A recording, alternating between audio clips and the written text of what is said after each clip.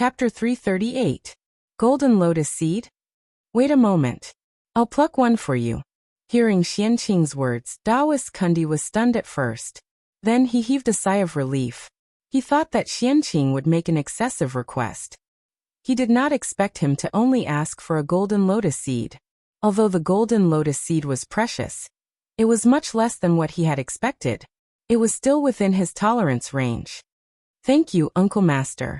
Xianqing was not surprised that Taoist Kundi agreed so readily. A golden lotus seed was not enough to hurt the Western sect. At most, it would hurt for a while. It was nothing. Walking into the 8 treasure pool, Taoist Kundi came to the 12th grade golden lotus of merit, and plucked a lotus seed with a pained expression. The 2 saints Kundi were very concerned about the golden lotus of merit. Ever since they obtained this treasure, they had raised it in the 8 treasure pool of merit, and took care of it carefully. They could not even bear to pluck the lotus seeds that it produced because they were afraid of damaging its origin. This meant that the lotus seeds produced by the golden lotus of merit were all first-generation lotus seeds. Each of them had experienced countless fortunes, and were the seeds of superior-grade connate numinous treasures. If nothing went wrong, the connate lotus flower produced by the golden lotus seed would be a superior-grade connate numinous treasure, and a superior-grade connate spirit root at the same time. The 12th grade golden lotus of merit had only produced 3 lotus seeds in the Western sect for millions of years. They all contained great fortunes and were rare treasures in the world. One could imagine how precious they were. Now that he had to give one to Xianqing, Taoist Kundi was naturally heartbroken. However, he had to say it and try his best to look happy. This was very uncomfortable and depressing. Martial nephew Xianqing, keep this golden lotus seed well. After leaving the 8 treasure pool of merit, Taoist Kundi handed the golden lotus seed to Xianqing with a smile. He did not show any reluctance in his heart. Thank you, Uncle Master. After accepting the golden lotus seed, Xianqing thanked him again. Then the 2 of them chatted for a while. Xianqing, do you have anything else? After a while, seeing that Xianqing did not mention the spirit clan, Taoist Kundi could not help but signal that Xianqing could leave if he did not talk about it. Uncle Master, Xianqing has another request. Then Xianqing stood up. What is it? Tell me about it. Knowing that the highlight of the day was coming, Taoist Kundi could not help but perk up. Uncle Master, you know that I am now a spiritual paragon of the spirit race. I bear the fate of the spirit race. However, the world is difficult, and the spirit race has caused so much trouble that they have almost become food for the other races. It is truly tragic.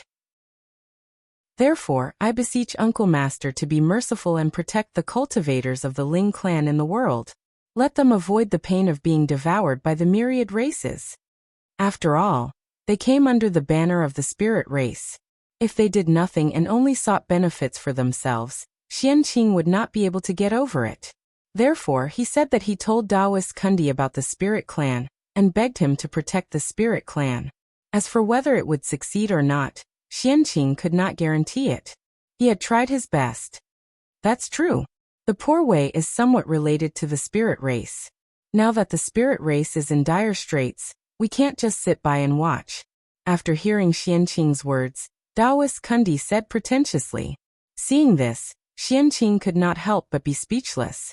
At this time, he was still pretending, as if the spirit race's ending today had nothing to do with him. However, no matter what Taoist Kundi said, he had agreed to protect the spirit race. Xianqing was worthy of the spirit race. Then, on behalf of the spirit race, I thank Uncle Master for his great kindness. Retracting his thoughts, Xianqing hurriedly put on a grateful expression and thanked Taoist Kundi. Life was like a play. Who was not an actor? It depended on whose acting skills were better. Yes, Taoist Kundi nodded and said. From today onwards, the cultivators of the primordial world are not allowed to slaughter the immortals of the spirit race for no reason. If there is a violation, don't blame the poor way for being heartless. That voice was so loud that it resounded throughout the primordial world, so that all living beings could hear it clearly. It's a saint. Saint Kundi of the Western sect.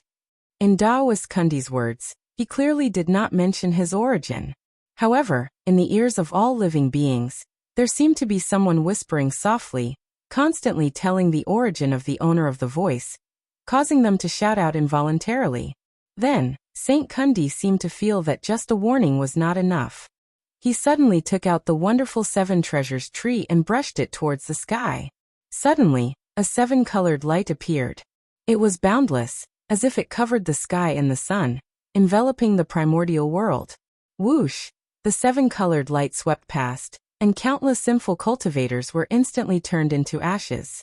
These cultivators had varying cultivation bases, ranging from heaven immortals to primordial immortals. They all had one thing in common, and that was that their cultivation levels were not obtained by refining Kan Chi. They were obtained by devouring spirit race cultivators. Today, Taoist Kundi had shown his divinity, and it was their retribution. Devouring living beings for cultivation was not the right path, and it would definitely be hated by the heavenly Tao. If there was no shocking opportunity, it would be difficult to become Daoyuo Jingxian in this life. Therefore this time, Taoist Kundi attacked and Daoyuo Jingxian was not involved. On this day, with Taoist Kundi's help, the destiny of the spirit race sword and nine Tai Jingxian were born in a row. Moreover, with the saint as a backer, no one in the primordial world looked down on the spirit race anymore. Today, countless spirit race members cheered, and were so excited that they could not control themselves. They were all grateful for the kindness of the saint. Uncle Master is merciful. Xianqing is impressed. On Mount Meru, Xianqing hurriedly expressed his admiration for Taoist Kundi when he saw this scene. Although he was not protecting the entire spirit race, but only the immortals of the spirit race, Xianqing was already very satisfied. It was not a day or two that the living beings of the primordial world had gathered spirit herbs to cultivate. It had long become a habit. If they were suddenly not allowed to gather spirit herbs, they would probably explode. If the mighty power of the human Tao descended under the anger of the crowd, even a saint would not end well. Therefore, protecting the immortals of the spirit race was already Taoist Kundi's limit. Since Taoist Kundi had already done so much, what was there for Xianqing to be dissatisfied with? As the destiny of the spirit race flowed back, the karma threads on Taoist Kundi's body also began to fade and disappear from his body. In an instant, the haze that enveloped his heart dissipated. The feeling of being one with heaven and earth and the myriad Tao returned to him. His cultivation was no longer restricted. It was as if karma had been settled.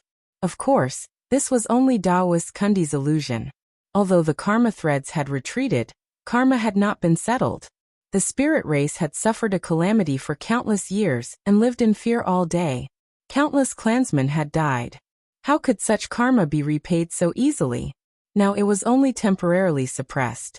If he wanted to completely settle it, he had to see Taoist Kundi's performance in the future. Chapter 339.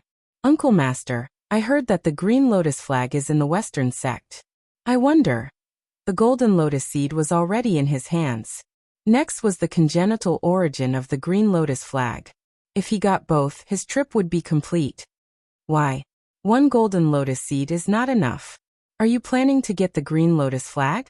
At this moment, Taoist Kundi was already a little unhappy. This Xianqing was too much. In the entire Western sect, there were only two congenital spiritual treasures that could hold the fort. The 12th grade virtuous golden lotus and the green lotus flag. This was the most precious treasure of the Western sect. It could also be said to be Kundi's favorite. Now, the golden lotus seed had been given to Xianqing, but he was still not satisfied. He even dared to ask about the green lotus flag. What was he doing? Did he really think that he could do whatever he wanted with the karma of the spirit tribe? The Western sect was not easy to bully. The saint was not to be trifled with. If he was really angered, the karma of the spirit tribe and the first disciple of the third generation of the Xian sect were nothing. When the saint was enraged, the heavens and the earth changed their color. The laws of nature became easier, and countless small worlds were destroyed. An invisible force spread out and pressed towards Xianqing, making him unable to breathe. Danger, extreme danger. Under the cover of Taoist Kundi's aura, he was like a small boat in the sea. As the waves hit him, he could sink at any time. He could not control his life and death at all. At this moment, the long-lost sense of danger appeared in Xianqing's heart again. It made him tremble with fear. His forehead was covered with cold sweat. Taoist Kundi only needed a thought to kill him. In a fatal crisis, Xianqing could not care too much. He suddenly shouted at Taoist Kundi, "Uncle Master, don't be angry. I just want a wisp of the congenital origin. It can't hurt the foundation of the green lotus flag. Moreover, I'm giving you something in exchange." Exchange. I'm not taking it for free. Xianqing did not expect Taoist Kundi to be so agitated. It seemed that he had underestimated the status of the green lotus flag in the Western sect. Exchange? What are you giving me in exchange? The green lotus flag is one of the sect-guarding treasures of the Western sect, and it suppresses the karmic luck of the Western sect. It's of great importance, so how can it be damaged so easily? Perhaps sensing that his reaction was a little too extreme, Taoist Kundi retracted his aura and said unhappily, "Martial uncle, look." Smiling, Xianqing took out a white lotus seed and placed it in front of Taoist Kundi. "This is the seed of the pure white lotus." Seeing this lotus seed, Taoist Kundi's expression changed. He was no longer as resolute as before. Instead, he was a little tempted. The 4 lotus thrones came from the same source and complemented each other. If the virtuous golden lotus were to swallow this lotus seed, it would benefit it greatly. Although the green lotus flag was precious, it was still inferior to the virtuous golden lotus. Moreover, losing a wisp of innate source wouldn't do any harm to the green lotus flag. At most, it would be weakened for a while. With that thought in mind, Taoist Juanti spoke. "Forget it. You're a junior after all. Poor Wei can't refuse your request. Take this wisp of innate source." Pretending to be helpless, Taoist Kundi waved his hand and took out a wisp of innate source from the green lotus flag and threw it to Xianqing. "Thank you, martial uncle." Xianqing replied excitedly after receiving the innate source. In this way, his purpose of coming to the Western sect had been completely achieved. "Martial uncle, I still have something to do. I won't disturb you here." Since his purpose had been achieved, there was no point for Xianqing to stay here. Thus he bid farewell. Go. The Western sect is poor. I won't keep you." Taoist Kundi didn't ask him to stay. He waved his hand a few times and urged Xianqing to leave quickly. Then Xianqing will take his leave. After bowing politely, Xianqing turned and left Mount Meru. Now, apart from the red lotus of hellfire, he had obtained all the lotus seeds of the 4 lotus thrones. Apart from the northern Xianyuan water control flag and the western white cloud-bound flag, he had also obtained the innate source of the innate 5-element flags. Not to mention the western white cloud-bound flag, the northern Xianyuan water control flag, and the 12th grade red lotus of hellfire, were both in the hands of Taoist Mingi. This required a good plan. The reincarnation of the earth was his only chance at the moment. If he missed it, he didn't know how long he would have to wait. Just as Xianqing left Mount Meru, the eldritch world changed again. In the hinterland of the sorcerer tribe, in the Pangal Hall, ancestral sorcerer Di Jiang suddenly revealed his true form. It was a huge beast that was shaped like a yellow sack, red like a pillfire, with 6 legs and 4 wings. It was a faceless beast. Di Jiang floated in the air and kept flapping his wings. And as he waved his hand, an invisible force spread out, spreading to the boundless void and shaking the heavens and the universe. First, layers of ripples appeared in the void. Then it began to tremble. The fluctuations became stronger and stronger, and the range became larger and larger. In just a moment, it affected the entire eldritch world. At this moment, under the power of ancestral sorcerer Di Jiang, the boundless void that enveloped the entire eldritch world underwent an inexplicable change. Teleportation array, set up. An ancient Tao sound came out of Di Jiang's mouth. With an unparalleled Tao rhythm, it shook the Tao of heaven and earth and alarmed the long river of time. It reverberated in the eldritch world. For a moment, it seemed that the world was silent. Only Di Jiang's voice echoed between heaven and earth, and also echoed in the past and future. Rumble. On the eldritch world, the space node suddenly began to distort. The great Tao of space manifested, and endless laws descended. The power of the void was vast and mighty, and mysterious runes were derived. Those were space runes, the most basic runes to form a teleportation array. The runes were arranged in the node, forming array patterns. They intertwined and connected with each other, forming an inexplicable array. In this way, the teleportation array was completed. Today in the Pango Hall, Dijiang used the space node as a coordinate and performed a supreme divine power to shake the Tao of space. Countless teleportation arrays were set up on the Eldritch world. This move benefited all living beings, and it could be said to be boundless merit. What? Dijiang, this is... Dijiang's voice was too loud, and it resounded in the universe and countless spacetime. As a result, all the powerful beings in the Eldritch world were awakened. Even those powerful beings who lived in seclusion in the depths of spacetime, and had not appeared in the world since the Tao ancestors' preaching were awakened. They all looked over in surprise and bewilderment. Hiss. Dijiang's strength is so strong. Sensing the changes in the Eldritch world, all the powerful beings were deeply shocked. How incredible was it to set up countless teleportation arrays for the Eldritch world with his own strength? Just how shocking was the strength required to do so? They asked themselves that they would never be able to do it. Perhaps only a saint had such power. But Dijiang had done it. At this moment, Dijiang's strength shocked the world. Chapter 340. After receiving the true teachings of the path of gods and demons from Feng Zichen, the 12 ancestral sorcerers could be said to have obtained great benefits. Over the years, their cultivation had advanced by leaps and bounds. They were only half a step away from the supreme primordial chaos Tao realm. Moreover, they were not like Feng Zichen, who used the primordial chaos Tao diagram to reverse engineer Panga's Tao body. Instead, they dug deep into their own potential and fully exerted their advantages. With their own laws as a guide, they continued to deduce and refine a primordial chaos Tao body that belonged to them. The 12 ancestral sorcerers were formed from Panga's blood essence. Each of them had divine abilities and unlimited potential. Of course, this was the best choice. However, Feng Zichen was different. He was a postnatal life form, and his potential was limited. If he could not reverse to Panga's Tao body, he would probably never have the chance to become Daoyuo Jingxian in this lifetime. It had to be said that this world was full of injustice. The starting point of the Khanate Godfiend was the end point of most postnatal life forms.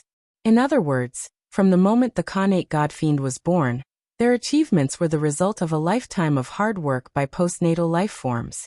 Zai, the biological son of heaven and earth, was not an exaggeration. Thank you, ancestral sorcerer. In Panga's hall, Feng Zichen thanked Dijiang, who had recovered his Tao body. Phew. You're welcome, sorcerer. This matter is also beneficial to the sorcerer clan. Even if it wasn't your request, I would have done it.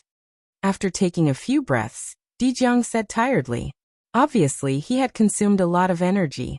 Although Dijiang's strength was powerful, he was not the primordial chaos Daoyuo Jingxian after all. Setting up teleportation arrays for the primordial chaos was such a big thing. If he could complete such a big thing without any cost in the primordial chaos, who could be his opponent? Therefore, the price Dijiang paid was not small. After this matter was completed, his magic power was almost drained. This was not a small matter. The magic power that Daoyuo Jingxian's body could hold was almost comparable to the total spiritual energy contained in an upper-class world. Not to mention a quasi-saint like Dijun. Without tens of thousands of years or even hundreds of thousands of years, he might not be able to recover. Rumble. Above the sky, a brilliant golden light appeared. It was incomparably dazzling and emitted an auspicious and holy aura. The Xianhuang merit was here. Dijiang's actions had connected the east and south of the primordial world. Billions of living beings had benefited from it. It was a great merit. Therefore, the heavenly Tao bestowed merit as a reward. However, Dijiang was in the Pango Hall. The heavenly Tao searched the entire primordial world, but did not find any traces of him. As such, the heavenly Tao had no choice but to insert merit into the destiny of the Magi to continue the destiny of the Magi. Ancestral Witch, this matter is over. Zichen will not disturb your rest. I'll take my leave for now. This time, Dijiang's losses were too great. He had to go into closed-door cultivation to recuperate. Feng Zichen staying here would be somewhat of a hindrance. Moreover, he had already achieved his goal, so there was no point in staying any longer. Then Magus, take care. Di Jiang can't get up to send you off in this state. Di Jiang forced a smile and said. The exhaustion in his tone could no longer be concealed. Ancestral witch, just rest at ease and recuperate. Zichen will go now. After bowing to Di Jiang, Feng Zichen formed a Dao seal and disappeared from the Pango Hall. After leaving the Pango Hall, Feng Zichen casually broke through the void and stepped in, rushing into the distance. However, his destination was not the human race, but the netherworld Blood Sea. When he was in the Pango Hall, he had already heard that the Lady of Earth had gone out to travel. Originally, that was nothing. The great mystical abilities of the primordial world had stayed in the Dao field for a long time. It was common for them to go out and travel. They either relaxed, comprehended the great Dao, or searched for opportunities. There was nothing to be surprised about. However, it was different today. After hearing that the Lady of Earth had gone out to travel, the heaven-splitting merit that had been silent in the depths of Feng Zichen's sea of consciousness suddenly moved. A bright light burst out like a small sun, completely illuminating his sea of consciousness. Endless Dao runes surged out of the heaven-splitting merit and kept attacking Feng Zichen's sea of consciousness, disturbing him until he was dizzy. After a long time, he barely suppressed it.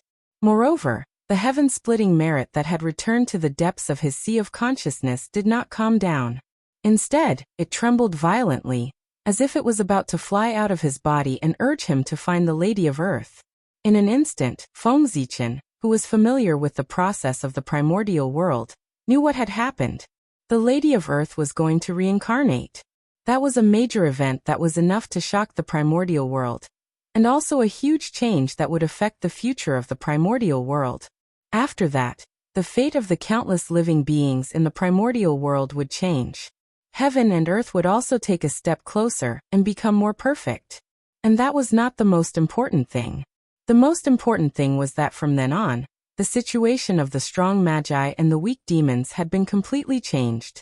The magi, who were almost invincible in the primordial world, had lost their greatest trump card. Facing the increasingly powerful demons, they no longer had an overwhelming advantage. The strength of the magi and demons gradually became equal. The reincarnation of the Lady of Earth was the biggest change since the creation of the primordial world. Its influence was endless and far-reaching. The situation of the primordial world had been changed because of it. Many changes in the future had also occurred because of it. That change was engraved in the history of the primordial world. It could not be changed, erased, or hidden. Countless descendants knew about it and remembered it. Therefore, after bidding farewell to Di Jiang, Feng Zichen rushed to the netherworld Blood Sea. He wanted to witness that historic moment with his own eyes. As for why he wanted to go to the netherworld Blood Sea and not elsewhere, that was because the primordial world was boundless. Who knew where the Lady of Earth had traveled to? Rashly looking for her was no different from looking for a needle in a haystack. It would be uncomfortable if others did not find her and miss the time to reincarnate. It was better to go to the netherworld Blood Sea and wait. Anyway, that was the end of the Lady of Earth, and where the 6 paths of reincarnation were. No matter where the Lady of Earth was now, she had to come here in the end. The Blood Sea was the same as before. It had never changed. Dark red blood gushed out from the wound. From time to time, waves of blood rolled up the remnant souls that floated over and sank into the sea with them. How disgusting! Looking at the Blood Sea in front of him, Feng Zichen could not hide his disgust. The Blood Sea was a filthy place. This was the place where the evil aura of the primordial world gathered. And it was also the home of the dead. All the souls of the dead would be summoned by the Blood Sea and come here, wandering around, waiting for the birth of reincarnation. It was also because of this that the resentment of the souls of the dead gathered together spontaneously. A thick layer of black clouds formed above the Blood Sea and did not dissipate all year round. Evil aura, resentment, the evil aura gathered in the Blood Sea. The living beings living here would definitely become bloodthirsty and murderous under its influence. It was not without reason that the great divine abilities of the primordial world hated the Blood Sea.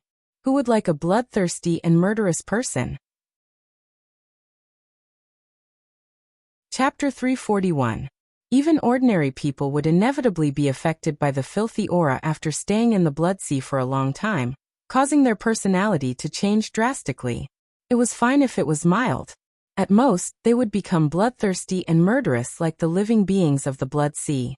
If it was serious, the evil aura would enter their bodies and they would lose their minds. They would become puppets that only knew how to kill, no different from a dead person. No, it was worse than a dead person. It was a fate worse than death. In terms of origin, the Netherworld Blood Sea was formed from Panga's navel. It is indeed the top holy land of the primordial world, and has countless opportunities. Unfortunately, apart from the Khanate God-fiend Taoist Mingi, who was born in the Blood Sea, no one else has the fortune to enjoy such a place of creation. Looking at the endless blood sea in front of him and thinking about its origin, Feng Zichen sighed. As a part of Panga's body, the blood sea had endless opportunities. It was not inferior to the 36 grotto heavens and 72 blessed lands of the primordial world. It was a top-notch cultivation holy land. The 12th grade karmic fire red lotus, the northern mystic essence water control flag, and the 2 Khanate killing swords, the 4 supreme grade Khanate numinous treasures, were all born in the blood sea. From this, it could be seen how rich the origin of the blood sea was. However, even so, no great mystical abilities of the primordial world came to stay here. It was not that they were afraid of Taoist Mingi, but that this place was really unapproachable. The blood sea was filthy. If one could not adapt to the environment here, they would enter rashly to cultivate. Not to mention obtaining results. Even not being injured by it was already the greatest gain. Therefore, the attributes of the blood sea were unique and clashed with other great mystical abilities. As a result, no one came to set up a Dao field here, causing the huge blood sea to fall into the hands of Taoist Mingi. Otherwise, how could Taoist Mingi alone guard the blood sea, a top holy land of the primordial world? Even if the 3 pure ones were invincible, they did not occupy Kunlun Mountain alone. They only occupied the best territory of Kunlun Mountain, East Kunlun.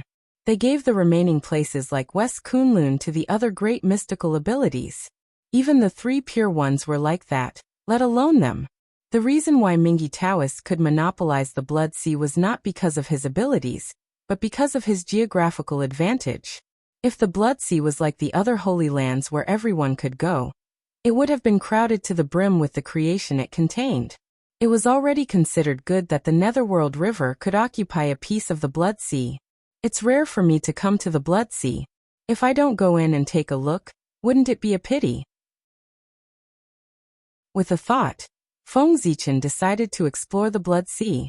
At that moment, without hesitation, Hongming's Dao light rose from his body. Then he cast a Dao spell and set off a wave of blood. He walked into the sea of blood. The Nether Blood Sea was a famous dangerous place in the untainted land.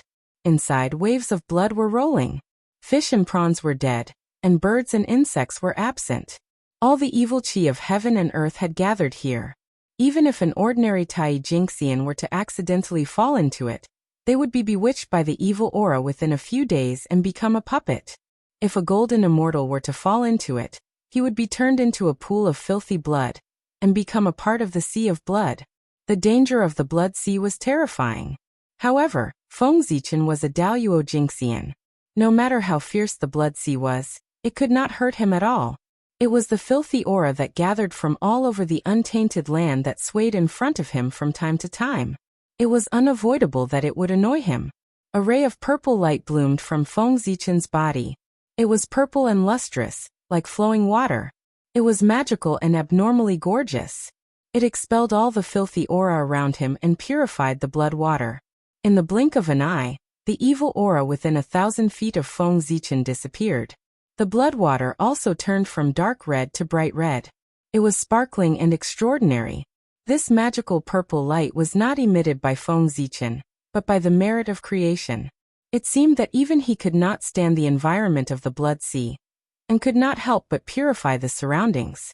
Speaking of which, since Feng Zichen came to the Nether Blood Sea, the merit of creation that had been trembling suddenly stopped trembling and returned to calmness.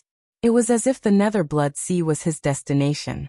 This magical scene also made Feng Zichen certain that the merit of creation was indeed related to Hutu. Just as he had guessed before, Pangu had left it for Hutu and sent it out through him. This thing is really not fated with me. Although he had guessed it, Feng Zichen was still a little reluctant after confirming it. That was 10% of the merit of creation. The merit that could create a saint. Who would not like such a treasure? Moreover, this treasure had already been obtained. A cooked duck was about to fly away. No one would feel good. If one did not get it, one would not feel pain. If one got it and lost it again, it would be unbearable. At this moment, Feng Zichen could not help but feel dissatisfied with Pangu. He felt that he was playing with him. Otherwise, why would he give the merit of creation to him instead of directly giving it to Hutu? Greed. The source of all evil. One of the original sins of countless living beings. Under the influence of greed, Feng Zichen's heart was distorted. Under this influence, his face became ferocious and looked extremely ugly.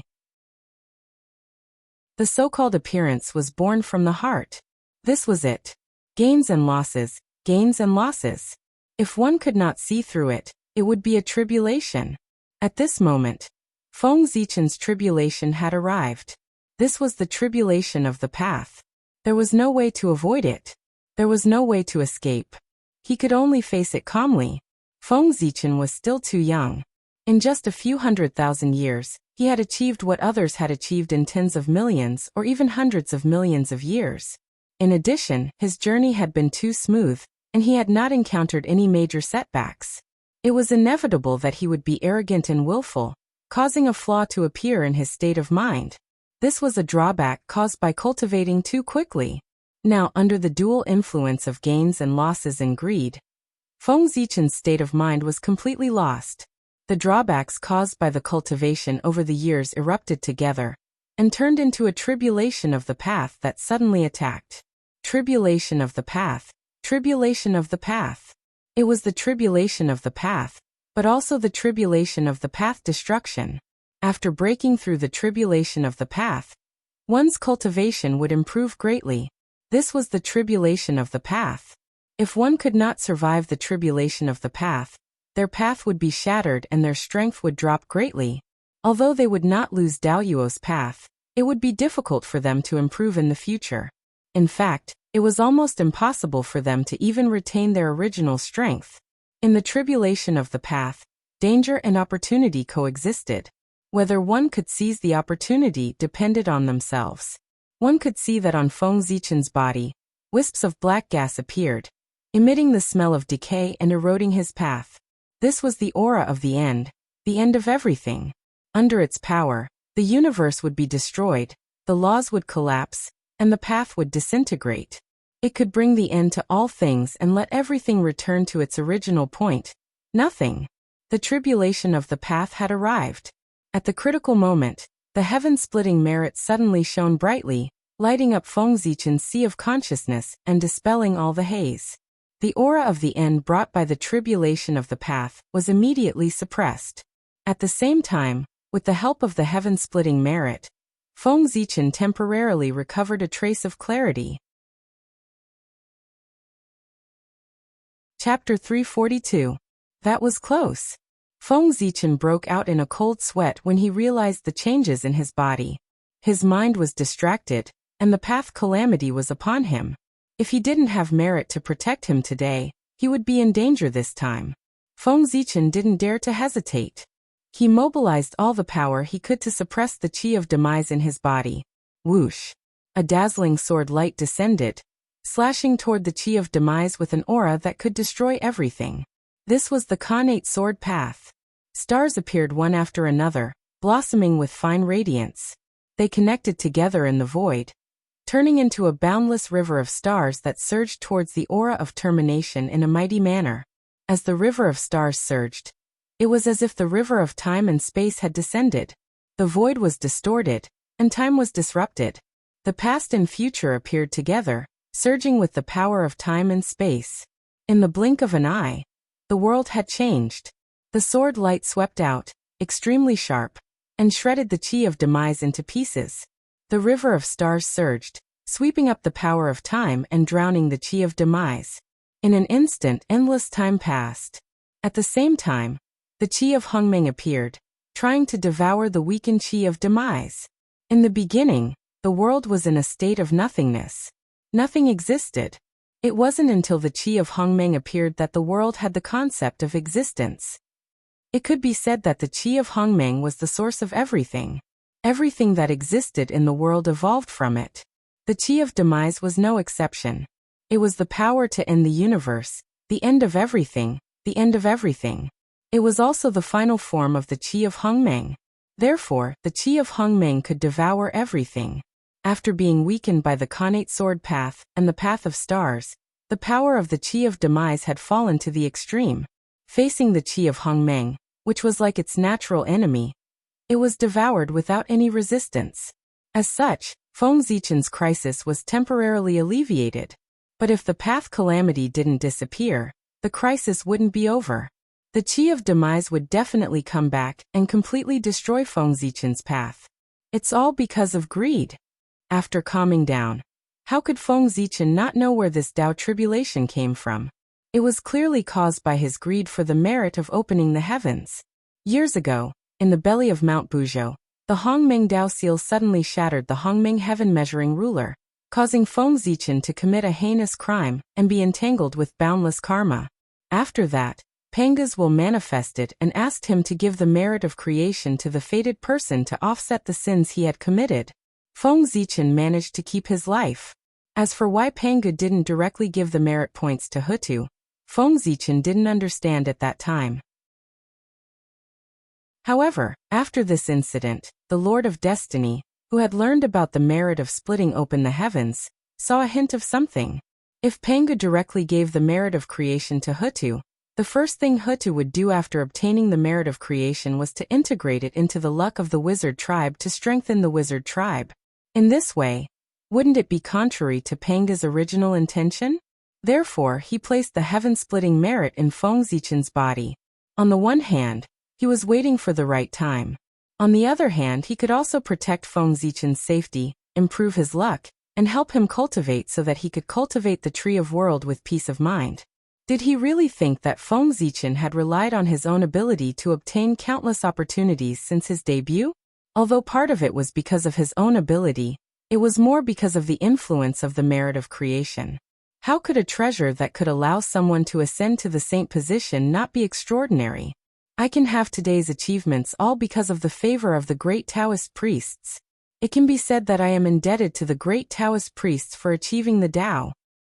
But today, thinking about what he had just thought, Feng Zichen felt extremely ashamed and wanted to find a hole to hide in. It's really greed that gives birth to evil thoughts. The tribulation is born from the heart. The ancients didn't lie to me. After understanding the origin of the Tao tribulation, it was much easier to solve it. This tribulation was born from greed, and it should be destroyed because of greed. After calming down, Feng Zichen silently recited the 3 enclosures Taoist scripture in his heart. Suddenly, all kinds of enlightenment of the great Tao floated in his heart. An aura like the starry sky was emitted from his body. It was quiet, ancient, and deep. The 3 enclosures Taoist scripture was a Taoist scripture that existed from the beginning. It was born in the Ziwei star, and had the same origin as the heavenly Tao. It recorded the truth of the stars, the rules of the universe, and the secrets of the origin of heaven and earth. It was also the origin of the stars, the supreme scripture of the primitive age, and also the strongest scripture that Feng Zichen had mastered. The moment the 3 enclosures Taoist scripture rang, Feng Zichen changed. He became extremely ethereal. His true spirit seemed to have surpassed his physical body and merged with the boundless starry sky. He was incomparably mighty and vast. At this moment, the merit of splitting open the heavens became even more brilliant.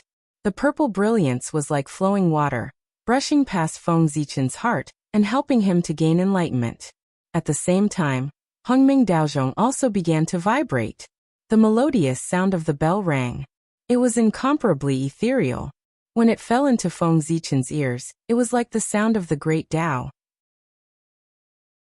It was deafening and enlightening, leading him into the Tao realm.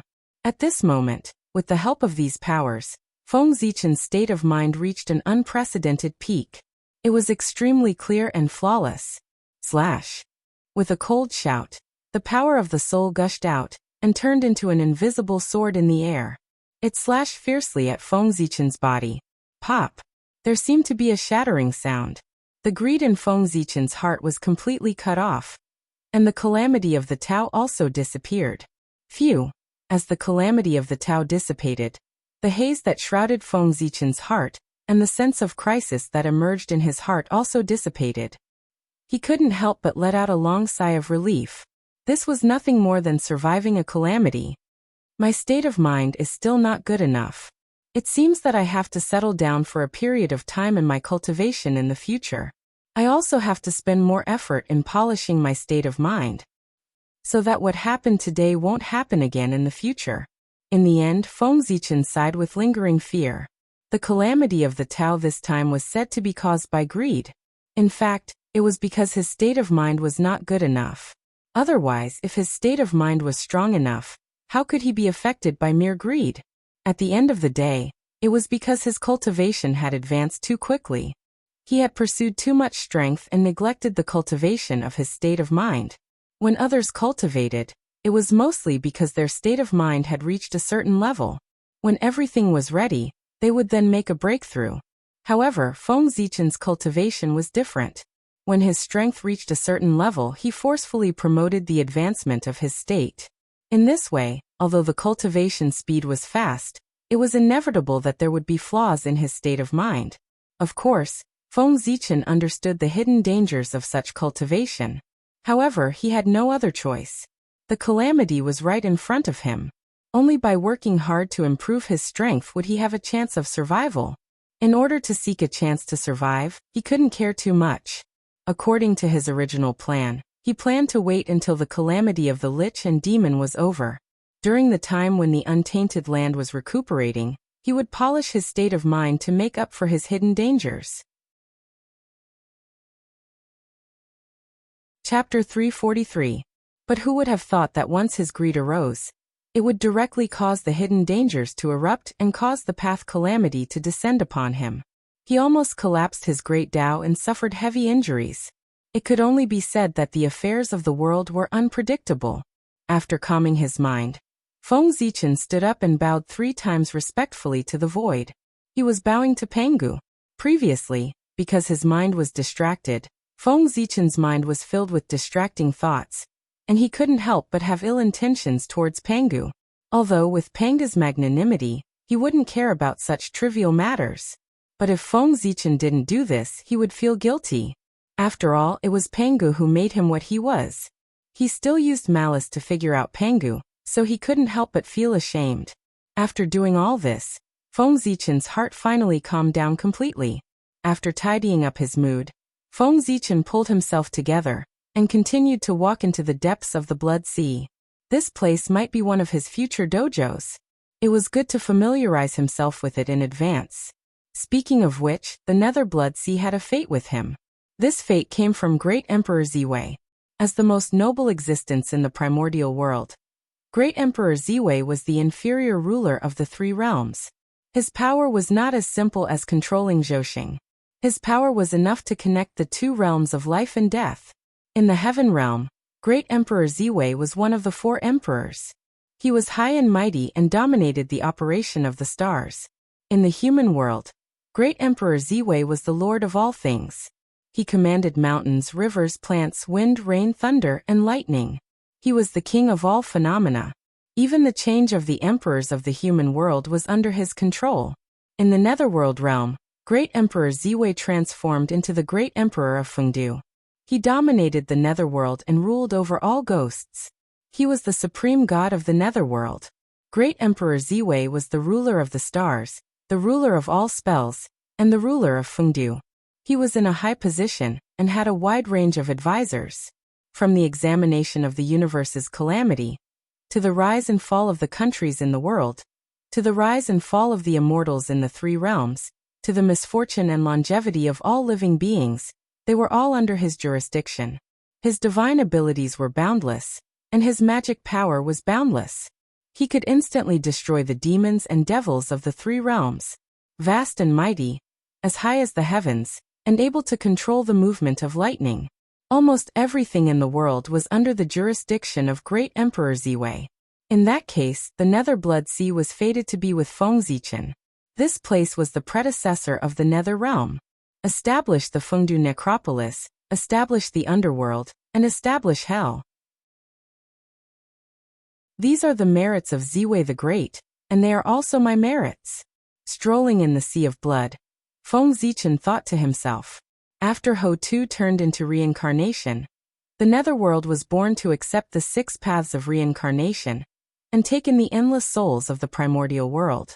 And the heavy responsibility of establishing order in the Nether Realm fell on Fengzichen's shoulders. This was a predestined fate, and he could not refuse it. Of course he would not refuse. However, the Great Emperor of Fengdu is the incarnation of the Great Emperor of Ziwei. He oversees the Netherworld on his behalf, and commands the ghosts of the Netherworld. From the looks of it, I have to refine another incarnation. As he walked, Fengzichen suddenly thought of something. The Great Emperor of Ziwei was the Lord of the Stars. Naturally, he had to oversee the boundless starry sky and would not stay in the Nether Realm for a long time. Therefore, this Great Emperor of Fengdu was an incarnation. This is troublesome. This incarnation is not easy to refine. It was not difficult to refine an incarnation, but it was difficult to refine an incarnation that could live in the Nether Blood Sea. In the primordial world, there were not many treasures that could do this. Pengu's remnant body was one. However, anything left behind by Pengu could live like a fish in water anywhere in the primordial world. The god who created the world would naturally not be rejected by the world. Unfortunately, at this time, the remnant body left behind by Pengu had long been transformed into the world. It was impossible to find it again. As the bloodline descendants of Pengu, the wizard tribe could also survive in the Nether Blood Sea. However, as a wizard, Fengzichen could not take a member of the wizard tribe and refine an incarnation. Could he? As such, there was only one way left. That was to use the treasures born in the Blood Sea as materials to refine an incarnation. The treasures born in the Blood Sea could naturally live in the Blood Sea. This was needless to say. With this thought in mind, Fengzichen could not help but slow down his footsteps. The Blood Sea was boundless. There must be a lot of treasures. If he searched carefully, he might be able to find something. Just like that, Fengzichen began to search around the Blood Sea. In the blink of an eye, 100 years had passed. Even though Fengzichen deliberately slowed down, 100 years was enough for him to go millions of miles deep into the Blood Sea. Of course, this distance was nothing to the entire Blood Sea. Have all the treasures in the Blood Sea been taken away by Taoist Mingi? Stopping, Fengzichen said with some displeasure. In the past 100 years, he had searched the Blood Sea with a radius of 1,000,000 miles. Although it was not to the extent that he did not gain anything, the gains were indescribable. 6 blood essences. It took 100 years. Fengzichen only found 6 blood essences. These blood essences were enough to refine an incarnation. However, the incarnation refined with them was really not up to standard. It could be said that it was not presentable. Blood essence. As the name suggested, it was the essence of blood. It sounded good, but in fact it was condensed from the blood water of the Blood Sea. It was just like the spirit stones of the later generations. It was not considered a good thing. If one used it to refine an incarnation, the incarnation refined would have limited potential. It might not even be comparable to ordinary creatures in the untainted land. It would not be worthy of the name of the Emperor of Fengdu Tisk. This Blood Sea lineage is really stingy. At this point, Fengzichen understood that the treasures in the Blood Sea were either taken away by the Azura tribe or by Taoist Mingi. It was obvious that the treasures in the Blood Sea had been plundered by someone long ago. This caused Fengzichen to spend 100 years without finding anything. If not, he would not have spent 100 years to only find 6 blood essences, which should be everywhere. These 6 blood essences were only born recently. Otherwise, Fengzichen would not even be able to find 6 blood essences. Only the Nether River lineage could do this in the Blood Sea. Outsiders did not have the ability, and Taoist Mingi would not allow it. Sigh, if it doesn't work, I'll wait for Ancestral Witch Hutu to come and ask for a drop of blood essence from her. Or I can go to the Panga Hall and ask for a drop of Panga's blood from her heart. Fortunately, Feng Zichen was not without a backup plan. The living creatures formed from the blood essence of the Ancestral Witch were considered top-notch among the Khanate living creatures, second only to the Khanate god fiends. Panga's blood flowed in Panga's heart. Many grand magi of the sorcerer tribe were born from this. The incarnations refined from this would also be top-notch Khanate living creatures. If the two were combined, it was even possible to give birth to a Khanate godfiend. Of course, Feng Zichen had a bold idea. If he gathered the blood essence of the 12 ancestral witches and supplemented it with Panga's blood, he could definitely give birth to a top-notch Khanate godfiend. The legendary 13th ancestral witch of the sorcerer tribe was born from this method. Chapter 344. However, that was a last resort. As long as there was a glimmer of hope, Feng Zichen would not do it. Because if he really used the blood essence of the witch tribe or Panga's blood to refine an incarnation, his relationship with the witch tribe would really be unclear. When the war between the witch tribe and the demon tribe broke out, he would have to die for the witch tribe to end the karma. In this way, how could Feng Zichen be willing? He transformed into the great emperor of Ziwei to transcend the chaotic situation of the witch tribe and the demon tribe. As a bystander, he would quietly observe the development of the situation. Fortunately, after the war ended, he would seek the greatest benefits. With this thought in mind, how could Feng Zichen put himself in the vortex of the witch tribe and the demon tribe for the incarnation of the great emperor of Fengdu? Wouldn't that be stupid? Therefore, Feng Zichen would rather go to Daoist Mingi to exchange for treasures than go to the witch tribe to ask for the blood essence of the witch tribe or Panga's blood. He did not owe the witch tribe anything. On the contrary, the witch tribe owed him. Without Feng Zichen, the witch tribe would never have thought of drawing the prehistoric geomancy map. Then, the witch tribe would not have the innate treasure to suppress their fate. And the path of the gods and demons was extremely important to the witch tribe. It changed the fate of the witch tribe and increased the strength of the witch tribe by several times. It also gave the witch tribe the possibility of achieving the path. Such benefits could not be exchanged with innate treasures. It was more precious than the prehistoric geomancy map. The favor of achieving the path was greater than the sky. He let Feng Zichen become a wizard because Dijiang could not think of a way to repay him no matter how hard he racked his brains. This favor was too big. It was so big that the witch tribe could not afford to repay it. Therefore, Dijiang had no choice but to let him become a witch to show his respect. A witch tribe's teacher. Countless witch tribe members learned the cultivation methods created by Feng Zichen. His name as a sorcerer was quite appropriate. Sigh. Let's search for another 100 years. If it doesn't work, I'll think of another way. Sighing helplessly, Feng Zichen continued to walk forward. The Blood Sea was hundreds of times larger than the great wide world.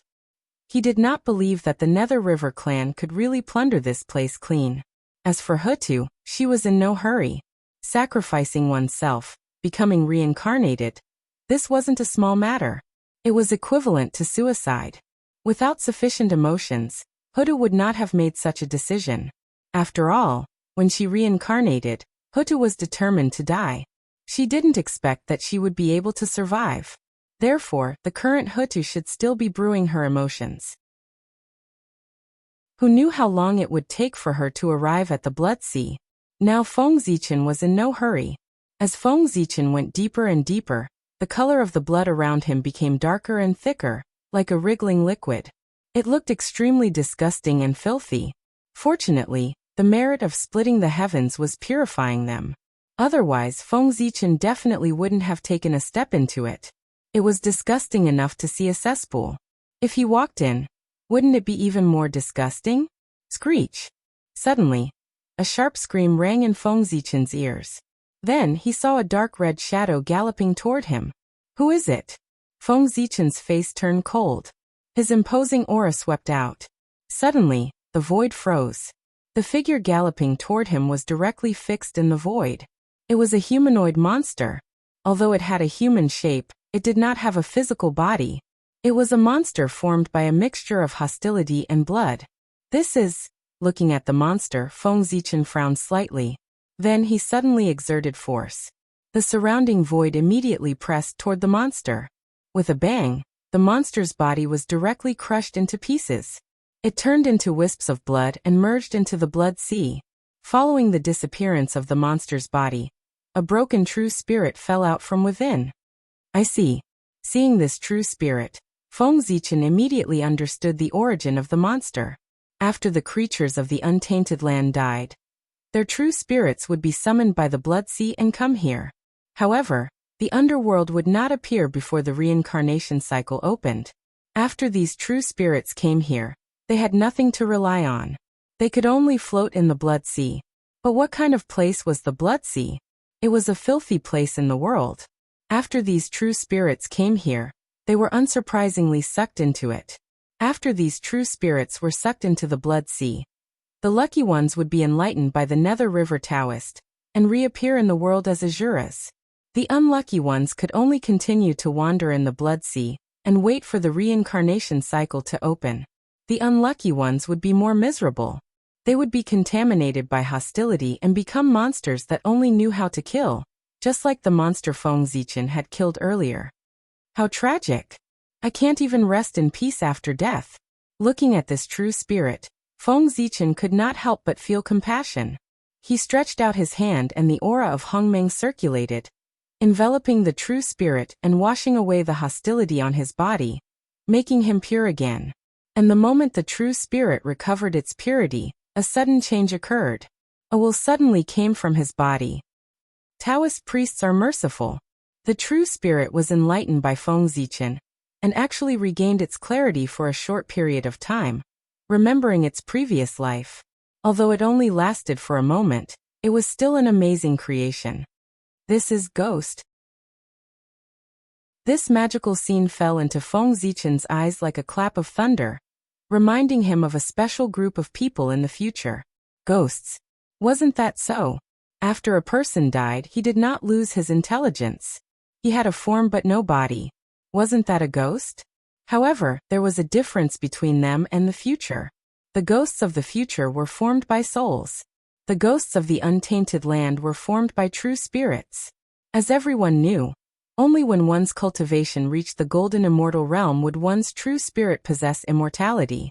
Only then would one's lifespan be as long as the heavens and live forever. Similarly, when one's cultivation reached the golden immortal realm, even if their primordial spirit and physical body were destroyed, they could still maintain their true spirit and have a chance to start again. It was also at this time that the call of the blood sea was useless to them. They could easily break free. However, for cultivators who had not reached the golden immortal realm, there was still a chance of survival if their physical body was destroyed. If their primordial spirit was destroyed, they would really die. Their true spirits could not escape the call of the blood sea, nor could they maintain the survival of their intelligence. Therefore, if they died, they would really die. The true spirits gathered in the Nether Blood Sea were mostly cultivators below the golden immortal realm. Only a small number of unlucky golden immortals, and Tai Jingxian, whose true spirits were shattered, would come to the blood sea. The true spirit in front of Feng Zichen was a Tai Jingxian when it was alive. Otherwise, it would not have temporarily recovered its intelligence. Ghost? Is this a sign of something? At this moment, Feng Zichen could not help but fall into deep thought. The Emperor of Feng Du was not only the Lord of the Underworld, but he was also the Bane Ghost Emperor. However, there were no ghosts in the current untainted land, nor were there any ghost cultivation methods. Ghosts were products of the postnatal era. There were none in the postnatal era. Chapter 345. Ghost. To put it bluntly, was the soul. Was made up of 3 souls and 7 spirits. But innate spirits did not have souls. They only had an innate true spirit. The great void was vast, the foundation turned into the origin, the beginning of all things, the 5 fortunes of the heavens, the distribution of qi, the origin of the earth. The true spirit existed in the vast universe, and had the most primitive life functions. It was the subtle matter that could transform all things, and was the origin of all things. It was the origin of life, the most essential power of the universe. Only with a true spirit could one be considered a true living being, whether it was the primordial spirit of an immortal, or the soul of a mortal. They were all special energy bodies evolved from the true spirit, and supplemented by the chi of heaven and earth.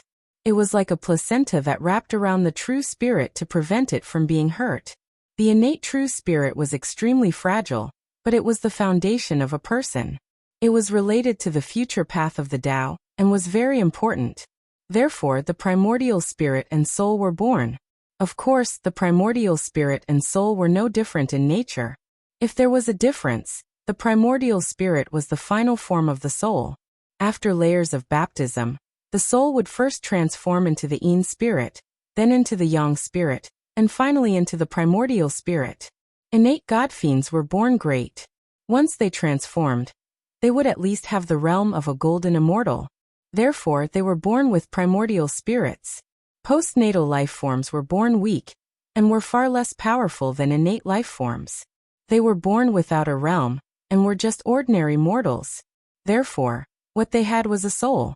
They needed to climb up step by step to have a primordial spirit, and reach the starting point of the innate God-fiend. Emperor of Fengdu, Ghost Emperor of Bane. This is the will of the heavens. It's time for the ghost path to appear. At this moment, Feng Zichen understood. The Emperor of Fengdu commanded the 10,000 ghosts and was the king of the underworld. The will of the heavens had already shown him that the most suitable person to become the Emperor of Fengdu was a ghost. Why would he need to spend so much effort to find the treasure of the Sea of Blood? Wouldn't he be the most suitable candidate for the Emperor of Fengdu by directly using the true spirit to evolve an incarnation of the ghost path? Ruling the 10,000 ghosts with a ghost body and becoming the king of the underworld. This was the true right and proper. Moreover, the ghost path had not appeared yet. When Feng Zichen refined the ghost path incarnation, he took the opportunity to establish the ghost path and pass down the method of ghost cultivation. In this way, it was equivalent to opening up a new path for the remnant spirits floating in the Sea of Blood. These were all Feng Zichen's merits. If this is the case, then my power will be complete. Thinking of this, Feng Zichen could not help but feel a little excited. If the ghost Tao came into being, then the three realms of heaven, earth, and man would be under his control. After the witch and demon cataclysm, the heavenly court would be re-established. With such momentum, he would ascend to the throne of the four great emperors. Even if the sages were unwilling, they could do nothing to stop him. They could only grit their teeth and agree. His throne was not that of the great emperor of Ziwei, who was like a puppet. Instead, it was the great emperor of Ziwei Polaris who ruled over the three realms of heaven, earth, and man. It was the great emperor of Ziwei Polaris who ruled over everything in the world. The sect master of the Myriad Star Sect, the Grand Master of Myriad Creation, one of the patriarchs of the immortal Tao, the most divine and most sacred, the limitless primitive emperor. With the supreme power in his hands and the karmic ranking of heaven and earth, even the sages dared not underestimate him. Refine. With a decision in his heart, Feng Zichen immediately moved. He formed a seal with his hands and condensed the origin of heaven and earth from the void in an attempt to refine an innate true spirit. The true spirit was the origin of heaven and earth. To heaven and earth, the endless living beings were the most precious treasures. That was because they were created with the origin of heaven and earth. How did the cataclysm come about? It was because of this. The higher the cultivation realm, the stronger the innate true spirit, and the more origin it could absorb from heaven and earth. Of course, this was not a good thing for the untainted land, because the origin of heaven and earth was limited. The more cultivators there were, the more origin they would need. Of course, the origin of heaven and earth could not be produced out of thin air. It could only be extracted from heaven and earth. In particular, the existence of Daoyuo Jingxian was the greatest burden to heaven and earth. Ordinary cultivators would die one day, and their origin would return to heaven and earth to form a virtuous cycle. However, Daoyuo Jingxian was different. They were immortal, which meant that the origin of heaven and earth that they had absorbed, the untainted land, would be lost forever. This was a great harm to the untainted land. The more Daoyuo Jingxian there were, the greater the harm to heaven and earth. If heaven and earth lost their origin, it would weaken. The more origin it lost, the more obvious the effect would be. It might even cause its level to drop and enter the age of Dharma ending. Originally, the purpose of heaven and earth creating living beings was to nurture them and let them grow continuously. When they died, their origin would be taken back. This was also a way for the world to advance. However, the appearance of Daoyuo Jingxian was like a worm, lying on the body of the world, constantly absorbing the origin of heaven and earth and consuming the potential of the world. Therefore, in order to maintain the good ecology of the world, the heavenly Tao operated karma and triggered the calamity of heaven and earth. Its purpose was to reduce the number of immortals in heaven and earth, to recover the origin and strengthen itself.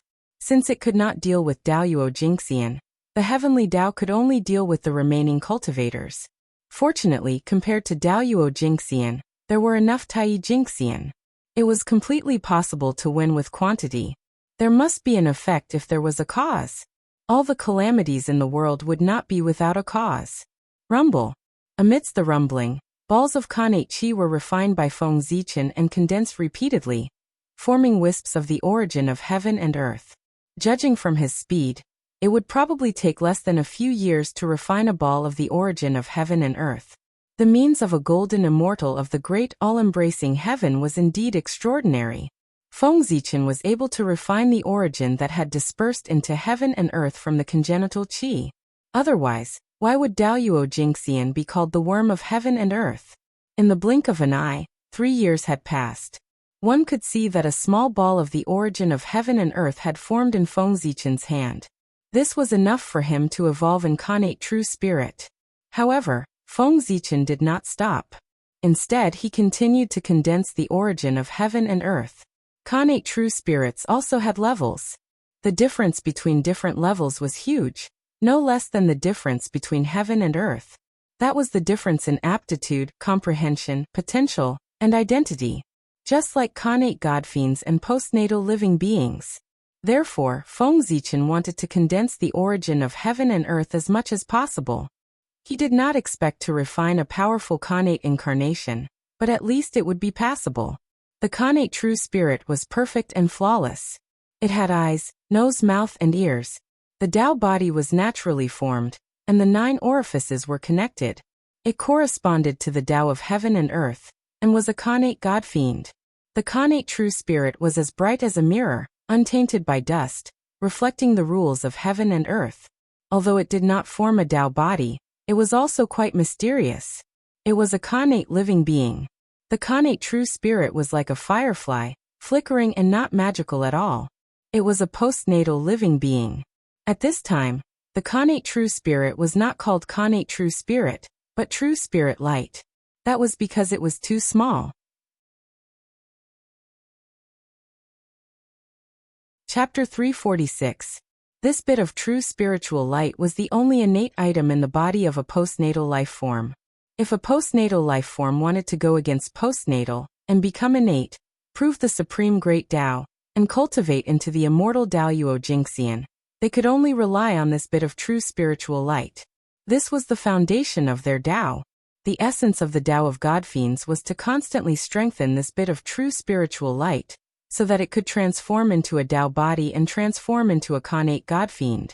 Of course, the incarnation that Feng Zichen wanted to refine couldn't be a postnatal life form. If he wanted to refine a postnatal life form incarnation, he could directly use blood essence. It wouldn't be so troublesome. The incarnation that he wanted to refine was not something a Khanate godfiend dared to hope for, but it had to be at least a top-level Khanate life form. Khanate godfiends were great creatures created by heaven and earth. Each of them was a seed of Daoyuo Jingxian. As long as nothing unexpected happened, they were destined to become Daoyuo Taoist priests. With Feng Zichen's strength, Daoyuo Jingxian couldn't create a Khanate godfiend. Even if a saint wanted to create such a great creature, it would be extremely difficult. He would have to pay a considerable price. Therefore, he could only use his strongest method to refine a top-level Khanate life form incarnation. In fact, it wasn't that difficult to refine a Khanate godfiend incarnation. Now, there was an opportunity in front of Feng Zichen. It was just that he wasn't willing. In the netherworld blood sea, there were countless fragments of true spirits floating. If Feng Zichen could steal his heart and melt these true spirits, he didn't even need all of them. Just a small part of them could be refined into a Khanate godfiend incarnation. However, this move was too harmful to the harmony of heaven. If he really did it, he would definitely be entangled with endless negative karma and attract divine punishment. Think about it. These true spirits were originally quietly staying in the blood sea, waiting for the cycle of reincarnation to open so that they could start a new life and start over. In the future, if they were fated, these true spirits that reincarnated could become golden immortals. They might be able to understand their previous selves and recall the past. However, if Feng Zichen refined them, they would really disappear from the untainted land. Reincarnation or starting over would have nothing to do with them. It had completely disappeared. Not a single trace of it remained. He couldn't imagine how big of a sin this was. The heavenly Tao would definitely be enraged and send down heavenly punishment. Of course, Feng Zichen had experienced heavenly punishment many times and had experience. In addition, he had a lot of merit on him. A mere heavenly punishment would not scare him. Most importantly, he couldn't bear it. Why would Feng Zichen attack these innocent true spirits for an innate godfiend avatar, if there was no grudge between them? This was not in accordance with the heavenly Tao. It was also contrary to his original intention. Therefore, I won't do it. Even if Feng Zichen managed to refine an incarnation using this method, his Tao heart would be flawed, and he would not be able to achieve the state of fusion. In that case, he would completely lose the hope of breaking through to the primordial chaos Tao realm. He would have no fate with the great Tao in this life. Moreover, slaughtering billions of innocent people for his own selfish reasons was the demonic Tao. Everyone in the untainted land had the right to kill him. If Feng Zichen really did that, Nuwa would be the first to not let him off, let alone the other saints. No matter how fierce the demonic Tao was, they would not lay their hands on true spirits. No matter how ferocious a devil was, he would not be able to refine someone else's true spirit. Refining true spirits was the common evil of the untainted land. It was a taboo in the world. No matter how intense the battle was or how great the hatred was, the most one could do was to shatter the opponent's true spirit into pieces, completely erase its intelligence, and scatter it into the world, cutting off all chances of resurrection. No one had ever heard of anyone refining someone else's true spirit. Otherwise, with so many true spirits in the blood sea, Taoist Mingyi would have taken action long ago. Why would he have stayed until now? Wasn't it good to use these true spirits to create a Jura clansman of the innate godfiend level?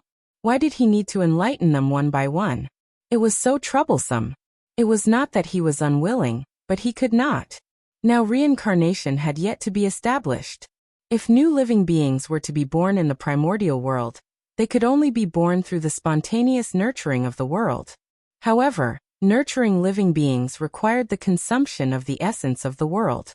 Even if the world did not care about these essences, nurturing innate true spirits and giving birth to true living beings required a long process.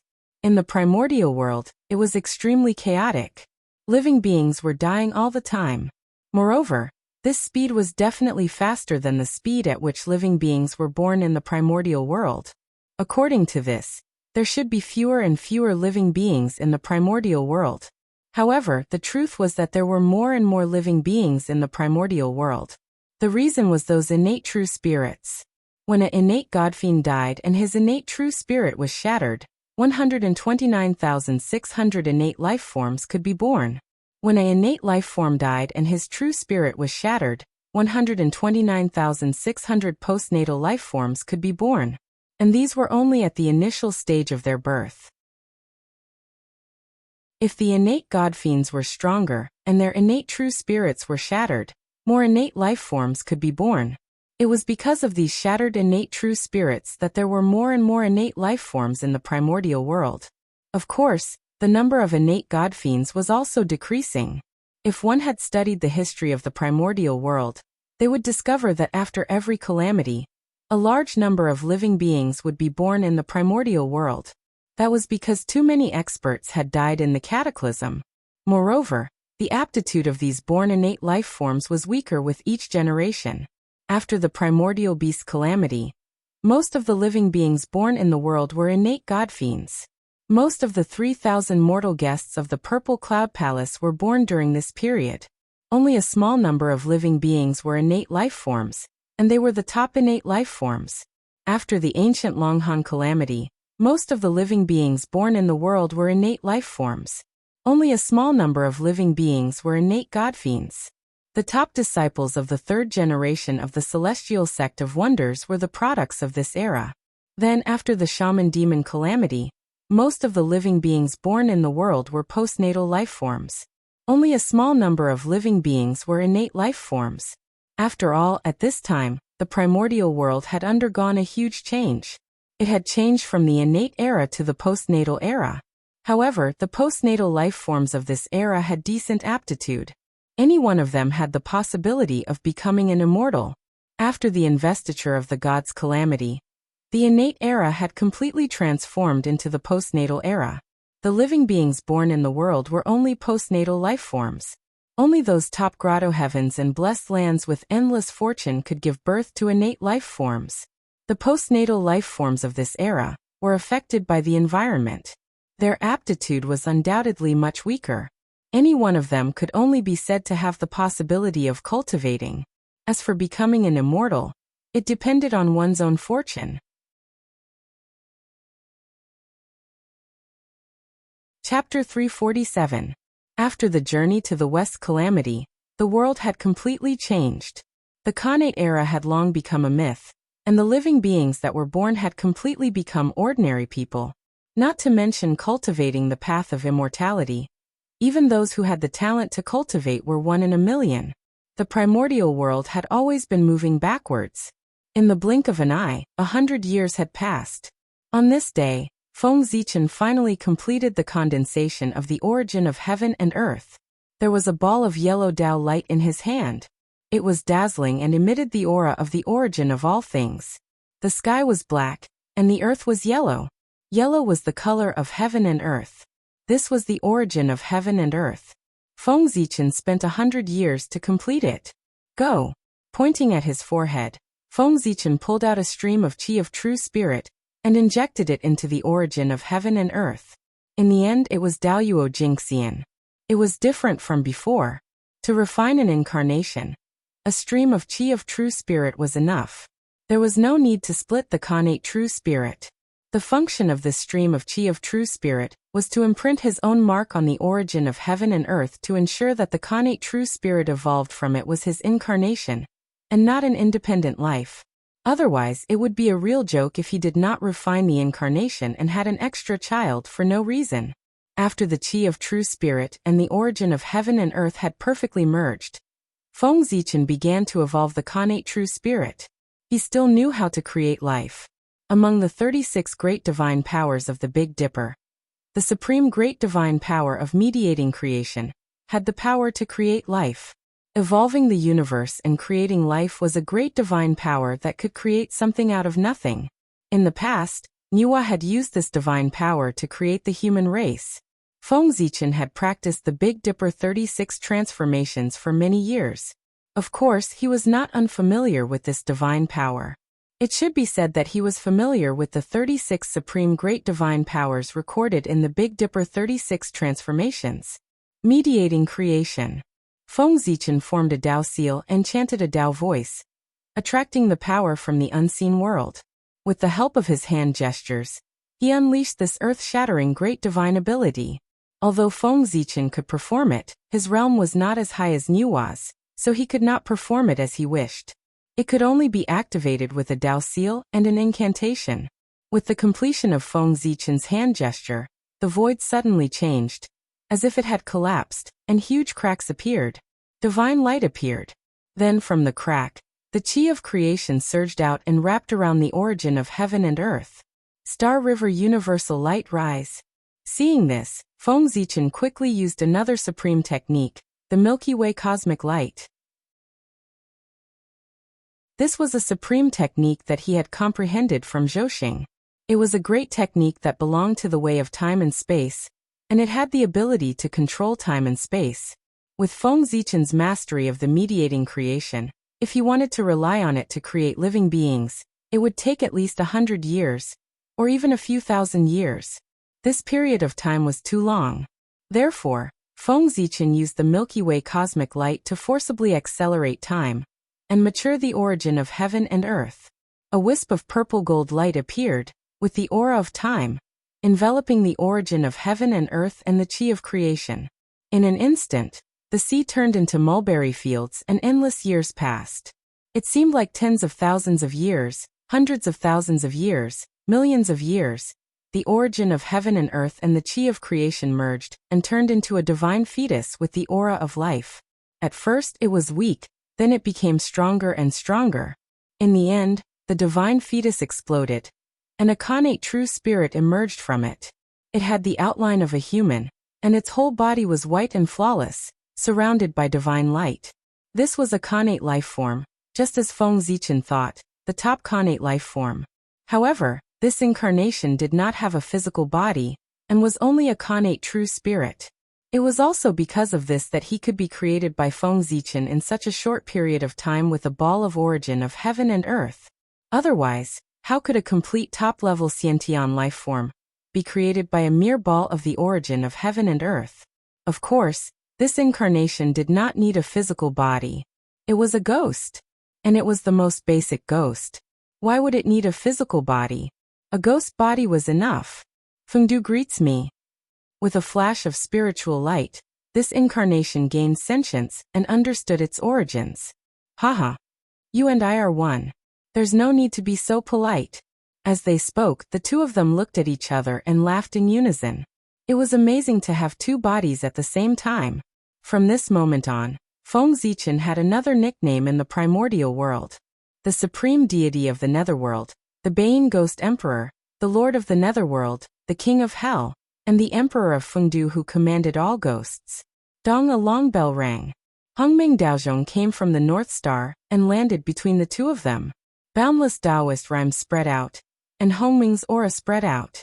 In this sea of blood, a hazy purple Dao domain was formed. Inside, 3,000 great Daos manifested. They intertwined with each other and deduced endless laws. All the principles of the world could be found in it. During the trip to the great chaos of the outer realm, although the Hongming Daozhong did not advance to a connate cardinal treasure, it had been baptized by the power of the great Dao and had improved slightly. This purple Dao domain was the result of its improvement. Dao domain, great Dao domain. Inside, it was filled with the laws of the great Dao. It could help one cultivate, deduce divine abilities, and perfect cultivation techniques. It was a first-class holy land for enlightenment. The incarnation of the Ghost Dao had been born. Next, it was to establish the Ghost Dao and create a ghost cultivation technique. Therefore, Feng Zichen wanted to use the power of Hongming Daozhong to improve his comprehension, so that he could create the ghost cultivation technique that was closest to perfection. Ghosts were beings of extreme yin. In the later generations, true ghost cultivators relied on absorbing starlight and moonlight to cultivate in the early stages of cultivation. Therefore, Feng Zichen planned to create the ghost cultivation technique from there. When it came to the Tao of the stars, he was the true expert. Even Di Juntai was inferior. Firstly, the two of them did not receive the three enclosures Tao scripture. Secondly, compared to the Emperor star, the Sun star was closer to the Tao of the Sun. In terms of the Tao of the stars, it was far less orthodox than the Emperor star. Thirdly, Di Juntai did not have the inheritance of the star demon god. In terms of the Tao of the stars, he was not as deep as Feng Zichen. From this, it could be seen that in the primordial world, Feng Zichen's comprehension of the Tao of the stars could be said to be number one. At the very least, he had attained the Tao of the stars. As the Tao master of the stars, Di Jun did not notice. Wasn't this the embodiment of Di Jun's inferiority? Creating the ghost Tao was not difficult for Feng Zichen. The ghosts now were the innate true spirits. And the Tao of the gods and demons was the method to cultivate the innate true spirits. The yin god and yang god concepts inside were very suitable for the ghost Tao.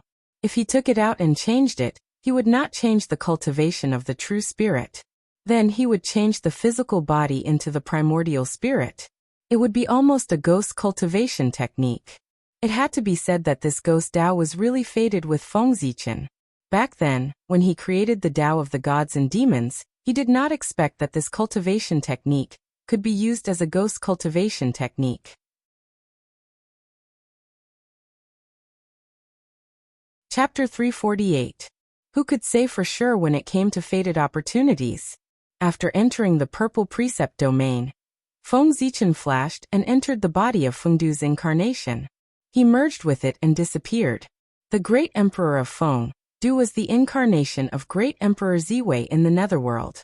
Although no one knew now, when great Emperor Ziwei appeared in the future, all living beings in the primordial world would know. If people found out that Feng Zichen and the great emperor of Feng Du were together, it would inevitably cause others to suspect their relationship. This was not good. The relationship between Feng Zichen and great Emperor Ziwei could not be exposed. Great Emperor Ziwei was great Emperor Ziwei, and Feng Zichen was Feng Zichen. These were two completely different people with different experiences and different destinies. They had no relationship at all, and could not be involved in any way. This was related to Feng Zichen's future plan, so he could not be careless in the slightest. Therefore, he would not do anything that might expose the true identity of great Emperor Ziwei. Even if he did do it, he had to be extremely cautious and erase all traces afterward. The great emperor of Feng Du and great Emperor Ziwei were involved. Therefore, without a suitable reason, Feng Zichen could not let others see the connection between them. Compared to Feng Zichen's strength, Feng Du's strength was too weak. He had only reached the innate realm. This was the second realm of cultivation, and it was also the lowest level among innate life forms. It was only higher than the acquired realm, which was unique to postnatal life forms. Of course, this was deliberately done by Feng Zichen. Otherwise, as the top innate life form, Feng Du's strength should have at least the cultivation of a celestial immortal. If he wanted to open up a new great path, of course, he had to start from the most basic realm, and feel every realm again. If he had not experienced it personally, how could he open up the most perfect cultivation method? Therefore, Feng Du's initial realm was only the innate realm. It was convenient for him to use every realm to verify the method of ghost cultivation. As for why it was not the acquired realm, that was because Feng Du was an innate life form, and the weakest innate life form had the cultivation of the innate realm.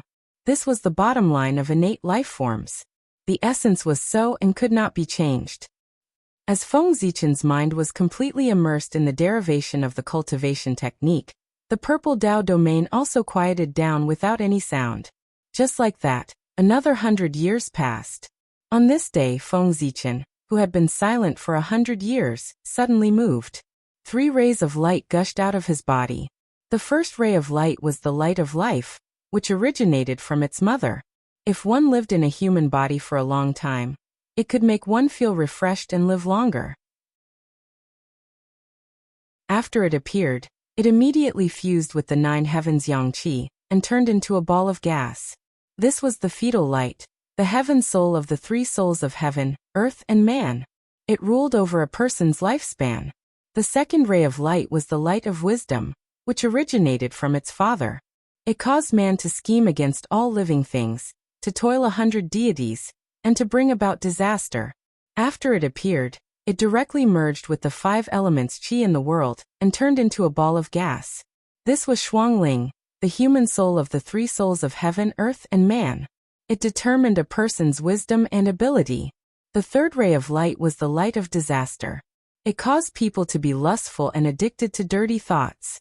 It consumed their essence, caused them to lack divine qi, insufficient kidney qi, and blocked the 5 meridians of the spleen and stomach. After it appeared, it directly merged with the extreme yin qi in the world and turned into a ball of gas. This was the netherworld spirit, the earth soul of the 3 souls of heaven, earth, and man. It controlled the gonads and sexual orientation of the human body. After the 3 souls of heaven, earth, and man were born, they suddenly merged into one and turned into a huge ball of gas, enveloping Feng Zichen's body. Outside his body, it was constantly changing, as if it was about to turn into a human form. However, it seemed to be missing something. Every time the human form was about to condense, the ball of gas formed by the 3 souls would shatter and scatter into a ball. Then it would condense again, try to turn into a human form again, and shatter again. It would condense again and shatter again. The cycle repeated. Ha! With a deep shout, emotions surged on Feng Zichen's body. There were joy, anger, sorrow, fear, love, evil, and desire. 7 emotions appeared and evolved outside his body, fusing with the 3 souls. These were the 7 souls: corpse dog, concealed arrow, sparrow een, thief seizing, non-poison, filth removal, and smelly lung. They were formed by human emotions. The 7 souls appeared and immediately merged with the 3 souls. Immediately, the 3 souls stabilized and formed an illusory figure outside Feng Zichen's body. It looked exactly like him. This was a soul. Feng Zichen relied on the knowledge of the later generations to refine a fetal coat outside the connate true spirit, which was what the later generations called the soul. It was used to protect the true spirit. Rumble. As soon as the soul was formed, the heavenly Tao immediately sensed it and lowered its gaze. The rules of heaven and earth appeared, and auspicious clouds spread out. The scene of the clear saint appeared, tearing a hole in the resentment that had not dissipated all year round above the blood sea. The soul was something that had never appeared before. In the current primordial world, the fetal coat used to protect the connate true spirit was the primordial spirit. Compared to the soul, it was more high-end, more powerful, and more perfect. However, although the primordial spirit was good, it had a flaw. That was, only cultivators who had become immortals could refine the primordial spirit. There were no cultivators below the heaven immortal realm. The primordial spirit was unique to immortal cultivators. The soul was the opposite. It was prepared for those who had not become immortals or even mortals. Strictly speaking, the Yin spirit and the Yang spirit were also a type of soul. It was a special change in the process of the soul transforming into the primordial spirit. The essence was still the soul. The appearance of the soul could be said to make up for the shortcomings of the primordial world. Therefore, the heavenly Tao was alarmed. Supreme majesty shrouded the blood sea, and the vast aura was terrifying. Taoist Mingi, who was in seclusion, was immediately awakened by this aura. Who is he? Opening his eyes, Taoist Mingi immediately discovered the source of the change. He narrowed his eyes and looked in the direction of Feng Zichen. What? How can this be? In the next moment, when he saw Feng Zichen, Taoist Mingi could not help but narrow his eyes and cry out in surprise. In his tone, there was half doubt and half shock, because he could not see through that person at all.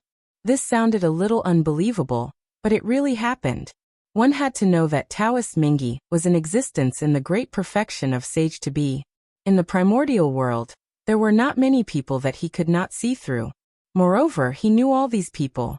However, he had no impression of this person in front of him. It was as if he had appeared out of thin air. Strange, really strange. In his eyes, that person was standing quietly on the blood sea. His entire body was covered by a dazzling purple light. He could not see through his depth, nor could he figure out his origin. He was mysterious and unpredictable. As for the Hongming Daozhong, the moment the 3 souls were born, the Hongming Daozhong had been kept by Feng Zichen. This treasure was too eye-catching. It could not be seen by outsiders. Chapter 349. Of course, Taoist Mingi couldn't see through Feng Zichen. Outside his body, it was the merit of opening the heavens. It was a supreme treasure that could allow one to become a sage. It was enough to cover all traces. Even if a sage came, he could only recognize the origin of the merit of creation. And he couldn't see Feng Zichen through him. Although Taoist Mingi was strong, he was still quite a distance away from the primordial chaos Tao realm. Therefore, he couldn't see through the cover of the merit of creation. It wasn't that he was weak, but that the merit of creation was too strong. Since a sacred object was called a sacred object, it naturally had the ability to defy the heavens. Otherwise, how could it attract the pursuit of countless living beings? Boom! An invisible force erupted, and in an instant, it swept through the entire primordial chaos. This was, the heavenly Tao had made its move. Only the heavenly Tao could release a power that could affect the entire primordial chaos in an instant. When the invisible force brushed past, All the living beings in the primordial chaos who had yet to become an immortal felt a wonderful change in their bodies. The light of spirituality appeared, and combined with the qi of yin and yang, and the 5 elements, together with the qi of the 7 emotions, it formed a fetal coat on the body of the innate true spirit. That was the soul. At this moment, all the living beings in the primordial chaos who had yet to become an immortal had a soul. The innate flaw was completely made up for. Immediately, a feeling of perfection appeared on those living beings. It was as if the birth of a soul had made them even more perfect. A sense of joy surged from the innate true spirit, causing those living beings who had given birth to souls to smile uncontrollably. In this atmosphere, even the world seemed to be infected. The entire primordial chaos was filled with an aura of joy. Whoosh! Golden light was like rain, dazzling and resplendent. It descended from the sky and fell into Feng Zichen's body. When the soul came out, the merit would descend. Feng Zichen made up for the deficiencies of the living beings in the primordial chaos. This was a matter of great merit. So naturally, great merit would descend. This time, in the face of such a huge amount of merit, Feng Zichen didn't refuse. Instead, he circulated his cultivation technique and absorbed all of it to improve his strength. The netherworld was about to appear. If one wanted to establish a foothold in it, it wasn't enough to rely on identity and qualifications. One also had to have great strength. Otherwise, no one would be convinced. Just like Haoyan in the future, he had supreme status but no corresponding strength. In the end, he could only be reduced to a puppet. If Di Jun lost the throne, the living beings of the primordial world would still respect him. Because he was strong enough, no one dared to disrespect him. However, if Haoyan were to lose his throne, all his glory would disappear along with it. Because compared to Di Jun, he was too weak. It was far inferior to his greatness. In the end, the great desolate Yin was a place where strength mattered. The prerequisite for seniority was equal in strength. How could Daoyuo Jingxian compare seniority with Tai Jingxian? Their life forms had changed, and they were no longer the same creatures. Their understanding of things and the meaning of existence were also different. All the comparisons were meaningless now. The difference between them was like the difference between humans and animals. Under such circumstances, seniority was important. Was that even possible? As the merit entered his body, Feng Zichen's realm was soaring. Earth immortal, heaven immortal, mystic immortal. In the blink of an eye, his realm had reached Tai Jingxian, and it was still increasing. If he relied on himself to cultivate, it would take at least tens of thousands of years. But now, with the help of merit, he did it in a few breaths. The black-yellow merit was worthy of being a treasure to increase one's cultivation.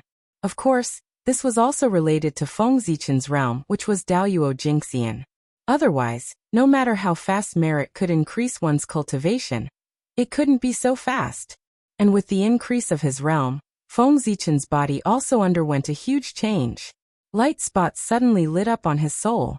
After counting carefully, there were a total of 365 light spots. They seemed to correspond to the stars in the sky, and also seemed to correspond to the spirit cave of the earth. Panga's meridian diagram. Feng Zichen used his soul to replace his physical body, modified the Godfiend scripture, and created the supreme scripture of the ghost cultivators, the ghost code. The Godfiend Tao was to open up the divine aperture in the physical body, evolve the Panga's meridian diagram, and reverse engineer the Panga's Tao body to strengthen the true spirit. The ghost Tao was to open up the ghost aperture in the soul, and evolve a Panga's meridian diagram. This was reverse engineering the Panga's primordial spirit.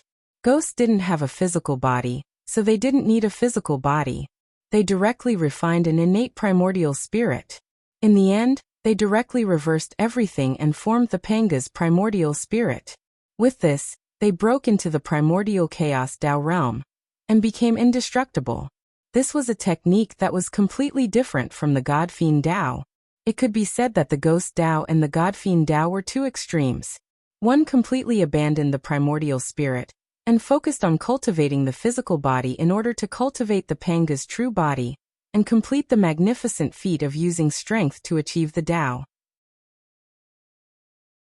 The other completely abandoned the physical body, and focused on cultivating the primordial spirit, in order to cultivate the Panga's primordial spirit, and combine the Tao of heaven and earth to achieve the Tao. Of course, the two also had something in common, and that was that they were both based on the true spirit. The true spirit was the foundation. The physical body and primordial spirit served the true spirit. Opportunity. A great opportunity. Without a doubt, if he could reverse engineer the Panga's primordial spirit, it would make up for Feng Zichen's biggest shortcoming.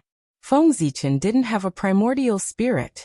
His true spirit was too powerful, causing no primordial spirit to be able to withstand the power of the true spirit.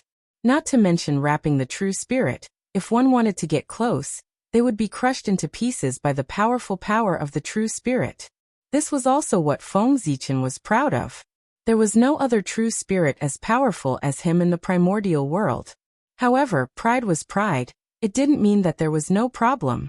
The physical body, primordial spirit, and true spirit complemented each other. If one was missing, it wouldn't be so coordinated. Although he couldn't see any problems now, there might be problems in the future. He had to guard against this.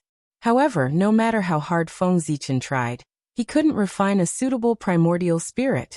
There was one in the past, but that innate primordial spirit was sent into the Thunder Lock Dao fetus, and turned into the North Star Emperor. Even if he took it back now, it had been out of his body for so long that it probably wouldn't be able to adapt to the power of the true spirit. Now the birth of the Ghost Dao had completely solved his problem. In this world, was there still a primordial spirit stronger than Panga's primordial spirit? No.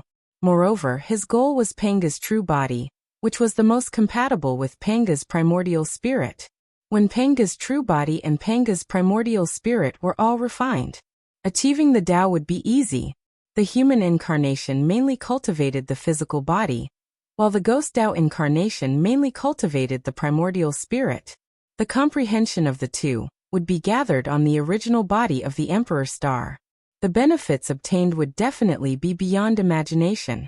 This was the true great Tao that could be expected. The gains obtained from this trip to the Blood Sea completely exceeded Feng Zichen's expectations. Just the benefits obtained from opening up the Ghost Dao were enough for him to enjoy for the rest of his life.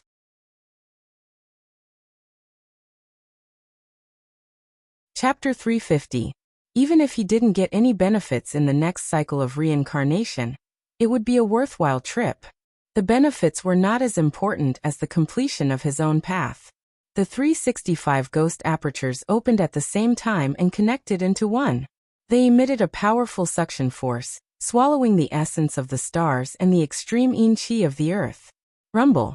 Amidst the rumbling, Feng Zichen's body shook violently.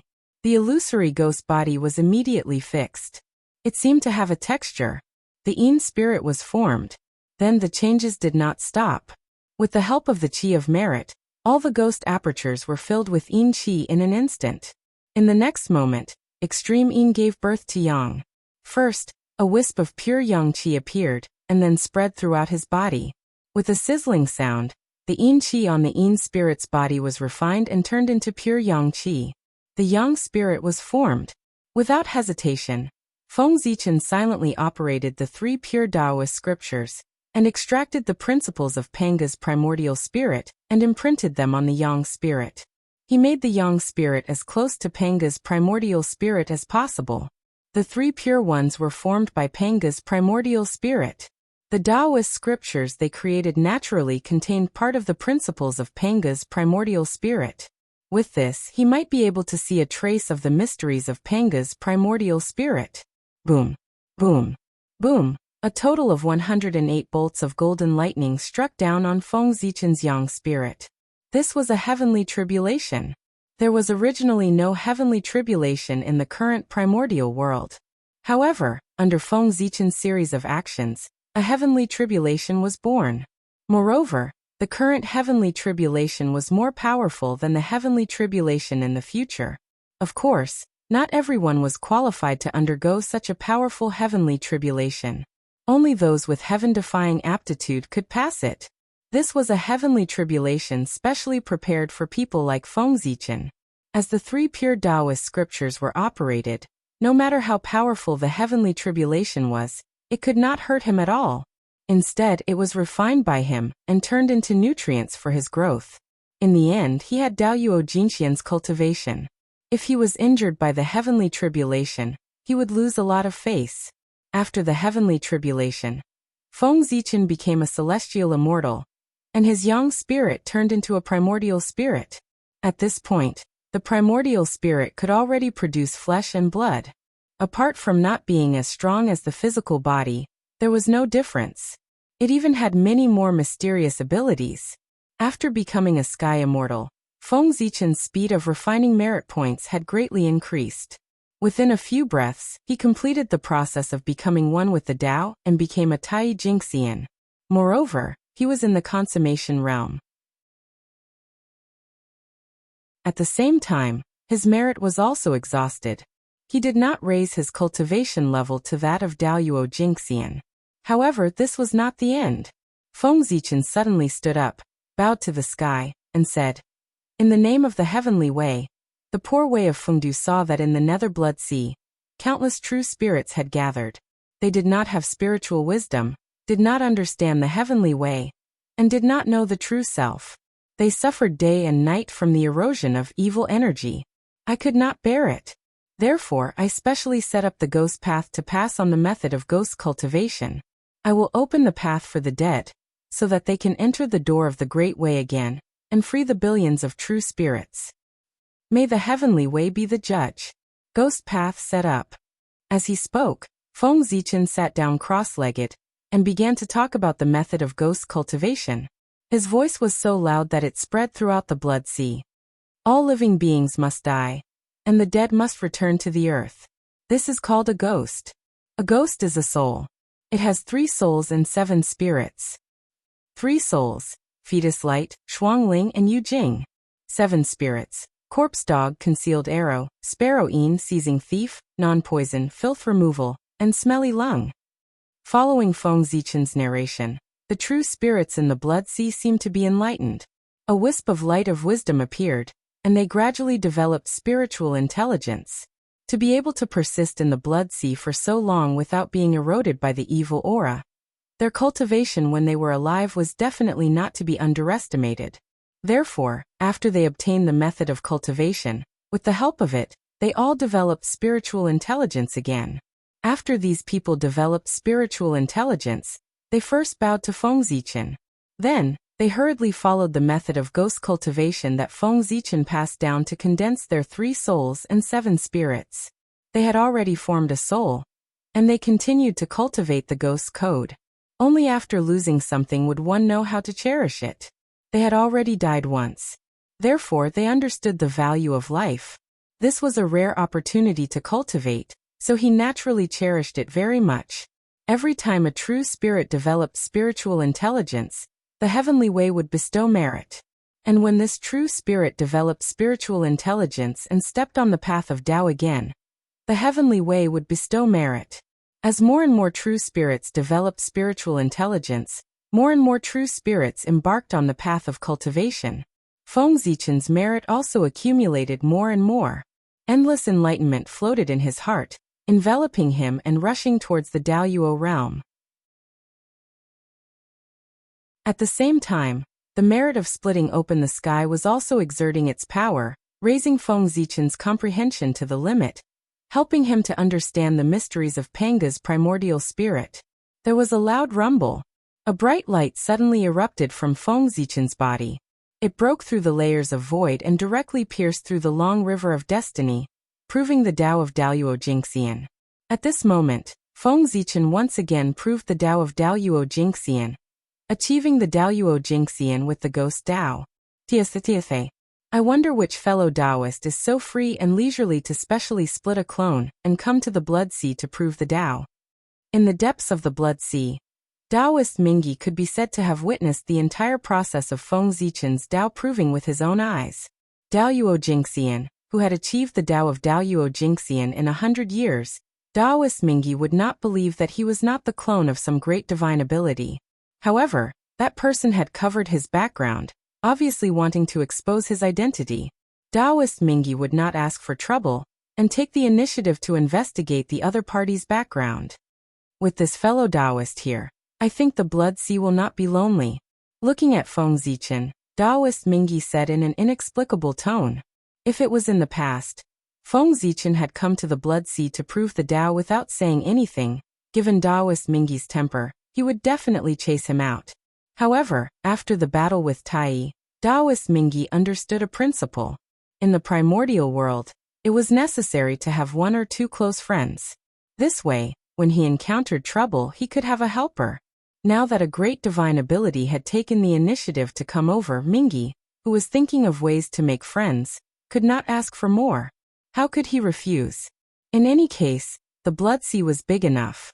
Not to mention one great divine ability, even if a few more came, it could accommodate them.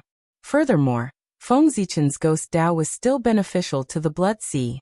The reason why the Netherworld Blood Sea had so much resentment was because of these true spirits. Now with the appearance of the ghost Tao, the resentment was eliminated. The situation of the Blood Sea should be improved a lot. As for the ghost Tao, other than feeling curious, Taoist Mingyi did not take it to heart.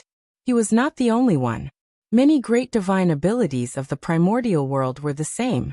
Now that the netherworld had not appeared, ghost cultivators had no foothold and had no future. The gazes of the great divine abilities were still on the living. In comparison, the primordial world belonged to the living. Dead people? What was that? They were just losers. What trouble could they cause?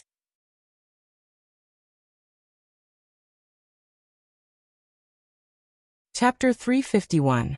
The moment Daoyuo Jingxian proved his Dao in Fengdu, Feng Zichen's original body also changed in the Ziwei Dao embryo on the Ziwei star.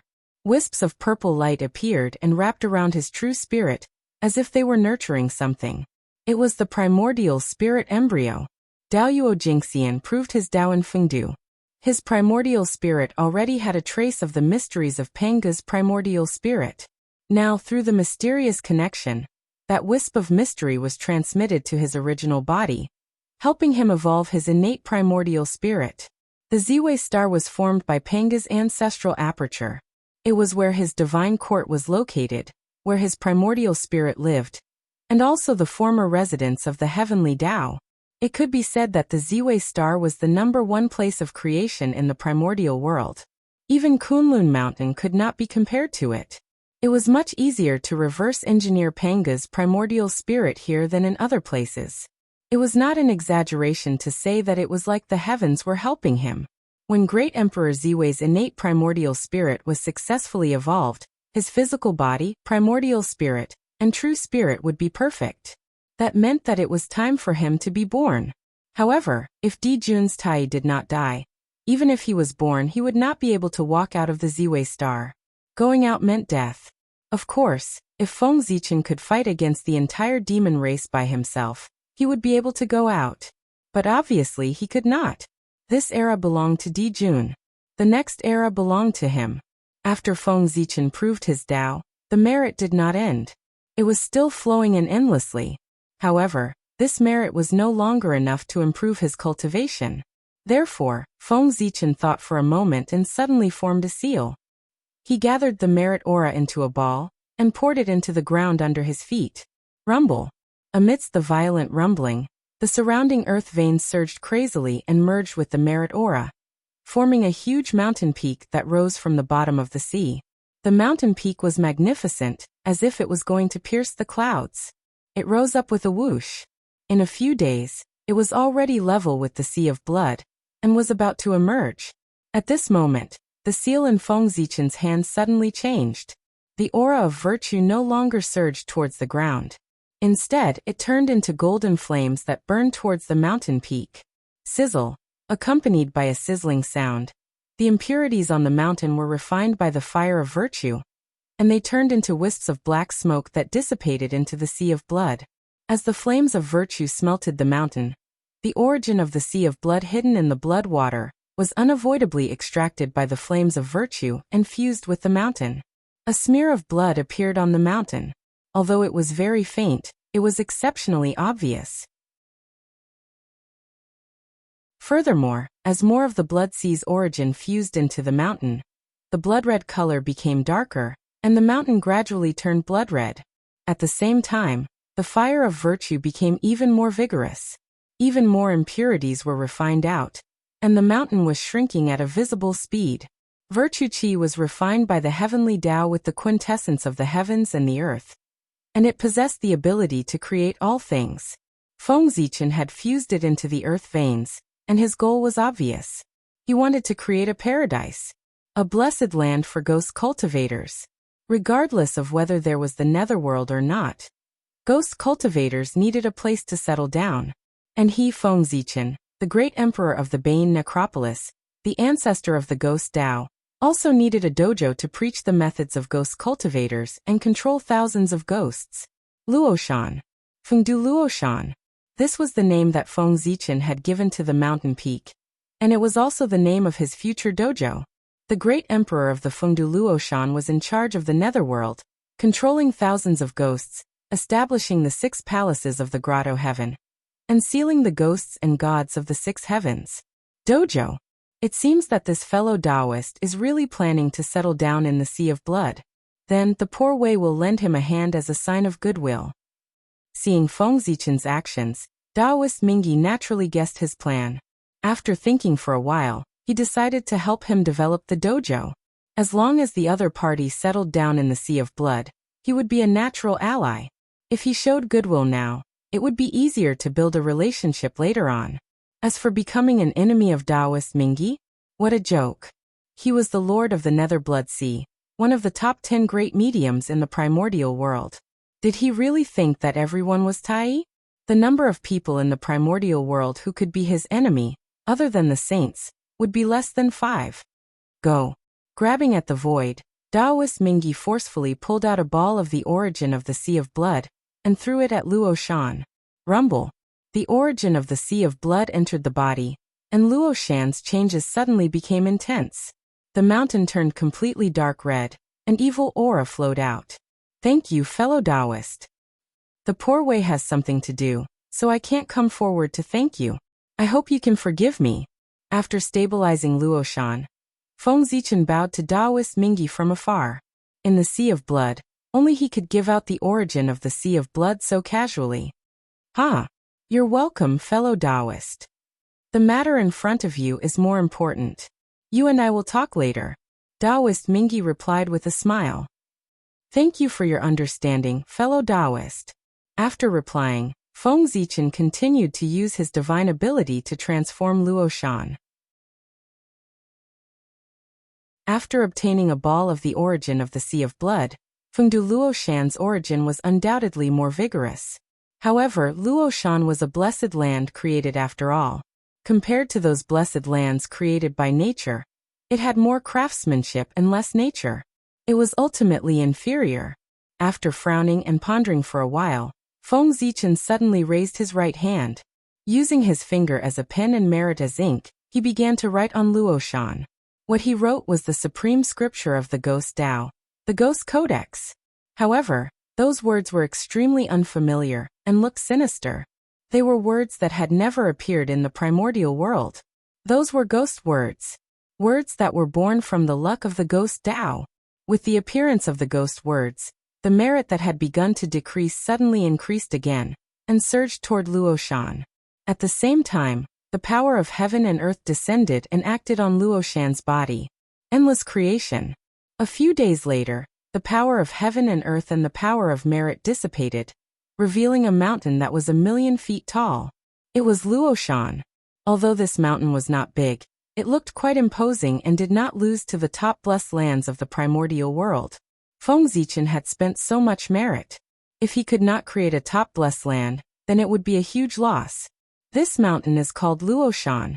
It is the training ground of the poor Wei, and also the ancestral land of the ghost cultivators. From now on, anyone who is in the Ghost Tao can enter this mountain to cultivate. After looking at Luoshan, Feng Zichen suddenly turned around and said to the group of ghost cultivators. These were all his future subordinates. He had to nurture them well. As the first generation of ghost cultivators, their aptitudes were definitely the best. This was because they were all innate life forms when they were alive, and most of them were formed from the innate true spirits of the Tai Jinxian. Otherwise, They would not have been able to resist the corrosion of the Blood Sea's evil aura. With such a background, becoming a Daoyuo Jinxian might not be realistic, but becoming a Tai Jinxian was much easier than others. Think about it. How many innate true spirits were gathered in the netherworld Blood Sea? It was simply uncountable. This was accumulated over the endless years of the primordial world. The number was naturally far beyond imagination.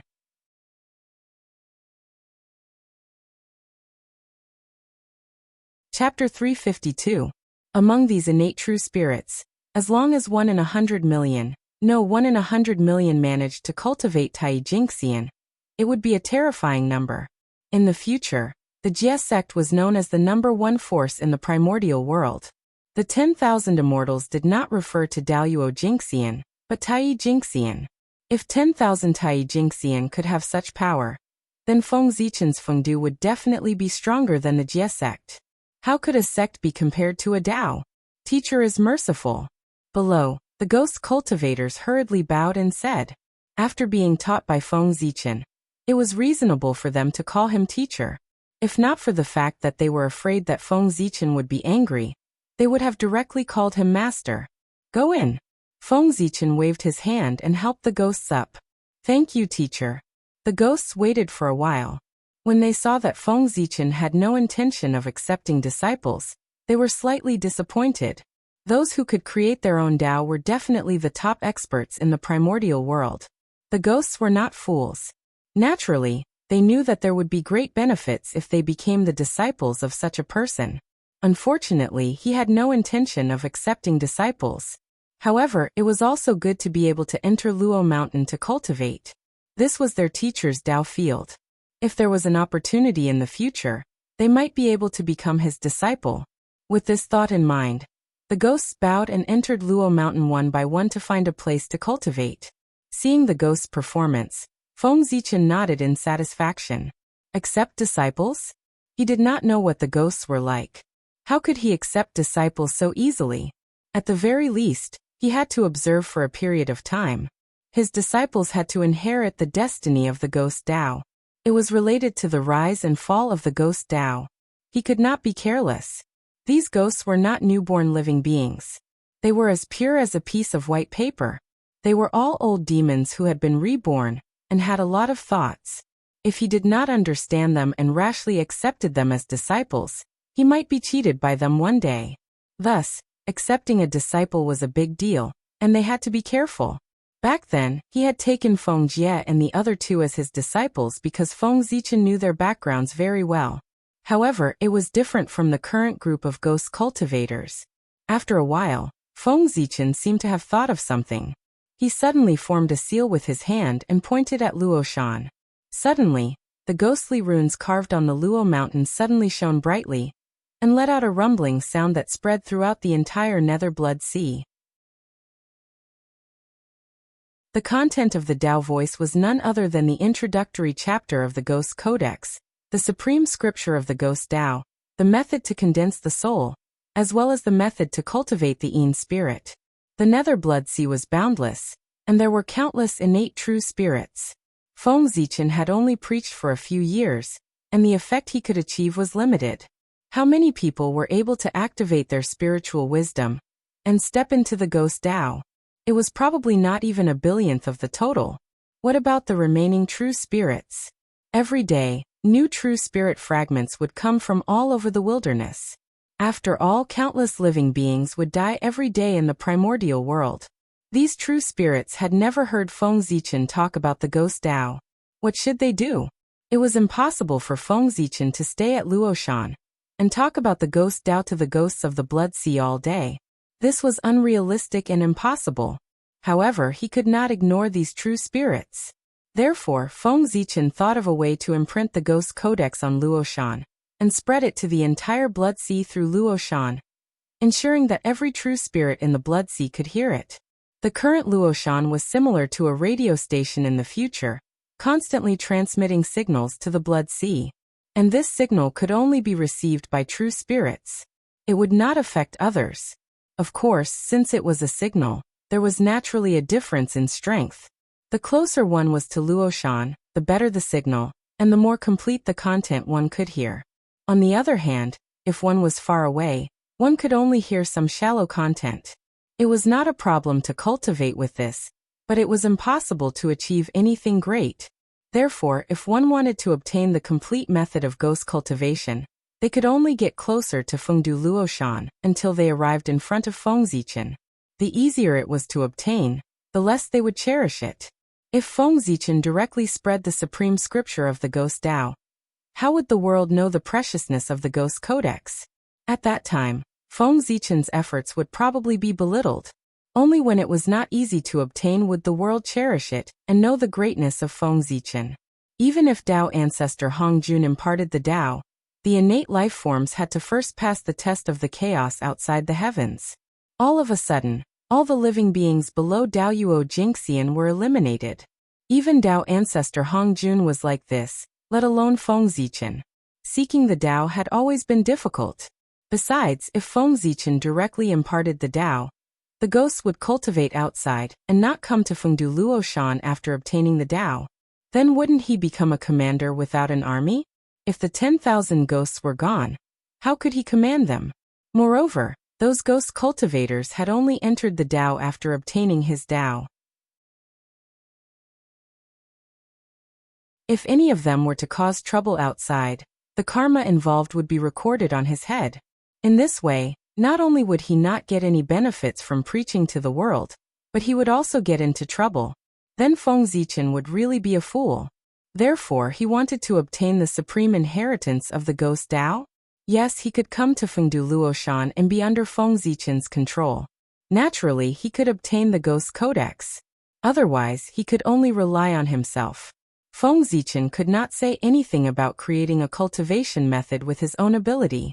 Not to mention Fengzichen's reality. The atmosphere of the entire primordial world was like this. There were no good people in the primordial world. Those who were good people were all dead. The fate of ancestor Hong Yun was a living example. The rumbling of the Tao sound did not stop for 3 years. It was not until 3 years later that it gradually calmed down. Fengdu Luoshan also needed energy to release the Tao sound. Moreover, it was the Tao sound that spread throughout the entire netherworld blood sea. The amount of energy required to do this was even greater. And this energy naturally could not be produced out of thin air. What it consumed was the Khanate Qi released by Luoshan. However, Luoshan still had to support the group of ghost cultivators on the mountain. It was impossible for him to use all his Khanate Qi on the Tao sound. Ghost cultivators also had to cultivate. They came to Luoshan for Luoshan's cultivation environment. If there was no Khanate Qi here, why would they stay here? Even with the supreme inheritance, without the Khanate Qi, Luoshan could not keep the ghost cultivators. 3 years was already Luoshan's limit. The next time would have to wait for 100 years. After all, Luoshan's power was not endless. After formulating the rules for Luoshan, Fengzichen nodded in satisfaction, and was about to turn around and walk towards Daoist Mingyi. Daoist Mingyi had contributed to the establishment of Luoshan. Of course, he had to thank him. Moreover, the netherworld blood sea was his territory. Fengzichen had settled down here without his permission. He had to explain properly to avoid any misunderstandings. However, just as Fengzichen was about to move, a sudden change occurred in the sky.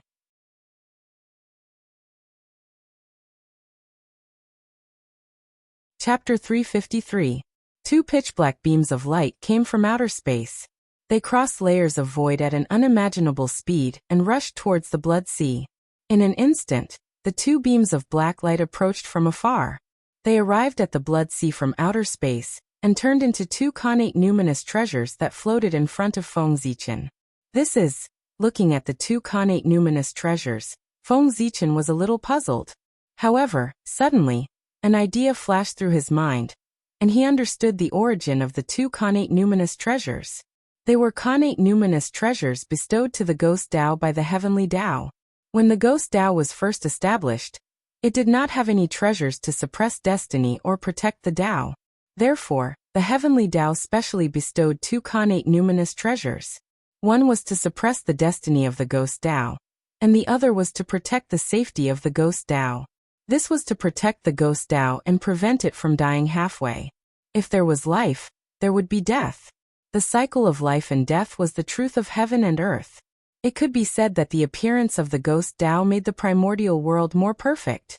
The heavenly Tao had never been stingy with such a Tao that could perfect the primordial world.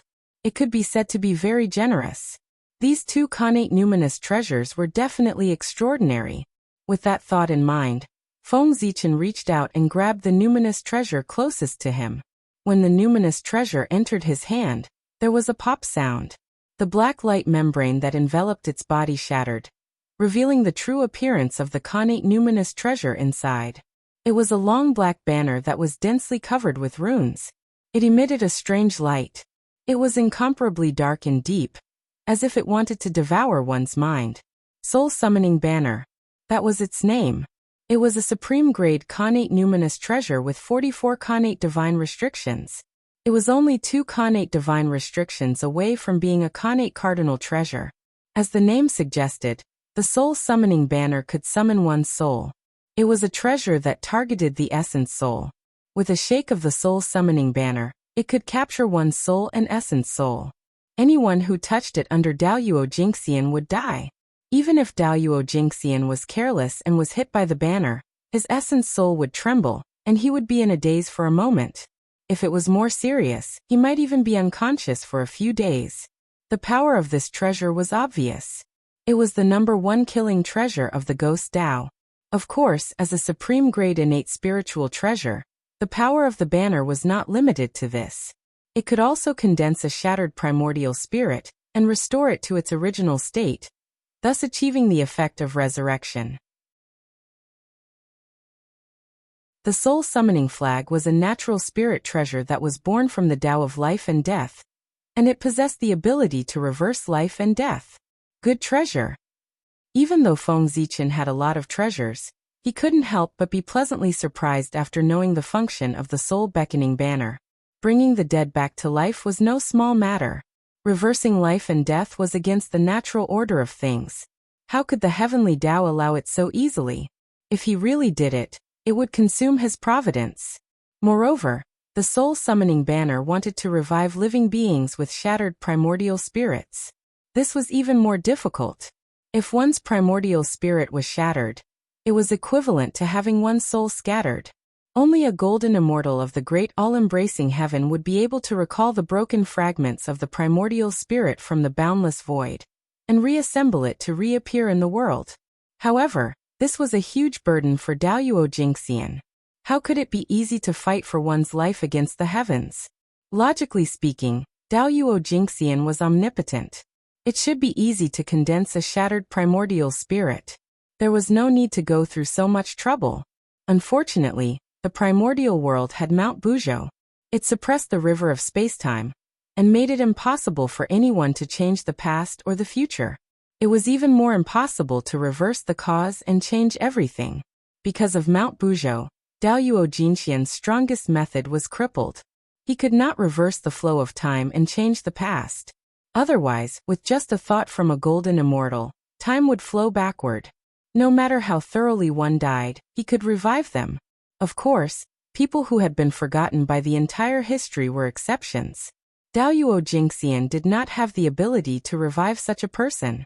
The Soul Summoning Flag could do something that even Daoyuo Jingxian could not do easily. Wasn't that the manifestation of its power? Furthermore, since the Soul Summoning Flag could target the essence soul, it could naturally target ghost cultivators. It could restrain all ghost cultivators, and was the nemesis of the Ghost Tao. It had to be said that the heavenly Tao had considered everything. With this treasure in hand, Feng Zichen's incarnation would be much more at ease in the future. The Ghost Tao not only had to respect him as its ancestor, but it also had to respect him. The heavenly Tao is really generous. After putting away the flag, Feng Zichen was very happy. There were not many connate numinous treasures that were so close to connate cardinal treasures in the primordial world. Then, Feng Zichen looked at another connate numinous treasure. The flag had already brought him enough surprises. What kind of surprises would this connate numinous treasure bring him? It was really exciting. After crushing the light membrane, the connate numinous treasure inside revealed its true appearance. It was a large square seal. Simple. It was unusually simple. Apart from that word, Feng Zichen could not find any other adjectives to describe it. It was too ordinary and did not look gorgeous. It was square and did not have any embellishments around it. It was like a square stone.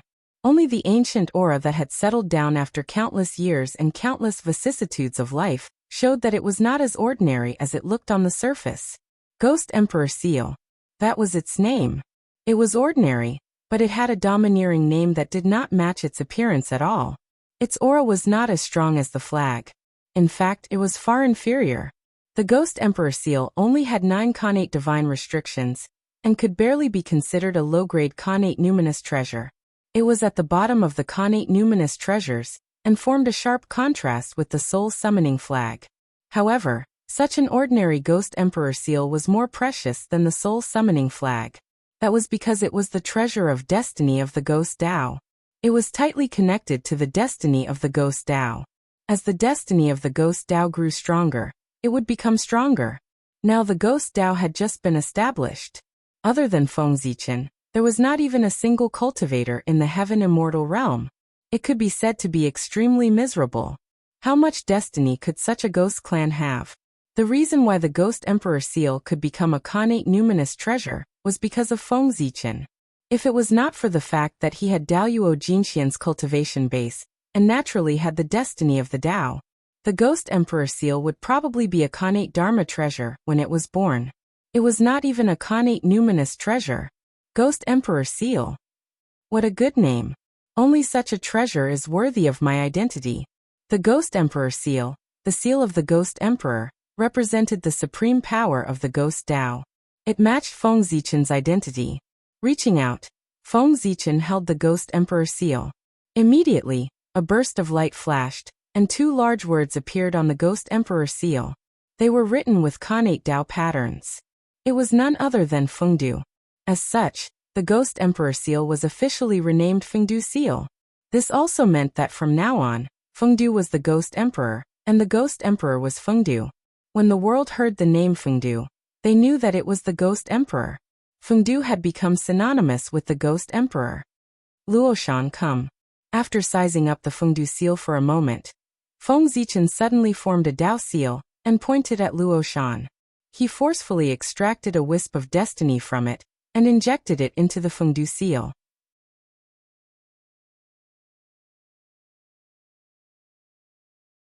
Chapter 354. The blessed grotto heavens were created by heaven and earth. They were born with a wisp of heaven and earth's luck. Luoshan was no exception. As the ancestral land of the Ghost Path and the holder of the supreme scripture of the Ghost Path, Luoshan's luck and the Ghost Path's luck could be said to be tightly connected. Now that the Ghost Emperor Seal had appeared, there was nothing wrong with Luoshan, who was a part of the Ghost Path's luck, contributing a wisp of Khanate luck to increase its power. Buzz! After absorbing a wisp of Luoshan's luck, the seal of Fengdu's aura suddenly soared by a large margin. It almost broke through the boundary of an inferior-grade Khanate numinous treasure, and became a superior-grade Khanate numinous treasure. At the same time, Luoshan's shadow slowly appeared on the seal of Fengdu's body, making it look a little different. Soon, it won't be long before the seal of Fengdu becomes a superior-grade Khanate numinous treasure, or even a supreme-grade Khanate numinous treasure. Although Luoshan's luck did not allow the seal of Fengdu to advance, Feng Zichen was not disappointed, because he knew that when the Netherworld realm appeared, the Ghost Path's luck would soar, and the power of the seal of Fengdu would also increase greatly. When the Heaven realm appeared, the demon race's luck would soar, and they would have the capital to contend against the witch race. Then the benefits that the Netherworld realm, which was not weaker than the Heaven realm, could bring to the Ghost Path could be deduced. Ghost was the name of the dead. In theory, it occupied half of the primordial world's forces, and was the opposite of life. From this point of view, the future of the Ghost Path could be said to be limitless. There was a faint trend of it becoming the #1 force in the primordial world. However, if everything in this world could be carried out according to theory, there would not be so many disturbances. There was a difference between expectations and reality. If there was no reincarnation, the power of the Ghost Path might grow. However, after the appearance of reincarnation, the ghost path would completely lose its chance to prosper. If one could live, who would want to die? If one could be a human, who would want to be a ghost? If one could become an immortal, who would step into the ghost path? Now the ghost path was the only choice for the dead to start over again. However, after the appearance of reincarnation, there were more possibilities for the dead in the world. As for the ghost Tao, it became a helpless choice. In the end, it was because the ghost path was not the righteous path. If the path of ghost was like the great path of Xianmen, where several saints appeared one after another, the people of the world would definitely fight to learn it. Therefore, the theoretical power of the ghost Tao depended on Feng Zichen's future achievements. If he used the ghost Tao to achieve primordial chaos, it was hard for the ghost Tao not to flourish. In the future, there were only 4 orthodoxies that flourished in the world and had an endless supply of incense: Xianmen, Diabolism, Taoism, and Buddhism. These 4 orthodoxies had one thing in common. That was, they all had saints behind them. This was to tell the world that only orthodoxies with saints could remain immortal in the world. After all, the primordial world was a place that emphasized strength. In this place, strength determined everything. As long as the Emperor of Fengdu was strong enough, there was no need for him to do anything. The path of ghosts would naturally prosper. The world's yearning for power was unstoppable. After seeing the highest achievement of the ghost Tao, they would rush forward one after another. After Tao ancestor Hongjun became a saint, the great Tao of the celestial sect of wonders became the mainstream of the primordial world. Everyone was proud of being the successor of the celestial sect of wonders. This was because they saw an incomparably vast future from the great Tao of the celestial sect. Becoming a saint. Indestructible.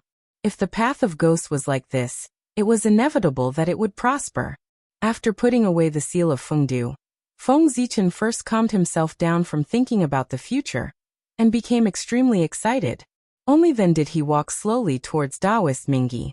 Poor Wei of Fengdu greets fellow Taoist Mingyi. Feng Zichen bowed and greeted him. So it's fellow Taoist Fengdu. May I know which immortal mountain you cultivated in previously, and why you came to the Blood Sea? Taoist Mingyi asked after returning the greeting. Although he welcomed other great mediums to stay in the Blood Sea, he couldn't make it too obvious. Otherwise, it would seem that he was begging others. This wasn't good. If word got out, would he still want his face? Therefore, he still had to have the right attitude. Moreover, Taoist Mingyi was also quite curious about Feng Zichen's background. It would be best if he could ask about it. In Taoist Mingyi's heart, he had already confirmed that Feng Zichen was the incarnation of a great mediums. What he needed to do now was to confirm the identity of this great mediums and see who he was. It was good that he had an idea in his heart and knew which fellow Taoist was on his side. Fengdu is just a primitive wanderer. He roams everywhere and has no fixed residence. In the past, let's not talk about it. Waving his hand, Feng Zichen put on a look as if he couldn't bear to look back on the past and said, "Fellow Taoist, you must be joking." Taoist Mingyi's face twitched. He resisted the urge to scold him and forced a smile. This person's ability to lie really came out of his mouth. Ghosts wandered everywhere. With your cultivation when you first came to the Blood Sea, you were only in the innate realm. Not to mention wandering. I'm afraid that you would be accidentally trampled to death by ferocious beasts as soon as you stepped out. If this incarnation had not been condensed in the Blood Sea, Taoist Mingyi would have read his name backwards. When Feng Zichen condensed his soul, his cultivation was only in the innate realm. Taoist Mingyi was not a fool. How could he not see that this was an incarnation condensed by a great mediums? The Blood Sea was a dangerous place. Even Tai Jingxian had to be careful when they came. You were just a small innate realm cultivator. If you swaggered through the Blood Sea, wouldn't you be telling others that there was something wrong with you? However, Taoist Mingyi only thought these words in his heart and did not say them out loud. Feng Zichen's attitude had already made it clear that he would not reveal his true identity. If these words were to be said, other than making the two of them fall out directly, it would be useless. Of course, Daoist Mingyi also knew in his heart that if it was so easy to find out the other party's true origin, the other party would not have hidden so much previously. But in the end he still had to give it a try. If he succeeded, his goal would be achieved. That would be a profit. If he failed, it did not matter. The other party was in the blood sea. There would be a day when he would give himself away. Daoist Mingyi did not believe that the other party's identity could be hidden forever, right? If it really could not be done, there were only so many great mediums in the primordial world. If he compared them one by one, he would eventually be able to find out. Here, Poor Wei has to apologize to you first. Without your permission, Fengdu settled down in the blood sea without your permission. I hope you can forgive me. After a while, Feng Zichen suddenly apologized to Daoist Mingyi. As everyone knew, the Netherworld Blood Sea was Daoist Mingyi's territory. He had settled down here without giving any notice. Even if he was chased out by Daoist Mingyi, he deserved it. No matter how he talked about it in the primordial world, he would not be able to make any sense. No one would stand on his side. Feng Zichen's actions were like secretly running to someone else's land, thinking that it was not bad, and directly building a house there.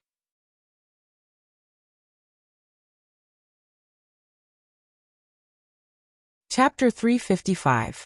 If this happened to anyone, they would not be able to tolerate it. Feng Zichen thought for a while. If this had happened to him, he would have been the one to blame. If someone settled down on Ziwei planet, not to mention a home, he would tear that person down. If he was already like this, what about others? Although he did not know why Taoist Mingyi did not care much about this matter, and even took the initiative to help him build Luoshan Blessed Land, but he still had to apologize. After all, no matter what, he was in the wrong in this matter. Haha. Fellow Taoist, you don't have to do this. This sea of blood is lonely and filthy. If there are outsiders willing to live in it, and add some life to the sea of blood, the Poor Wei would be happy. Why are you angry? Taoist Mingyi replied with a loud laugh. Feng Zichen's attitude made him very satisfied. Therefore, when he spoke, he could not help but have some feelings. The sincerity in his tone was touching. Unfortunately, Feng Zichen did not appreciate it at all. Instead, he felt that he had become stupid from practicing martial arts. It was fine if he was not angry about this kind of thing, but he even looked happy. It was really strange. Originally, Feng Zichen had planned to spend a lot of money to dispel Taoist Mingyi's anger. However, his attitude at this time was something that Feng Zichen did not expect at all. He could not help but be a little stunned. Thank you, fellow Taoist. Please take care of me in the future, fellow Taoist. However, soon Feng Zichen reacted and hurriedly said, no matter what Taoist Mingyi's purpose was, since he had already expressed his attitude, he would just follow along. It was good to save a sum of money. Therefore, not only did Feng Zichen say it, but he also changed his words and called Taoist Mingyi as fellow Taoist to improve the relationship between the two of them. Fellow Taoist, you are really broad-minded. You are far from comparable to Fengdu. In the end, Feng Zichen added a sentence. It could be considered as him saying it from the bottom of his heart. This sentence was true. Taoist Mingyi could not even care about this kind of thing. His breadth of mind was indeed far from what Feng Zichen could compare to.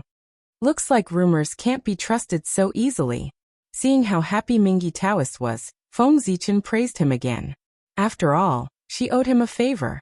Even if he praised her a few more times, she would not lose a piece of flesh. You're exaggerating, fellow Taoist. You and I are neighbors, so we should help each other. There's no need to be so polite. After being praised by Feng Zichen, Mingyi Taoist not only felt complacent, but also blushed as he spoke.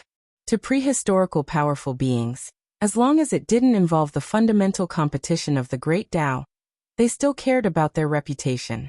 Even the saints were no exception to this. Just like that, the two of them started chatting and exchanging some cultivation experiences. Although it was said to be an exchange of cultivation experiences, in reality, it was Taoist Mingyi who was speaking and Feng Zichen who was listening. The gap between them was too great. Taoist Mingyi was one of the top 10 great mystical abilities in the primordial world. He had once heard of the Tao in the Purple Cloud Palace, and was friends with the saint. He was an old monster who had lived for countless years. His experience, his accumulation, his comprehension of the great Tao, and his understanding of heaven and earth, even 10 Feng Zichen added together could not compare to him. Fortunately, Feng Zichen had the inheritance of Pangu and the inheritance of the 3,000 Chaos Fiend gods. His understanding of the great Tao was more advanced. When Taoist Mingyi was talking, he could interject from time to time and share his own opinions, so that the scene would not be too awkward and turn into a one-man show for Taoist Mingyi. Feng Zichen's goal was to ease his embarrassment. Little did he know that his actions made Taoist Mingyi more and more certain that he was the incarnation of a great mystical ability. No, it was not as simple as a great mystical ability. Perhaps it was a supreme expert left behind from the ancient times, a big shot of the same generation as the Tao ancestor. At Taoist Mingyi's level of cultivation, it was extremely difficult for him to improve. However, every time he thought about Feng Zichen's opinions, he would gain something and his cultivation would improve a little. Although it was only a tiny bit, he was indeed making progress. How incredible was this? Just one sentence could make him gain something. The great mystical ability of the same generation as him would never be able to do that. They had known each other for hundreds of millions of years. Although they did not completely understand each other's background, it was not a problem to understand each other's methods. They were all old demons who had lived for many years, who did not know each other. If they really had this ability, their cultivation would have surpassed others and reached the Tao realm. They would not be like him, struggling in the Sage-to-Be realm. Therefore, Feng Zichen's original body was definitely not a great mystical ability of the same generation as him.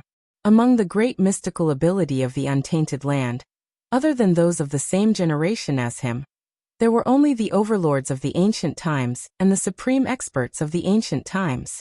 After him, no great mystical ability was born. Among the innate gods and demons who were born in the current era, there were not many who were in the Sage-to-Be realm, let alone great mystical ability. It could even be said that there was not a single one. That was because the time they had cultivated was too short. If they wanted to cultivate to the Sage-to-Be realm, how could it be possible without the accumulation of an eon? This seemed to be a curse.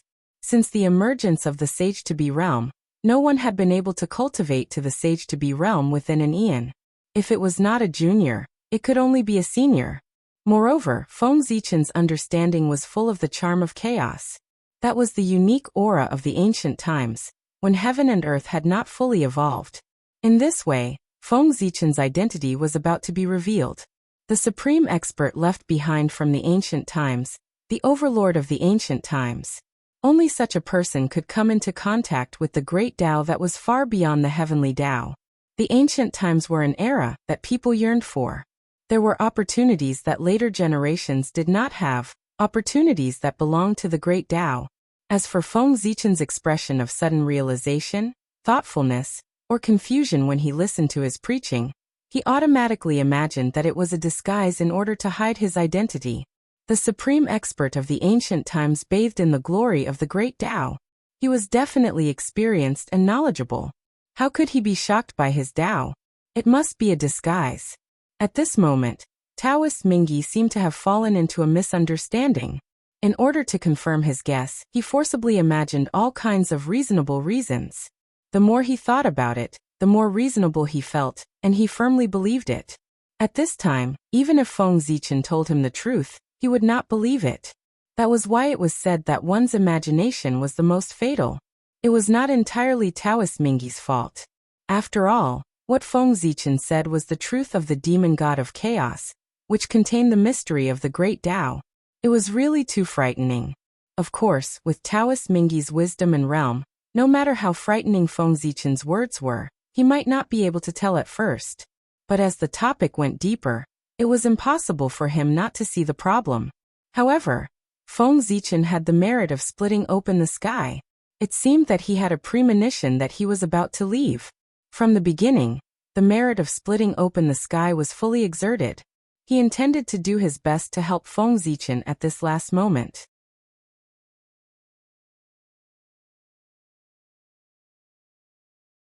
Chapter 356. Under the influence of the merit of creation, Taoist Mingy's spiritual sense was infinitely weakened, so much so that some subtle flaws were ignored by him, and those obvious flaws were forcibly filled in by him with various reasons and reasonable explanations. It was a pity that Taoist Mingy, a legend of a generation, had suffered a big setback today. His wisdom of the past was completely gone, and his thoughts were gradually corrupted and became more and more deviant. Affected by this, Taoist Mingy became more and more polite. Feng Zichen was a little confused. Facing Taoist Mingy's sudden enthusiasm, he could only smile in response to him, lest he be too embarrassed. If Feng Zichen knew what Taoist Mingy was thinking, he would not know whether to cry or laugh. His body was indeed an incarnation, but his realm was only that of Daoyuo Jingxian.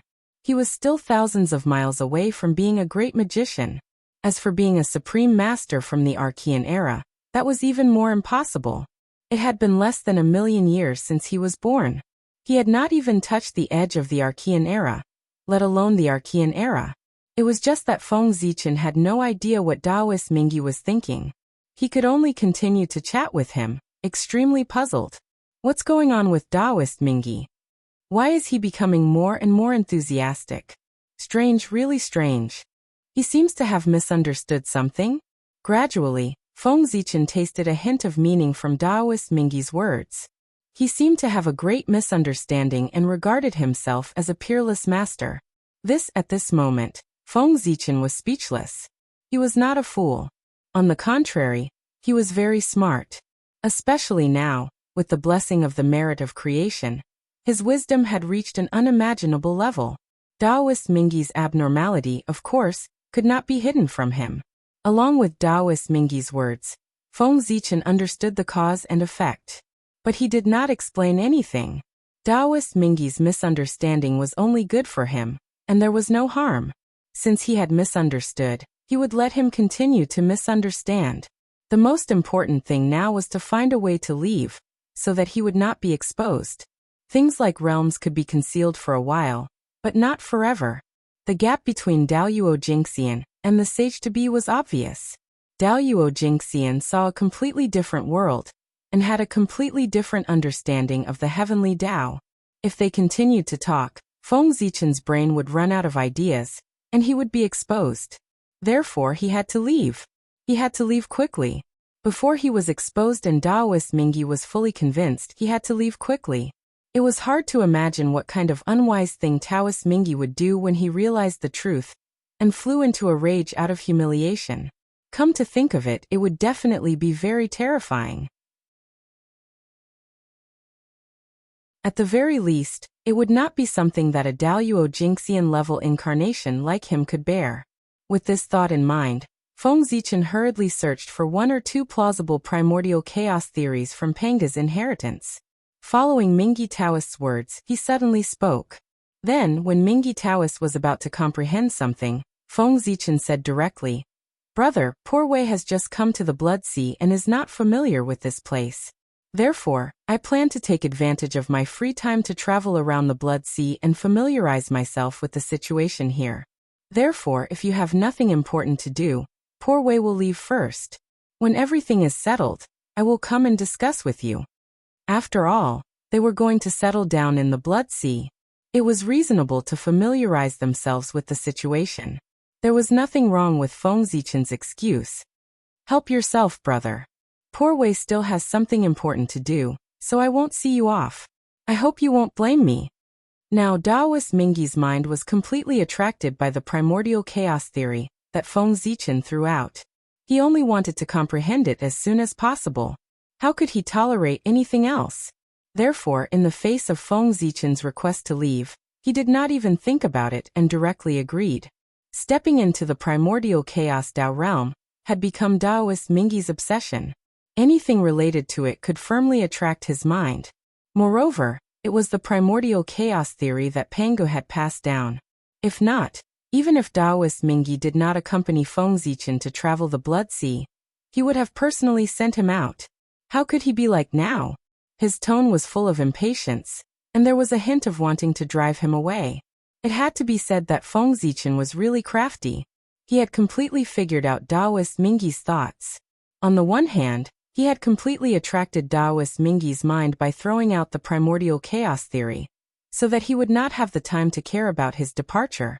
On the other hand, with the primordial chaos theory, Taoist Mingyi's understanding of him as an ancient supreme expert would undoubtedly be deeper and more convinced.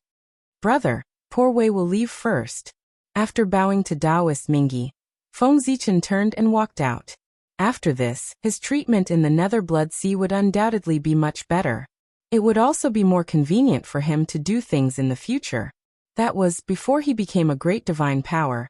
It was better for him to not meet Taoist Mingyi, so as not to expose his background and cause big trouble. After leaving Taoist Mingyi's place, Feng Zichen did not return to Luoshan. Instead, he quickly rushed towards the depths of the Blood Sea. At the same time, his divine consciousness was also crazily gushing out, covering every place he passed. He seemed to be looking for something, and also seemed to be sensing something. That's right, Feng Zichen was looking for something. He was looking for the Nether Realm. In the past, Pangu opened the sky, the chaos shattered, and the innate clear and turbid chi were born. The innate clear chi was light and agile. It floated up, forming the sky and giving birth to the heaven realm. The innate turbid chi was thick and heavy. It sank down, turning into the earth and giving birth to the nether realm. The heaven realm was in the sky. The nether realm was naturally on the ground. And the deepest part of the earth was the deepest part of the Nether Blood Sea. The Nether Realm was in the Blood Sea. Otherwise, why would the Blood Sea be called the Nether Blood Sea? The Nether Realm had long existed. It was just that the opportunity had not arrived and had not appeared. Just like how the demons wanted to establish the heavenly court, the Heaven Realm was born. The Nether Realm would only appear when Hutu transformed into reincarnation. Now, Hutu had yet to transform into reincarnation, and the Nether Realm had yet to appear. It was probably impossible to find it from the depths of the earth. The Heaven Realm was above Mount Buzhou, but before it appeared, who could find it? One had to know that back then, when the great masters went to the Purple Cloud Palace to listen to the Tao, they had entered the chaos beyond Mount Buzhou. 3,000 great masters had passed by this place several times, but they had never found the shadow of the Heaven Realm. It could be seen how hidden it was. If the Heaven Realm was like this, the Nether Realm, which was of the same level as it, might not be that bad. The Taoist Mingyi was the master of the Blood Sea. For countless years, he had never discovered the existence of the Nether Realm. However, just because others could not find it did not mean that Feng Zichen could not find it. He was fated to be in the Nether Realm. The Nether Realm, also known as the Netherworld, was a world that belonged to the dead. It was a world that belonged to ghosts.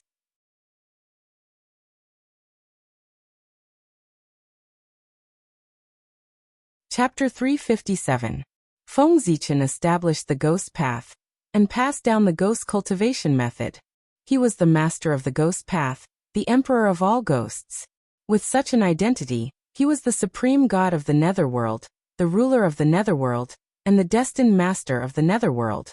This was his fate with the netherworld. As the future master of the netherworld, it should not be too difficult for Feng Zichen to find the netherworld if he wanted to. Swoosh. Swoosh. Feng Zichen rushed towards the depths of the Blood Sea at the fastest speed. In the blink of an eye, several years had passed. On this day, Feng Zichen, who was rushing, suddenly felt a different aura. His heart trembled, and he stopped abruptly. It's here. That aura was extremely cold, as if it came from the netherworld. The coldness it emitted was enough to freeze one's primordial spirit. Without a doubt, only the netherworld could emit such a cold aura. Even if it was not, it had a lot to do with it. Boom. A majestic ghost aura erupted from Feng Zichen's body. It was so powerful that it made the void tremble. As the void trembled, the ghost aura kept pouring in and spreading into the depths of the void, as if it was looking for something. It wanted to find traces of the netherworld. However, the netherworld was hidden too deeply. The ghost aura searched almost all the void, but it could not find any trace of it. Moreover, the aura that it had sensed earlier seemed to have disappeared, and could not be found anymore. Suddenly, Feng Zichen sat down cross-legged and chanted the Tao scripture. For a moment, the sound of Tao resounded through the void. Countless runes bloomed. They were vast and unfathomable. Billions of them were endless. The runes were not blazing, nor were they dazzling. On the contrary, they were pitch black and emitted a strange light. They were incomparably deep, like a black hole that wanted to devour one's soul. Those were the ghost path runes, which were used by the dead. They were formed by the extremely cold aura. Swoosh. As soon as the ghost path runes appeared, they spread out and covered the entire void. Strands of black chi appeared, emitting a shocking chill. Just a glance was enough to make people feel a chill from the depths of their souls. The energy of the ninth hell was pure yin energy without any yang energy. It was a specialty of the netherworld, and it was of extreme yin and extreme coldness. It was specially targeted at the soul core. Buzz buzz. The void trembled again. The appearance of the 9 underworlds chi triggered an inexplicable change.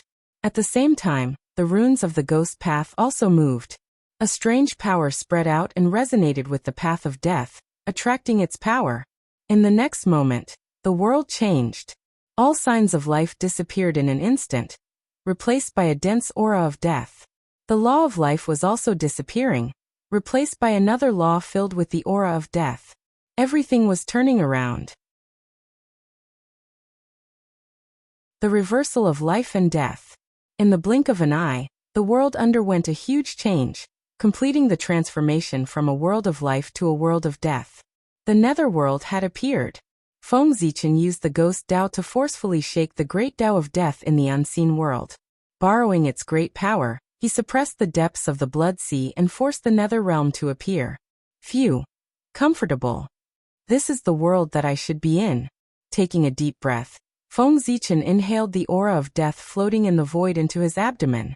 Not only did he not feel uncomfortable, but he also felt unusually comfortable. His incarnation was a ghost after all. It was obvious that he was more used to the aura of death than the aura of life. Coming to this world filled with the aura of death was like returning home. Naturally, he felt incomparably comfortable. Rumble. In front of Feng Zichen, the ghost chi suddenly surged, slowly forming the shadow of a world. That was the netherworld. Because from that blurry image, Feng Zichen vaguely saw a huge gate. The gate of hell, the supreme treasure of the netherworld, the legendary gate to the netherworld. It was the gate to the netherworld. As time passed, the shadow of the netherworld became more and more real, and the true appearance of the gate was gradually revealed. It was a huge pitch-black gate, and its entire body was enveloped by a dense aura of death. It was incomparably eerie. Because of its special identity, it was connected to the netherworld. Therefore, its height and size were unknown. Looking up, one could see that there was a big board hanging on the gate. On it were the 3 big golden words Gate of Hell, written with innate Tao patterns. Behind the Gate of Hell was a yellow dirt road. It was very long and led to the depths of the netherworld. That was the Yellow Springs Road, the last part of the road that the dead had to walk. Later generations said that on both sides of the Yellow Springs Road, there were fiery red spider lilies. They were as red as blood. From afar, it looked like a carpet paved with blood. Because it was as red as fire, it was known as the road illuminated by fire. This was also the only scenery and color on the long Yellow Springs Road. People would step on the spider lilies to lead them to the netherworld prison. However, in today's world, the netherworld had yet to appear. Even the netherworld had yet to be born, let alone the spider lilies that appeared later. As a result, the Yellow Springs Road now looked completely barren, with nothing at all. If it was not in the netherworld, it would be no different from an ordinary yellow dirt road. A purple brilliance appeared and dyed Feng Zichen's eyes purple. This was the Tao Eye. In order to see the scene behind the Yellow Springs Road, Feng Zichen used the Tao Eye. In an instant his vision changed. It was as if he had merged with heaven and earth and obtained an infinite expansion. All the fog was disappearing. His gaze passed through the layers of void and saw the scene in the depths of the netherworld. At the end of the Yellow Springs Road, a green stone appeared. On its body, there was the power of time that could not be dissipated. There was also a trace of fate. The 3-life stone. This should be one of the legendary treasures of the netherworld, the 3-life stone. From the aura that it exuded, it was not difficult to tell that it was a supreme grade innate spirit treasure. Moreover, it was a time attribute innate spirit treasure. Moreover, it seemed to have been favored by fate. There were traces of fate on its body. The 3-life stone was about 30 feet in size. The front was as smooth as a mirror. There were words on the back that were as red as blood, introducing its functions. At the top, the words "reach the other shore early" were engraved. They were as red as blood. It recorded everyone's previous life, current life, and future life. The cause of the previous life, the effect of the current life, the cycle of fate, the rise and fall of fate were all heavily engraved on the 3-life stone. It witnessed the bitterness and joy, sorrow and joy, laughter and tears of all living beings. The debts that should be paid and the feelings that should be repaid were written off in front of the 3-life stone. It was born from time and formed from fate. It reflected the past, future, and present. It had all kinds of karma and had endless magical uses. It was truly a first-class treasure. Unfortunately, such a treasure could not be moved. Otherwise, it would be another earth-shattering treasure in the primordial world. Heaven-defying items naturally had restrictions. The ability of the 3-life stone was so powerful. If it was used carelessly, wouldn't it cause trouble? Would the order of the world still be needed? If there were no restrictions, such a treasure would not be a supreme-grade connate spirit treasure, but a connate cardinal treasure. Without restrictions, it was the privilege of a connate cardinal treasure to unleash its power without any scruples. It was also because of this that connate cardinal treasures truly had the power to destroy the world. That was why there were so few connate cardinal treasures in the primordial world. The heavenly Tao could still see more than 10 connate cardinal treasures and observe carefully. There would not be any major trouble. If there were 100 connate cardinal treasures. Just thinking about it made one's teeth ache. That was not a connate cardinal treasure, but a bomb that could blow up the entire world. If there were 100 connate cardinal treasures, the heavenly Tao would not need to operate the world. It would be enough to focus on the owners of these connate cardinal treasures. With 100 time bombs at home, no one would sleep well. If they suddenly exploded, the consequences would be too serious. There would be a problem if the heavenly Tao did not keep an eye on them. Sigh. What a pity for a good treasure. Shaking his head and sighing, Feng Zichen continued to look back. If he could not leave the netherworld, half of the 3-life stone would be wasted. Furthermore, Feng Zichen felt that even in the netherworld, the 3-life stone could not be used casually. Otherwise, the 3-life stone would not have become a public item of the netherworld in the future. Obviously, one had to pay a certain price to use it. And this price was very, very big, so big that no one dared to become its owner. A treasure related to fate, its price was naturally related to fate. Just this point alone was enough to make people shrink back. Fate could not be explained or seen through. It was better not to provoke it. Behind the 3-life stone was a high platform made of yellow soil. That was the home viewing platform. Here, one could climb the platform and look at the situation of the Yang family. Thus, this place became a window for ghosts to look at the world of the living. It was also a holy land for the living and the dead to communicate. When they arrived at the home viewing platform, they finally looked at their hometown and cried loudly. Only then did they wholeheartedly head to the next stop, the netherworld, to receive their trial. It was the ghost on the home viewing platform panicked, looking with 2 lines of tears. Wife, children old and young, huddled by the coffin, relatives and friends gathered in the morning hall. Behind the home viewing platform was a majestic palace. It was the palace of the Lord of the Netherworld, and also where the Netherworld was located in the future. This palace was the same as the immortal palace of the heavenly court. It was created by heaven and earth. It was overflowing with light and vibrant colors. It was surrounded by Taoist rhymes and was extremely majestic. However, reincarnation had yet to appear, and the netherworld had yet to appear. The entire netherworld was empty, and not a single ghost could be seen. After glancing at these great halls, Feng Zichen did not find the legendary 10 halls of Yama, nor did he find the shadow of the 18 levels of hell. That's right, the 10 halls of Yama and the 18 levels of hell were all created by Buddhism. In the beginning, the netherworld did not have these things. The first master of the netherworld was the Bain Fengdu Emperor. He was the ruler of the netherworld, the ruler of the netherworld, and the ruler of the netherworld. The emperor of Fengdu was the ruler of hell. He held the highest position in the netherworld, and was in charge of the netherworld. He was the master of all ghosts in the world. All living creatures would enter hell after death. Their souls were all under the jurisdiction of the emperor of Fengdu. He would kill ghosts and punish them based on the sins they had committed when they were alive. There were 75 divisions under him. Each division was in charge of capturing ghosts and notifying them of their entry and exit. If there were relatives of the Yangtze, who expiated the ghosts of the netherworld, the emperor of Fengdu would also decide to pardon them, and send their ghosts to be refined into the heavens. Under his name, there were the ghost emperors of the 5 directions, and the ghost gods of the 6 heavens of Rahu heaven, to help him manage the netherworld. The emperor of Fengdu was the ruler of the netherworld.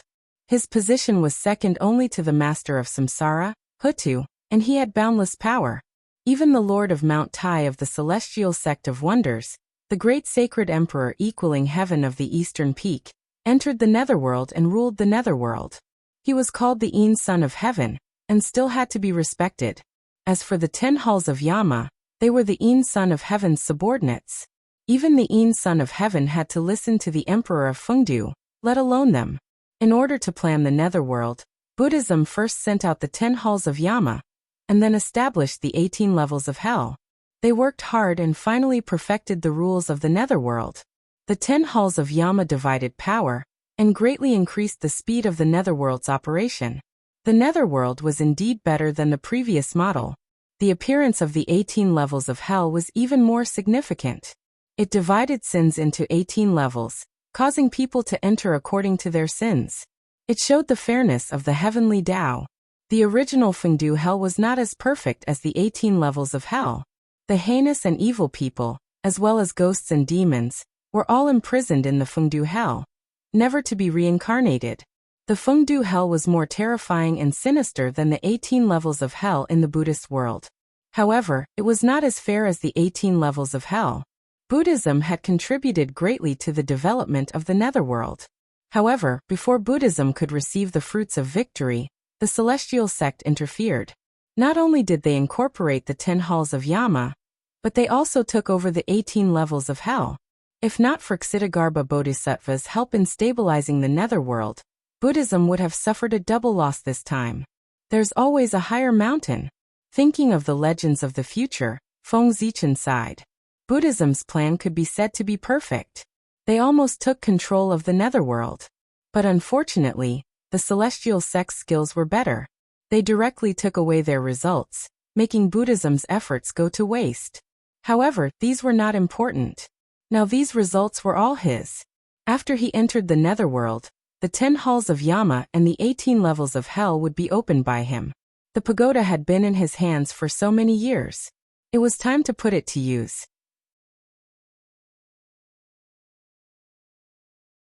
He believed that the 18 levels of hell formed by the pagoda would definitely be more perfect than the ones opened by Buddhism. With this thought in mind, Feng Zichen looked towards the center of the netherworld. That was the ghost emperor's bedroom, which was also his future residence. Suddenly, from the corner of his eye, Feng Zichen saw a mirror. With just a glance, he almost fell into it. Under the reflection of the mirror, all his sins from birth until now were reflected. One by one, they appeared in his heart and questioned him.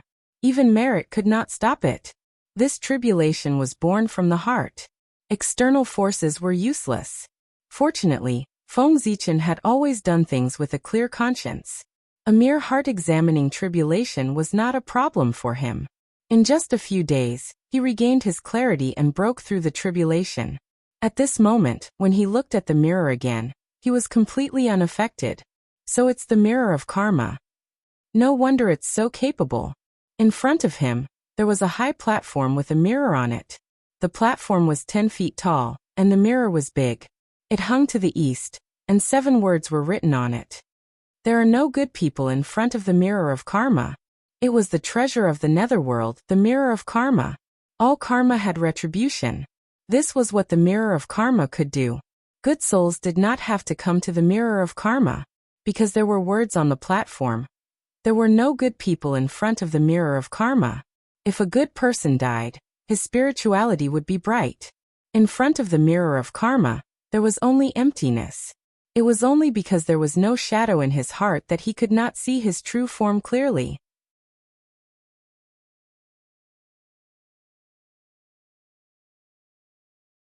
Chapter 358.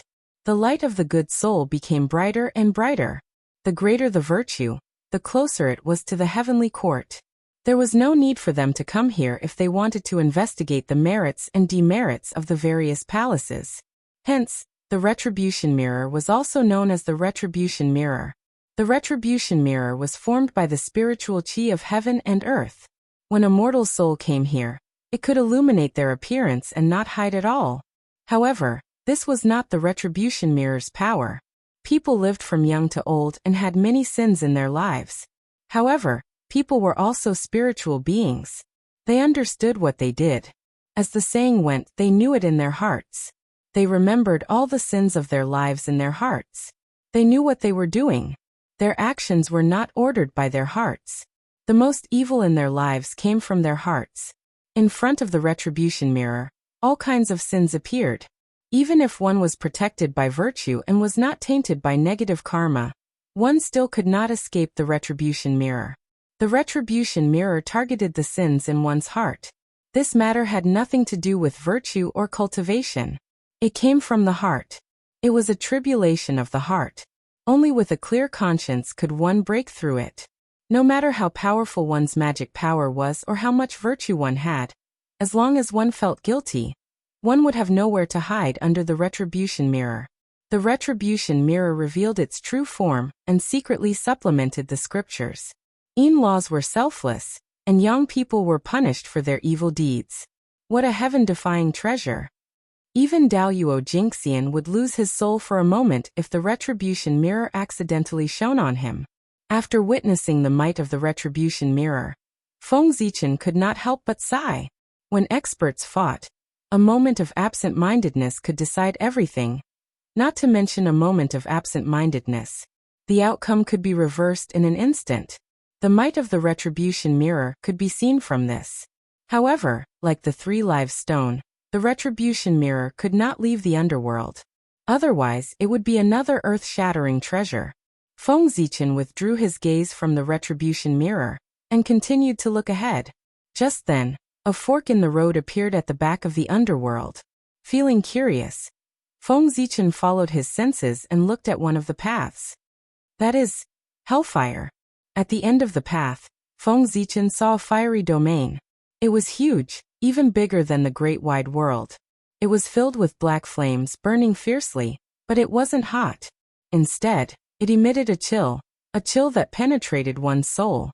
That was hellfire, a supreme true flame born from the quintessence of the netherworld. It possessed boundless might, extreme een and extreme coldness, and it was one of the 10 great true flames of the primeval era.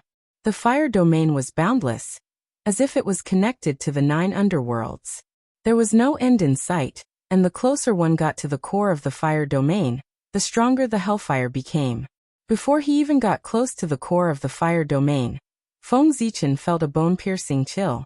It followed his gaze and burned toward him. He was forced to withdraw his gaze in advance. So strong. The power of this fiery domain is so strong. Even if Daoyuo Jingxian came, he wouldn't be able to last long in the core of the fire domain. At most, he would be burned to ashes in 100 years. Feng Zichen said with lingering fear as he mobilized his dermic powers to extinguish the hellfire that was burning towards him. Without a doubt, in the netherworld, the only place that could have such a terrifying scene was hell. This fire domain was the legendary hell. It was the original hell, the hell that was born spontaneously from the quintessence of the netherworld. Before the netherworld was in charge of hell. The Buddhists used it as the foundation to create the 18 levels of hell. Anyone who bore karma would be sent to hell after death and suffer the pain of the hellfire burning their souls. The heavier the karma, the closer one was to the core of hell, the heavier the pain.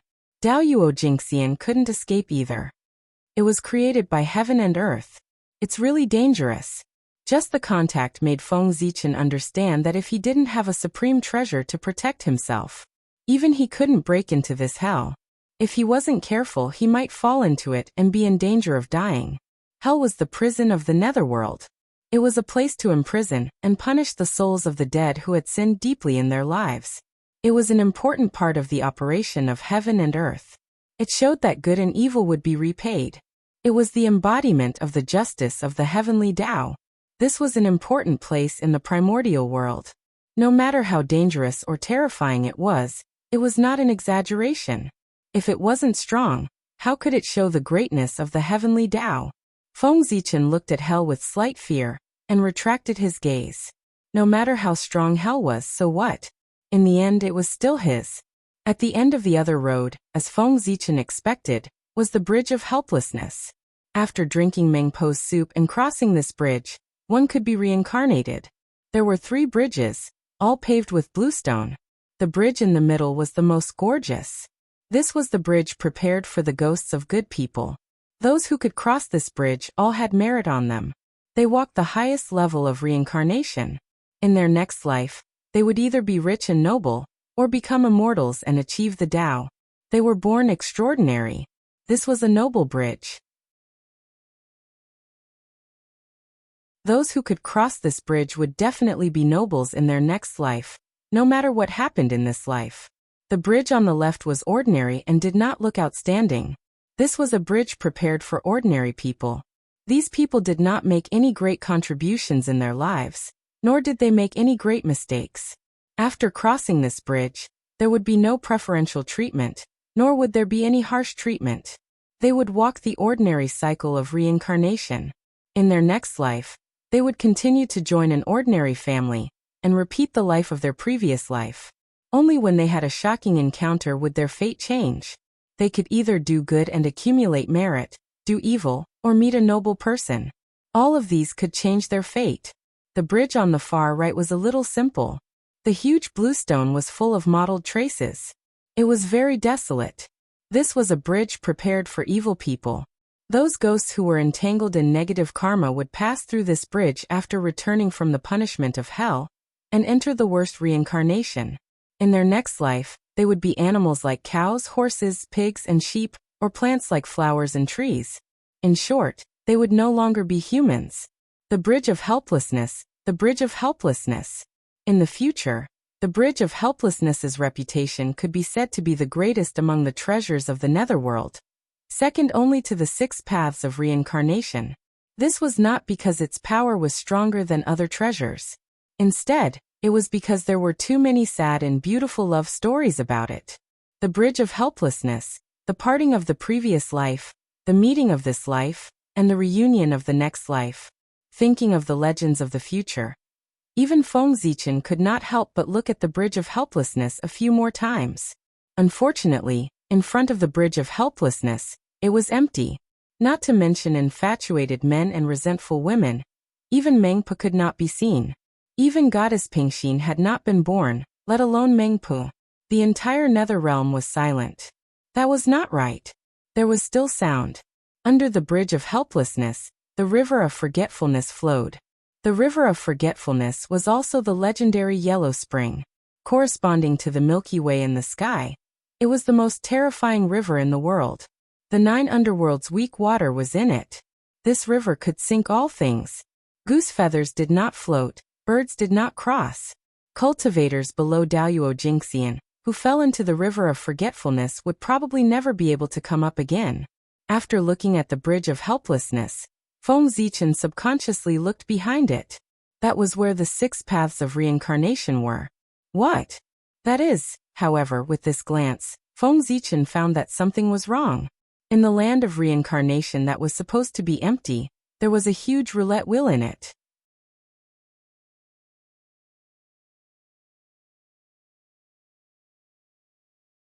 Chapter 359. The roulette was not clear. It was very illusory, as if it did not exist. However, its aura was abnormally terrifying. The distance between Feng Zichen and it was a world. Even so, with just a glance, he felt a chill and fear from the bottom of his heart. It was as if he would be swallowed by the roulette in the next moment. Hiss! So powerful, so powerful. Sucking in a breath of cold air. Feng Zichen was so shocked that he took a few steps back. Even when he faced the Eastern Emperor Tai, he did not expect to be so terrified and powerless today. It was an uncontrollable panic. In front of this roulette, he felt extremely small, as if he was facing the heavenly Tao. This roulette actually gave him the illusion that he was facing the heavenly Tao. It was as if it was the Tao. The Tao should be like this. It was extremely unbelievable. It was not that Feng Zichen had never seen a primordial treasure. When he was at Kunlun Mountain, he had come into contact with the Taiji painting, the Panga banner, and the 4 immortal killing swords. He had even controlled the cauldron of heaven and earth for a period of time. However, the feeling that these primordial treasures gave him was far less powerful than the roulette in front of him. But how was this possible? Primordial treasures were already the peak of the primordial world. Heaven-splitting treasures were the peak of the peak. In the primordial world, there should not be any more powerful treasures than them. However, this roulette did it. Its aura far exceeded that of a primordial treasure, but it was not like a primordial treasure. It was between the two and was very strange. Moreover, this was not what shocked Feng Zichen the most. What shocked him even more was that this roulette was obviously not complete. It was still in the incubation stage. Its figure was extremely illusory, as if it would shatter with a poke. It was also like a ball of the origin of the Tao, constantly evolving. This formless appearance was telling Feng Zichen that it was not complete. The strength that it was displaying now was far from perfect. It had not been completely born, but it already had the strength that far exceeded that of a primordial treasure. If it was truly born, how terrifying would it be? It would probably not be weaker than a primordial treasure. When it was truly born, it might be called the number 1 primordial treasure. 6 Paths of Reincarnation Disc. This must be the 6 Paths of Reincarnation Disc. Only he, the legendary number 1 treasure of the Netherworld, and the number 1 treasure of the Great Desolate Era, would possess such heaven-defying power. Just a wisp of his aura was enough to intimidate Daoyuo Jingxian, and make him think that he was unstoppable. Feng Zichen forcefully calmed his mind and sighed in shock. In the Netherworld, there was only a single treasure that possessed such might, the 6 Paths of Reincarnation Disc.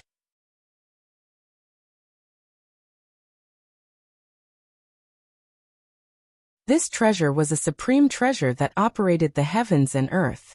It was related to the life and death of countless living beings. He rotated life and death, making the cycle of life and death perfect in heaven and earth.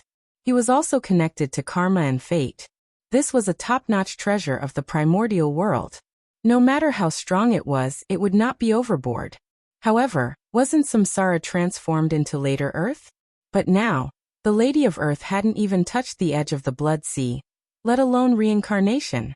But where did this 6 Paths of Reincarnation disc come from? Could it be that Samsara wasn't transformed by the later Earth?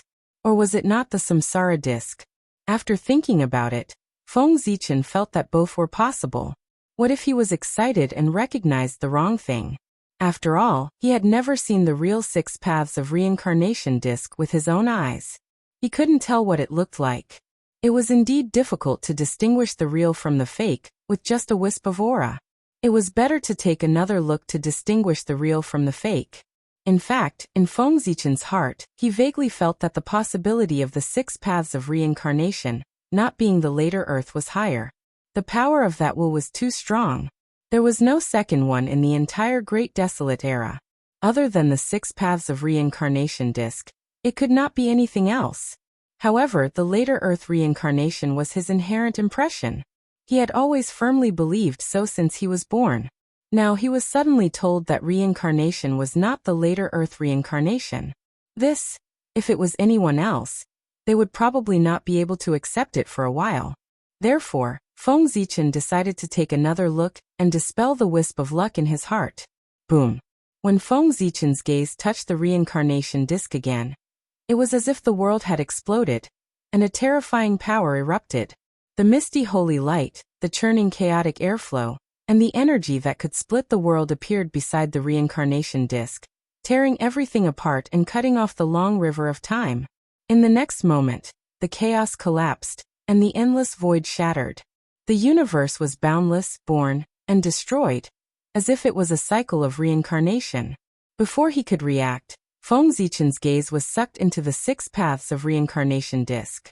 In just an instant, he seemed to have experienced thousands of reincarnations, witnessed the vicissitudes of life, witnessed the change of heaven and earth, witnessed the birth and death of the universe. Gradually, an ancient and boundless aura appeared on Feng Zichen's body.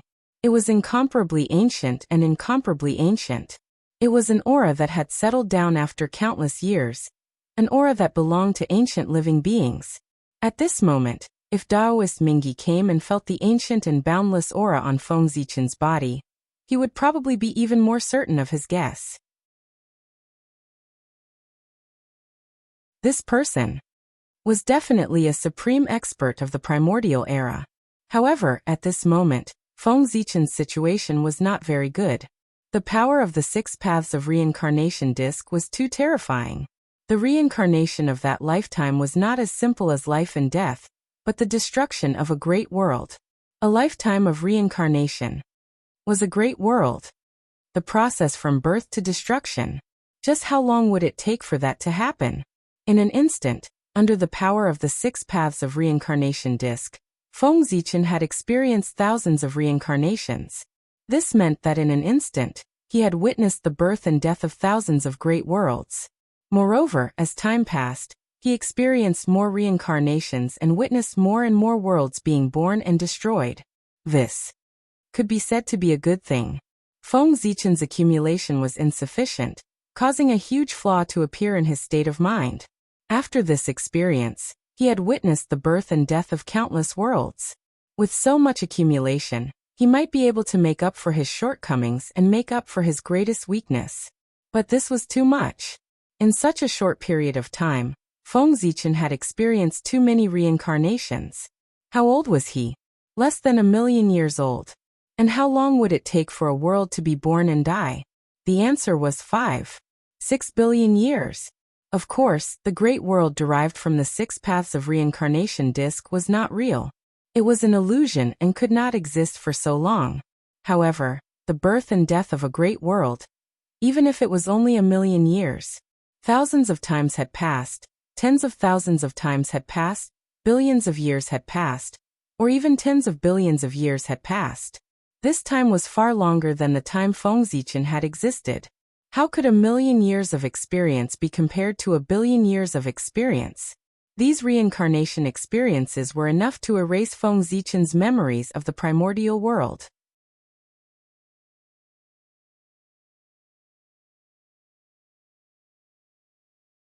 Chapter 360. As time passed, Feng Zichen gradually realized that something was wrong. His memories of the primordial world were actually blurry. It was as if they were memories from a long time ago. Countless years had passed, and he could not remember them clearly. Thousands of reincarnations and billions of years of erosion were about to make Feng Zichen lose himself. He gradually could not distinguish between illusion and reality. Was the experience of the primordial world real? Or was the experience at this moment real? At this moment, Feng Zichen's heart was abnormally conflicted. The two memories were fiercely clashing, and a wisp of confusion appeared in his eyes. Where on earth was he? What was real? What was fake? At this moment, Feng Zichen once again tasted the bitter fruit of his insufficient state of mind. Daoyuo Jingxian was an existence that gathered his own timeline. Time no longer had any meaning to them. Even if they accidentally fell into it, they could still calmly escape. How could they be like Feng Zichen, who was so unbearable? Under the impact of time, they did not even have the slightest strength to resist and were about to be lost in it. If this were to spread out, it would be a disgrace to Daoyuo Jingxian. Fortunately, Daoyuo Jingxian was Daoyuo Jingxian. At the moment when his life was threatened, Feng Zichen's primordial spirit could not help but tremble, waking him up abruptly. Not good. After coming back to his senses, Feng Zichen immediately understood his situation. Before he could think carefully, he was about to cut off the gaze that had fallen into reincarnation, and cut off his connection with the 6 paths of reincarnation. Dong dong dong. At this moment, a melodious bell rang, interrupting Feng Zichen's actions. That was Hongming Daozhong. Under the influence of the bell, Feng Zichen's heart immediately calmed down. No matter how heaven and earth changed, how time changed, how the universe was born and destroyed, the endless reincarnation could no longer affect him in the slightest. He seemed to have transcended from the cycle of reincarnation and experienced the thousands of reincarnations from the perspective of a bystander. At the same time, the merit of creation was also shining, releasing its power to its heart's content. It raised Feng Zichen's perception to the limit, helping him to comprehend the birth and death of the universe and the principle of reincarnation. Just like that, Feng Zichen was immersed in Tao enlightenment. His state of mind was rapidly growing. The experience of thousands of lifetimes was enough for him to see through everything. This was a once-in-a-lifetime opportunity. It was believed that after this, Feng Zichen's state of mind, which was caused by his rapid breakthrough, would completely disappear. It would be completely made up for, and he would even be one step closer. From then on, his shortcoming, that fatal weakness, the flaw in his heart, would no longer pose a threat to him. Only when his state of mind was perfected could his Dao fruit be truly perfected. Otherwise, it wouldn't be good for him to always look like he was lacking in mental fortitude. Along with the birth and death of the universe, endless great Tao and endless rules were spread out in front of Feng Zichen's eyes. Between the birth and death, there was a great opportunity, a great creation. The birth and death of the universe. The great Tao was born and destroyed, and the rules of heaven and earth were the same. Watching the entire process was the greatest fortune and opportunity. Let's ask, in this world, was there any greater creation than personally experiencing the birth and death of the world? No, the creation of heaven and earth was the greatest creation. If not for this, Pangu wouldn't have thought of opening the sky to prove his Tao. Personally experiencing these reincarnations, the birth and death of the universe, brought immeasurable benefits to Feng Zichen. His realm was soaring, and his comprehension of the Tao was becoming deeper and deeper. With the help of the Hongming Daozhong and the merit of creation, this great crisis that was enough to make Feng Zichen's heart skip a beat was turned into a shocking opportunity. Fate was really unpredictable. 3 days later, Feng Zichen, who had experienced countless reincarnations, finally woke up. A wisp of purple light bloomed from his eyes, and it was exceptionally bright. At a glance, it was as if he had seen all the changes in the world and seen all the ups and downs of fate. Only 3 days had passed, but Feng Zichen had spent hundreds of millions of years in the cycle of reincarnation. Now that he had escaped from the cycle of reincarnation, he couldn't help but feel as if a lifetime had passed. Reincarnation is really magical. After cutting off some unimportant memories, Feng Zichen completely regained his senses. At this moment, his heart was filled with shock. Reincarnation was too terrifying. The experience of 3 days was equivalent to countless years of his bitter cultivation. Such a powerful ability was countless times stronger than the great Tao of time and space. Although the great Tao of time and space could also speed up cultivation, it was obvious that it couldn't help people hone their state of mind. From the experience just now, the great Tao of time and space seemed to be wrapped in the path of reincarnation. No, not only the great Tao of time and space. It seemed that all the great Taos in the world could be found in the path of reincarnation. To be exact, the path of reincarnation was a process, a continuous cycle. From nothing to something, and from something to nothing. This process was called reincarnation. Reincarnation was a circle. There was no beginning and no end. It could also be said that the beginning was the end. Whether it was the life and death of the people, the destruction of the stars, or the birth and death of the universe, it was a continuous cycle, and it was also a kind of reincarnation. If one couldn't reach the great Tao and transcend, no one could escape the fate of reincarnation. The primordial world was no exception. Feng Zichen raised his hand, and Hongming Qi appeared, turning into 1 yuan, divided into 2, and developed 3. All kinds of innate runes were born intertwined, and evolved into innate qi, forming an extremely small world in his hand.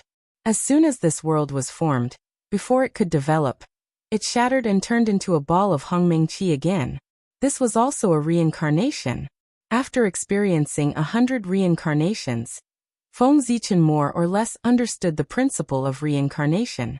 Just now he was testing his path of reincarnation, using the Hongming Qi to deduce the birth and death of the world. Unfortunately, his understanding of the path of reincarnation was too shallow, causing the world to be destroyed as soon as it was born.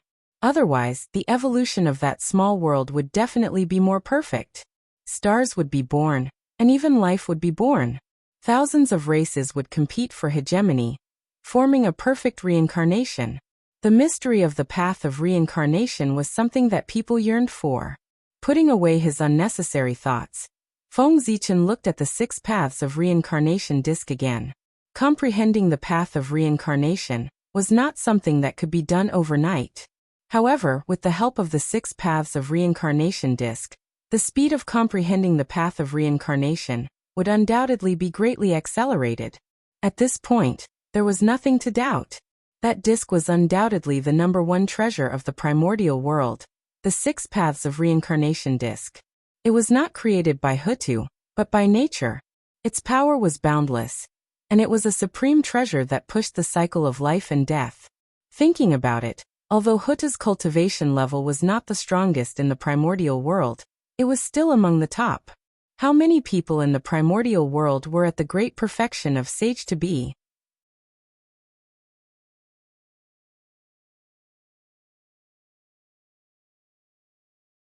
Chapter 361. However, compared to the 6 paths of reincarnation, Hutu's power was not enough. The 6 paths of reincarnation was an existence that was comparable to a chaos supreme treasure. It was countless times more powerful than a Khanate supreme treasure. Hutu's cultivation was only at the peak of the sage to be. She could not even create a Khanate supreme treasure, let alone a chaos supreme treasure. Not to mention him. Even the complete innate origin of the saints Tao into heaven and earth could only barely strengthen one innate cardinal treasure. If the origin was damaged, it would at most be a supreme grade Khanate spirit treasure. A chaos supreme treasure was the highest level of the known magic treasures. It was unsurpassable and far from being something that could be refined by humans. Even the heavenly Tao could not. This should be a supreme treasure refined by Pengu. In Feng Zichen's knowledge, apart from the great Tao, only Pengu had the ability to refine a chaos supreme treasure. After all, Pengu was too strong. Other than not having attained the Tao, he was almost omnipotent. No matter what incredible things happened to him, people would take it for granted. After personally witnessing the power of the 6 paths of reincarnation, it would be an insult to Feng Zichen's intelligence to say that reincarnation was transformed by Hutu. If Hutu had such strength, the demon clan would have been destroyed long ago. Even Hongjun could not stop her. The wizard clan had long become the main character of the world. That's true. The realm of a great Tao venerate has already reached an unimaginable level. How can he not see the importance of reincarnation to the primordial world? This should be the backup plan he left behind. After thinking for a while, Feng Zichen felt relieved. Reincarnation was refined by Pengu. Other than him and the great Tao, no one could refine such a treasure. Pengu opened up the primordial world to attain the great Tao. The process of the primordial world's birth was the process of him continuously verifying his great Tao. The appearance of reincarnation could make the primordial world more perfect. With Pengu's realm, it was impossible for him not to see it. Therefore, when the untainted land was just born, Pengu had already begun to create samsara. However, reincarnation was very important. It was an important part of the operation of the primordial world. It pushed the cycle of life and death. It was not something that a Khanate cardinal treasure could do. Thus, the reincarnation Pengu was preparing to refine was a treasure of the chaos. However, how difficult was it to refine a chaos supreme treasure? The boundless outer realm primal chaos was truly without end. It had existed for an unknown amount of time. Even so, only 3 chaos utmost treasures had been born. From this, one could see how precious chaos supreme treasures were. The creation of the great Tao and the birth of the primal chaos were the most precious treasures in the world. If a chaos supreme treasure could materialize, it would not necessarily be weaker than the chaos demon gods. It might even be stronger and become the leader of the chaos demon gods. its strength would be close to Panga's. This kind of treasure, even if it was refined by the great Tao, would have to pay a huge price, let alone Pangu, whose strength was far inferior to him. First of all, Panga faced the problem of materials. Since the Chaos Supreme Treasure was so powerful, the materials needed to refine it were naturally incomparably precious and difficult to find in the world. When refining a Chaos Supreme Treasure, the Great Tao used its own Taoist rhyme and the Chaos Origin. These were extremely precious treasures, the most original materials. They could create the primal Chaos Daoyuo Jingxian. Its value was no less than the Hongmeng Purple Qi. However, at that time, Panga first created the world, and then killed 3,000 Chaos Demon Gods. His body was already unable to bear the burden, and was on the verge of Tao disintegration. He no longer had the ability to kill his way into the depths of the chaos and forcefully take its origin. However, this did not matter. Without the Chaos Origin, he still had the Chaos Demon Gods' origin and their Chaos Spiritual Treasures. As the darling of the Chaos, the Chaos Demon Gods naturally had to be accompanied by Chaos Spiritual Treasures. 3,000 Chaos Demon Gods meant 3,000 Chaos Spiritual Treasures. In the Untainted Land, some innate fiend gods were born with several innate spiritual treasures. Some Chaos Demon Gods must have more than one Chaos Spiritual Treasure. Moreover, these were only the Chaos Spiritual Treasures that accompanied them. The chaos was so vast that it must have nurtured many Chaos Spiritual Treasures. According to this, the number of Chaos Spiritual Treasures was definitely more than 3,000. These were also formed by the Chaos Origin, and contain the creation of the Great Tao. They were the best materials to refine Chaos Supreme Treasures. The Chaos Demon Gods' origin and bodies were integrated into the newly born Untainted Land, and became part of the origin to strengthen the Untainted Land's foundation. As for the Chaos Spiritual Treasures in their hands, in the Creation Tribulation, even the 3 Chaos Supreme Treasures were smashed into pieces, let alone the Chaos Spiritual Treasures that were weaker than them. Naturally, they had been smashed into pieces. Some of the fragments of the Chaos Spiritual Treasures fell into the Untainted Land and merged with the Khanate Qi. After being nurtured by the heaven and earth, they became Khanate Spiritual Treasures. This was also the reason why there were so many Khanate Spiritual Treasures in the Untainted Land. Otherwise, with the natural nurturing of the heaven and earth, it would take countless years to produce so many Khanate Spiritual Treasures. How could tens of thousands of Khanate Spiritual Treasures be produced so quickly? It could be said that the Untainted Land could have such a grand occasion today, because of the Chaos Demon Gods' corpses. It was none other than the Chaos Demon Gods who hated the Untainted Land. No one could take this lying down. The remaining fragments were collected by Pangu and used to create the 6 paths of reincarnation disc. Thousands of fragments of the Chaos Spiritual Treasures, together with the origin of the Untainted Land and the power left by Pangu, could definitely create a Chaos Supreme Treasure. However, the more heaven-defying a treasure was, the longer it needed to be nurtured. From the time Pangu created the world until now, the reincarnation disc had been nurturing. Until today, there were no signs of it being fully nurtured. This was also the reason why the Nether Realm had never appeared in the world. As a world nurtured by the origin of the heaven and earth, the Heaven Realm had been born for many years, but the Nether Realm had never appeared because it was guarding the reincarnation to prevent others from interfering with the birth of the reincarnation. Therefore, it hid in the depths of the earth and no one could find it. If not for the fact that Feng Zichen was the future lord of the Nether Realm, he would not have found its trace. After figuring this out, Feng Zichen also understood the meaning of Huta's reincarnation. It was wrong to say that Huta became reincarnation. It should be said that Huta used her body to make up for reincarnation. The purpose of Huta's visit was to fill the reincarnation with her own origin, and Panga's bloodline to promote her true birth. Reincarnation had been nurtured for too long, and there was no hope of it being born at all. Therefore, Pangu could only use external forces to speed up her birth. The wizard tribe, which was born with his bloodline, became his first choice. As for Hutu, who was naturally kind and famous for her benevolence in the Untainted Land, it could be said that she had completely inherited the moral character of the earth. She was particularly conspicuous among the tyrannical ancestral wizards. Naturally, she entered Panga's sight and became his first choice.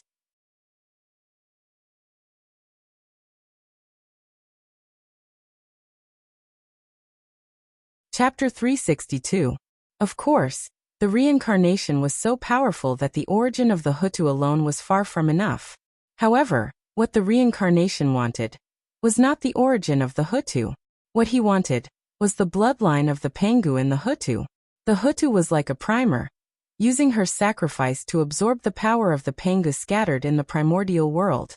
Her innate origin was nothing, but the power left behind by the Pangu was different. In the world, apart from the power of the great Tao, only the power of the Pangu scattered in the primordial world could accelerate the birth of reincarnation. This was an incredible power, a power beyond the imagination of the world, almost omnipotent. For some unknown reason, after the primordial world was opened, the Pangu could not appear in the world, let alone directly interfere with the development of the primordial world. Therefore, the Pangu could only use guidance to indirectly promote the development of the primordial world. Feng Zichen was like this when he obtained the world tree, and so was the Hutu's reincarnation. This was all because the Pangu was indirectly changing the primordial world through them. The primordial world is far more complicated and unfathomable than I thought. Even the Pangu has all kinds of scruples and can't act as he wants. Looking at the reincarnation, Feng Zichen couldn't help but frown. At this moment, he was convinced that the Pangu's situation might not be as good as he had imagined. Whether it was the world tree or the creation of reincarnation, the Pangu could do it himself. After all, it was too simple for him. He could do it with a wave of his hand. It was very casual. But he didn't. Not only did he not do it himself, but he also spent a lot of effort to ask others for help.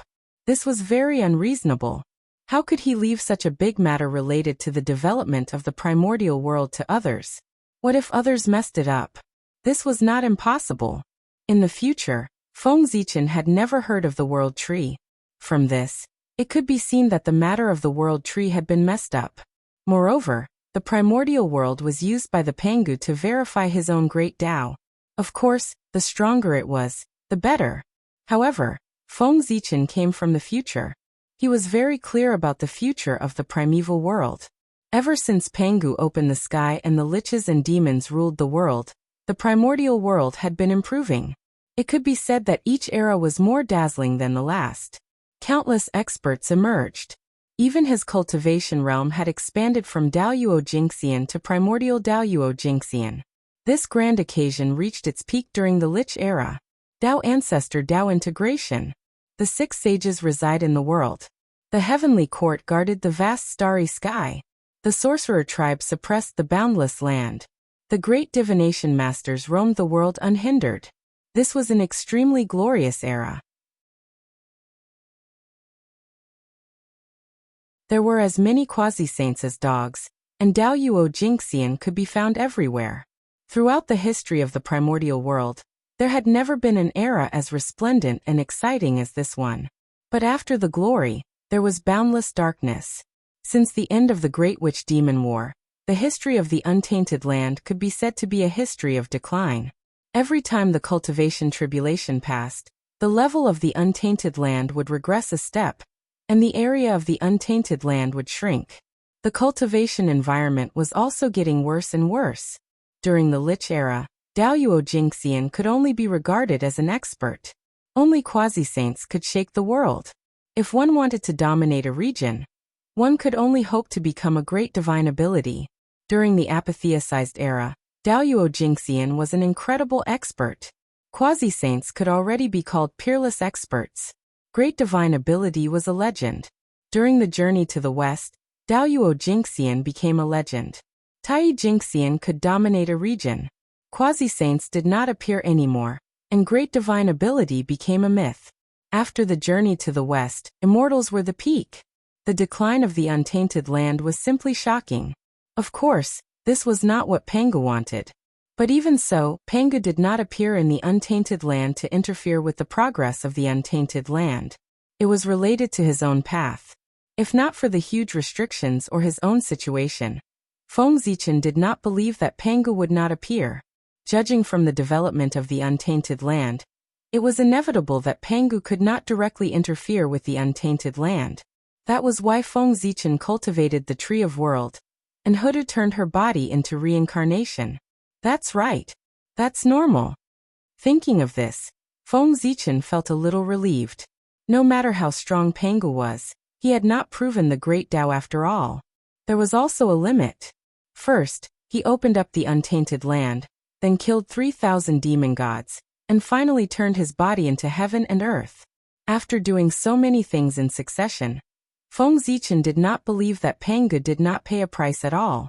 He was seriously injured and had to sleep in the depths of the untainted land to recuperate, leaving only a wisp of divine consciousness to take care of the untainted land. That was reasonable. Otherwise, the 3,000 chaos demon gods were too useless. The combined forces of the 3,000 demon gods could not even injure Pangu, and that was under the situation where he could not use his full strength. It was impossible just thinking about it. If Pangu was really so strong, he would have proven the great Tao long ago. There was no need for him to open up the untainted land to prove his Tao. After the heavenly tribulation, Pangu was seriously injured and on the verge of death. He could not spend too much effort to take care of the untainted land. That could explain everything that happened in the untainted land. Think about it carefully. If Pangu was not seriously injured, I would not have the opportunity one have today, and I would not have the achievements I have today. After pondering for a while, Feng Zichen suddenly realized that Pangu was seriously injured. It was a great thing for him. Although it was wrong to think that way, it made sense. If Pangu had not been injured, everything he had experienced would have been very different. The belly of Mount Buzhou was the beginning of Feng Zichen and Pangu's relationship. From there, he obtained the merit of opening the heavens, the seed of the world tree, and Pangu's favor. From then on, he soared into the sky and began his legendary journey. Under the heaven-splitting merit and Pangu's care, the opportunities that others did not even dare to think about became the norm for him. There were a few times when he was in fatal danger, but he had even turned the danger into safety. It had become a great opportunity that allowed him to transform time and time again. And he had obtained astonishing fortunes. And if Pangu was not injured, just the Hongmeng Dao seal breaking the Hongmeng heaven-measuring ruler was enough for Feng Zichen to die without a burial place. Nurturing the world tree and giving the heaven-splitting merit to the fated person had nothing to do with him, because he was already dead. These things, wouldn't it be better for Pangu to do it himself? In Mount Buzhou, the moment the Hongmeng Dao seal broke the Hongmeng heaven-measuring ruler, Feng Zichen's fate changed. That was the turning point of his fate. It was also the beginning of his glory. To Feng Zichen, other than the Hongmeng Dao seal, Pangu was the one who helped him the most. The Hongmeng Dao seal gave him a new life. Pangu, on the other hand, gave him the hope of achieving the Tao.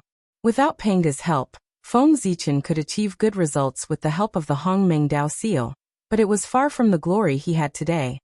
Since I've come to the primordial world, the future of the primordial world is destined to be different. Otherwise, wouldn't I have come to the primordial world for nothing?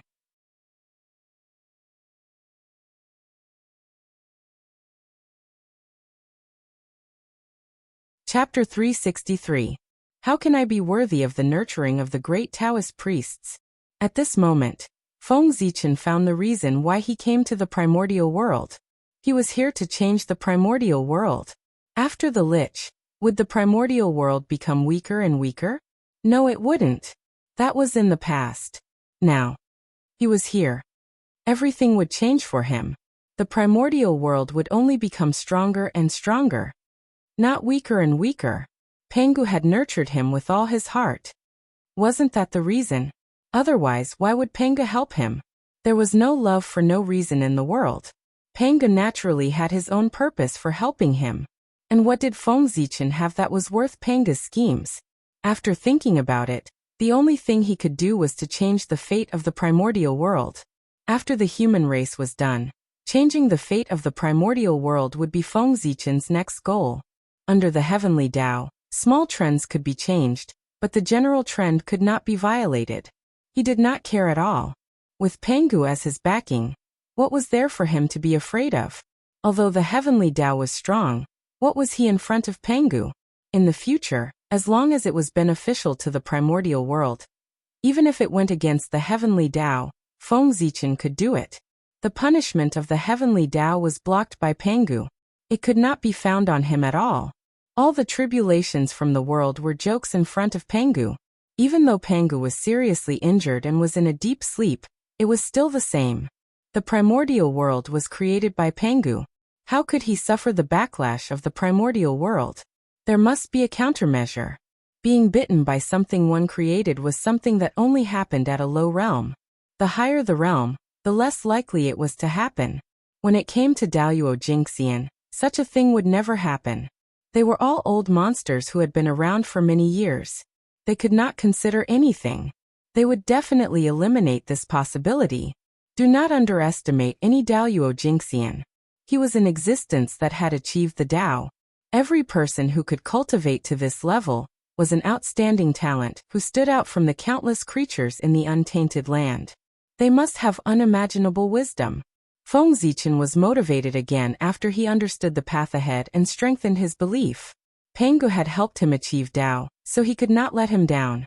Furthermore, even if it was to repay the kindness, he had to make the primordial world stronger. Moreover, as a member of the primordial world, it was his natural duty to make the primordial world stronger and more perfect. There was no need to consider too much. He was born here, grew up here, and fought here. Naturally, he should devote his life to it. It was the same for the human race and the primordial world.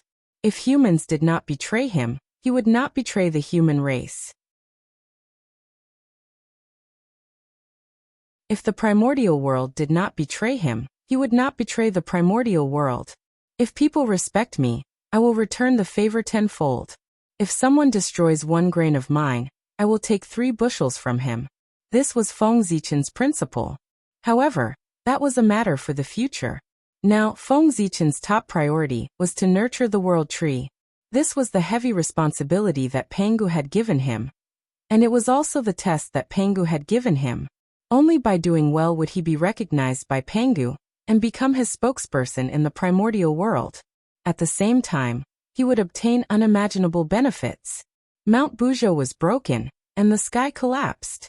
The origin of the primordial world was damaged because of this. Even though Niwa had mended the sky and supported the level 4 heavenly pillar, the grade of the primordial world would inevitably decline. Therefore, the world tree was needed. If the world tree was used to support the sky, not only would the origin of the primordial world not be damaged, but it would also be replenished. The world tree was a chaos spirit root, the top spirit root. It was like the status of a chaos treasure among Dharma treasures. It could not be surpassed. Its roots could connect to the chaos outside the realm and the infinite dimensions. From these places, it could absorb a huge amount of origin to replenish the losses of the primordial world. With it around, even the origin of the primordial world would slowly recover no matter how much damage it suffered.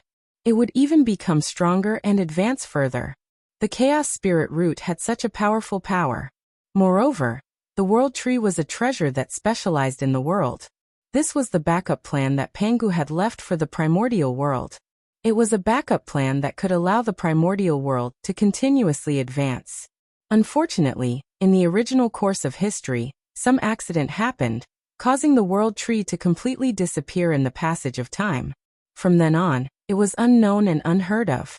This caused the primordial world to continuously collapse in the following battles. Perhaps it was destroyed? Thinking of the scene he saw under Mount Buzhou that day, Feng Zichen could not help but think. Under the erosion of their murderous aura, even primordial chaos Daoyuo Jingxian would not be able to hold on for long, let alone the seed of the world tree that had not yet grown up. Destruction was its ending. However, Feng Zichen came. Everything had changed. The world tree had passed the most dangerous stage and had grown to the half-step primordial chaos. In the primordial world, there were not many things that could destroy it.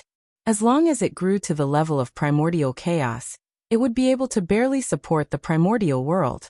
At that time, Feng Zichen's mission would be considered completed. Rumble. Outside the gate of hell, the 9 nether chi was mighty and rushed toward Feng Zichen, forcing him to take a few steps back. It was not until he was far away from the nether realm that the restless 9 nether chi calmed down. It seems that as long as the 6 paths of reincarnation disc is not completed, the nether realm will not allow outsiders to enter. Just now, Feng Zichen wanted to enter the nether realm with his identity as the future lord of the nether realm and see what was going on.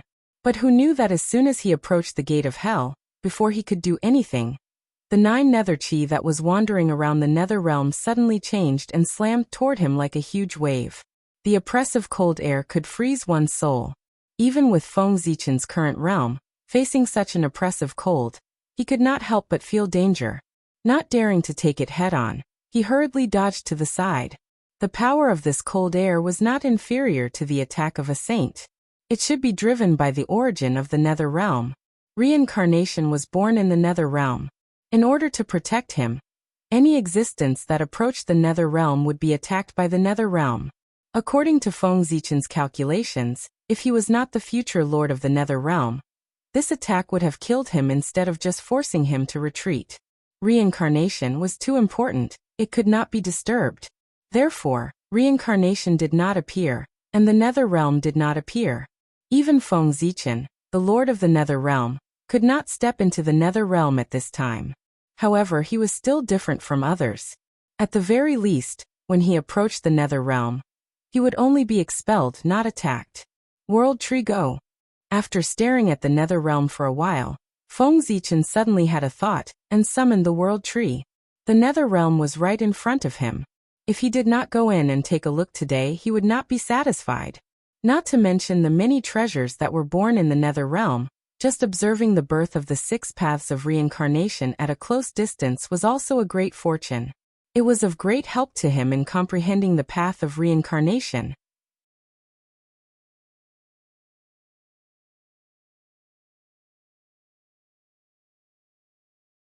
Chapter 364. So, this nether realm. If he could enter, it was better to make a trip there. Because the current reincarnation was not perfect. During the process of his birth, all the mysteries would be revealed and constantly deduced to approach perfection. And when the reincarnation was completely born, his power would be restrained. Other than his master, outsiders could only feel his strength, but they would no longer be able to sense the path and truth contained in him. Therefore, this was the best time for Feng Zichen to comprehend the path of reincarnation. If he missed it, he would definitely regret it for the rest of his life. Entering the nether realm, regardless of whether he succeeded or not, he had to give it a try so that he would not leave any regrets. Yes, Feng Zichen could not enter the nether realm, but that did not mean that he had no other way. The world tree was the way he thought of, as a top-grade spiritual root that coexisted with the world. It was the instinct of the world tree to connect with other worlds. His roots could ignore all boundary walls and obstacles and enter any world at will. This was the world tree. If it did not have such power, how could it be called the chaos spiritual root? Of course, the world tree was magical, and the nether realm was not weak. Now the world tree was far from reaching its most perfect state. Facing the powerful nether realm, it might not be able to break through its defense. But how would he know if he did not try? If he succeeded, there would be a great creation. If he failed, there would be no loss. Anyway, nothing would happen, so why not give it a try? Silently, the world tree walked out of the chaos bead and came to Feng Zichen's side, standing in the void. Whoosh! A root stretched out from the world tree, broke through the layers of void, and rushed toward the interior of the nether realm. Sensing the invasion of a foreign object, the will of the nether realm immediately reacted. It mobilized the surrounding aura of the 9 underworlds and rushed toward the roots of the world tree. At the same time, in the deepest part of the ancient hell in the nether realm, a ball of white flames appeared. With an aura that could freeze everything, it flew out of the nether realm and headed toward the roots of the world tree. It was the fire of hell, the purest fire of hell. The chill on its body was not the innate chill, nor was it the chill of the 9 underworlds, but the chill released by the path of extreme Yin. This ball of hellfire was no longer composed of 9 hell's chi, but of innate extreme in origin. Its essence had long been sublimated. This was the most terrifying hellfire that could burn a golden immortal to death. The change in color from black to white was a sign of the limit. Hellfire surged towards him. Its power was strong enough to make Feng Zichen's expression change. He didn't dare to let it get close to him. Unfortunately, its opponent was not Feng Zichen, but the Tree of World. The nemesis of all energy, the World Tree. As a supreme spiritual root nurtured by chaos, the World Tree could devour all forms of energy. No matter if it was good, bad, congenital, or acquired, as long as it did not exceed his tolerance, he could devour it and turn it into nutrients for his growth. The World Tree could even directly devour the violent chaos chi, let alone the hellfire derived from the innate extreme in origin. It was the best tonic for the World Tree. Crack crack. Wherever the hellfire passed, a powerful chill was released. The void was condensed, making cracking sounds. Then it turned into fragments and fell. However, such a powerful force was completely useless against the Tree of World. Instead, it was suppressed by the Tree of World, and it could not even put up a decent resistance. As soon as the hellfire touched the roots of the World Tree, the roots of the World Tree swept across and blasted it into pieces before it could do anything. Then, without waiting for the hellfire to condense again, the rest of the roots of the World Tree whizzed over and devoured it. Along the way, the 9 hells chi that came with the hellfire was also devoured by the World Tree. Although the Nether Realm was strong, it was only a part of the primitive world. It was far less powerful than the primitive world. In addition, reincarnation hadn't started. Most of its power was limited to nurturing reincarnation. As a result, its power that was comparable to a saint's could not be used. It could only barely reach the half-step primordial chaos level. This power was more than enough to deal with Feng Zichen. However, it was far from enough to deal with the World Tree, which was also a half-step primordial chaos level. In an instant, the World Tree broke through the layers of defense of the Nether Realm and came to its side. A soft light bloomed on the roots of the World Tree. It seemed to have thousands of colors, including all the colors in the world. At this moment, the World Tree seemed to have merged with the void and squeezed toward the interior of the Nether Realm. However, this action completely angered the will of the Nether Realm. In the sky above the Nether Realm, the Great Path Law appeared, and the aura of death filled the air. That was the path of death. The Nether Realm was a world of death. It was a world that relied on the path of death to exist. It was the home of all souls. When it was extremely angry, it could completely trigger the descent of the path of death. In this world, no one could escape death, especially in front of the path of death. It seemed that under its power, even Daoyuo Jingxian would die. This death was not a complete disappearance. Instead, it was being transformed into a life form and living in another way, a way of death. Everything was the opposite of life. This was the enlightenment that Feng Zichen had after seeing the path of death. Faintly, after the appearance of the path of death, there was even a resonance between them. An inexplicable attraction came, inducing Feng Zichen to throw himself into the embrace of the path of death. That was not a bad thing, because Feng Zichen had a feeling. It seemed that as long as he threw himself into the embrace of the path of death, he would be able to directly prove his path, and become the pathmaster of the path of death. He would become the strongest among Daoyuo Jingxian in one fell swoop. Even the path after the quasi-saint was paved for him. Once the calamity was over, he would become a great magician of the primordial world. A beautiful future was right in front of his eyes, as long as he threw himself into the embrace of the path of death. In the next moment, under the powerful temptation, Feng Zichen almost took a step forward and walked toward the path of death. However, his strong temperament prompted him to calm down in an instant and forcefully stop his footsteps. It was not because there was a trap in this matter, but because although the path of death was good, it was obvious that it was not as good as the path of reincarnation. If he went to comprehend the path of death now, he would definitely miss the opportunity to comprehend the path of reincarnation. Therefore, he could not go. The path of death was there, and he could comprehend it at any time.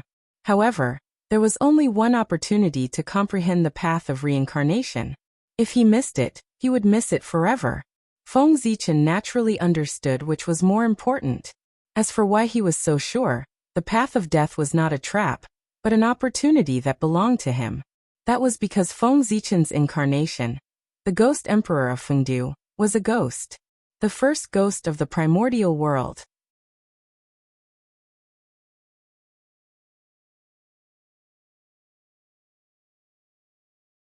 Chapter 365. Ghost.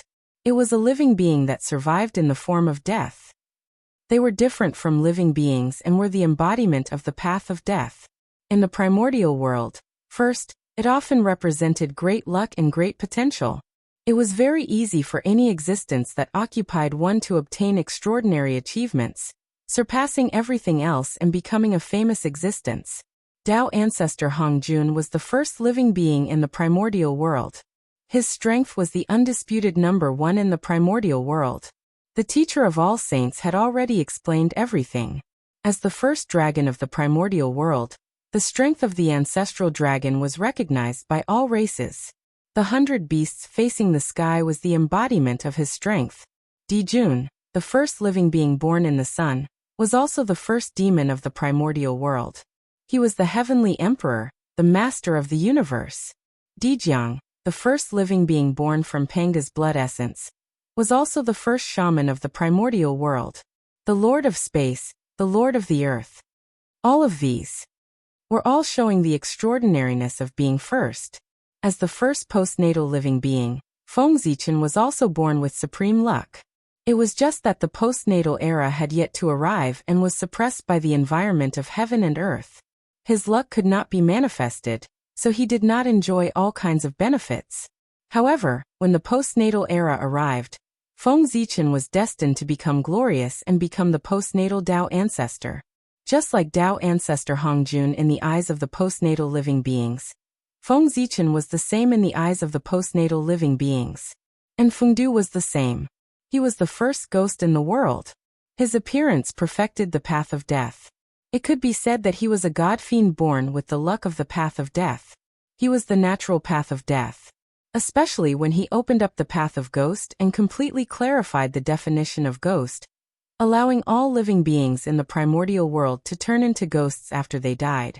This undoubtedly increased the power of the path of death greatly. In this world, there was no love for no reason. Feng Zichen had brought so many benefits to the path of death. Of course, he had to express his gratitude. Therefore, after sensing Feng Zichen's aura, the path of death would naturally throw out an olive branch and give him more strength so that he could better develop the path of ghost and strengthen the power of death. As long as Feng Zichen's Fengdu incarnation was still around, the Tao of death would always favor him, because he had become the spokesperson of the way of death in the primordial world. Therefore, as long as he wanted to, he could attain the Tao at any time. He had become the Death Tao Lord.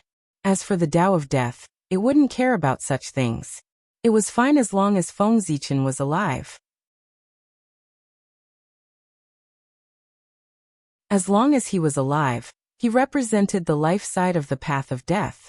He would always exist and strengthen the path of death. Therefore, as long as Feng Zichen was alive, everything would be fine. In order to let him live well, the path of death didn't mind releasing his authority to him, allowing him to attain the path at any time. The great Tao of heaven and earth had no wisdom.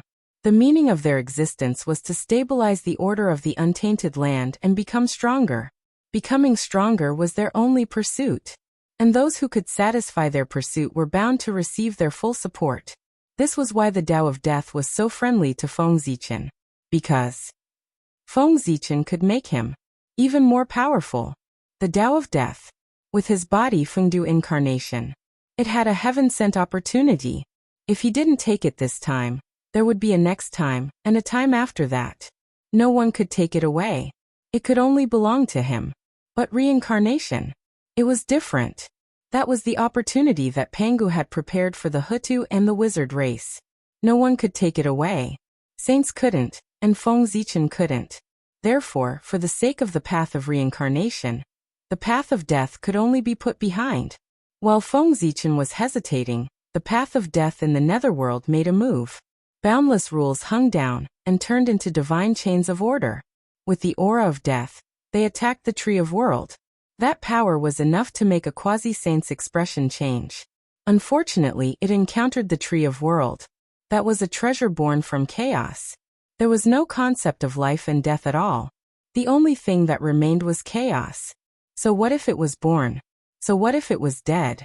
For creatures born in chaos, it was completely meaningless. They had long transcended life and death. They were no longer in the category of life and death. In their eyes, there were only things that existed and things that didn't exist. And whether it was life or death, it was a state of existence. Therefore, whether it was life or death, it didn't have much impact on them. It couldn't change their essence.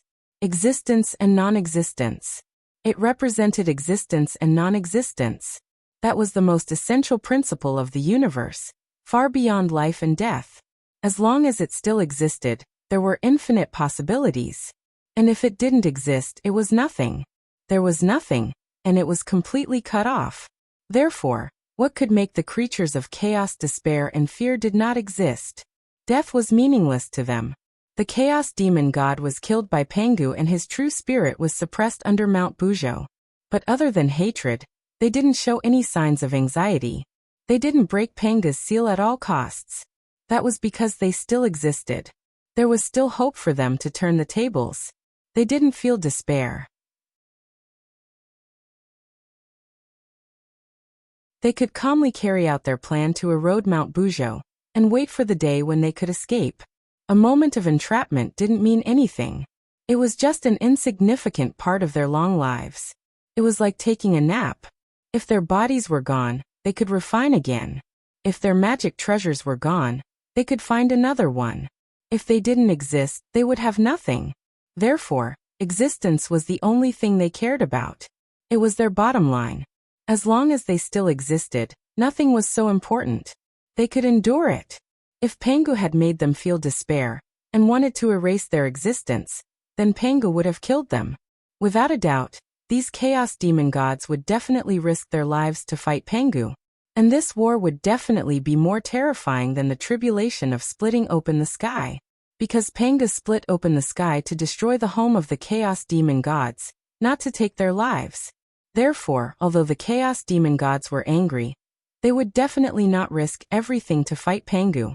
After all, no matter how extraordinary the primordial world was, it was far from being comparable to the chaos. The primordial world was also a part of the chaos. One day, it would return to the embrace of the chaos. It came from the chaos and left from the chaos. This was reincarnation and also fate. No one could escape. With the realm of the chaos demon gods, it was impossible for them not to understand this.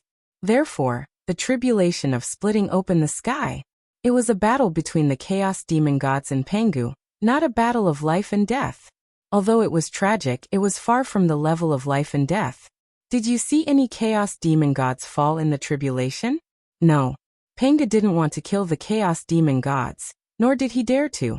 Otherwise, when it came to a battle of life and death, even the great Tao would tremble if 3,000 chaos demon gods attacked at all costs, let alone Pangu. They were all chaos demon gods.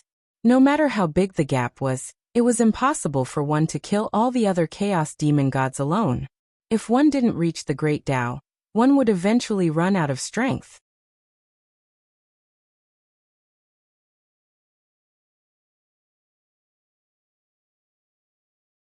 Chapter 366. The chaos demon gods wanted to destroy the primordial world only because they could not take it lying down. It was not that they did not want to destroy the primordial world. They would die. Imagine if someone destroyed your home and brazenly built a new house on the old site of your home, and even lived there openly.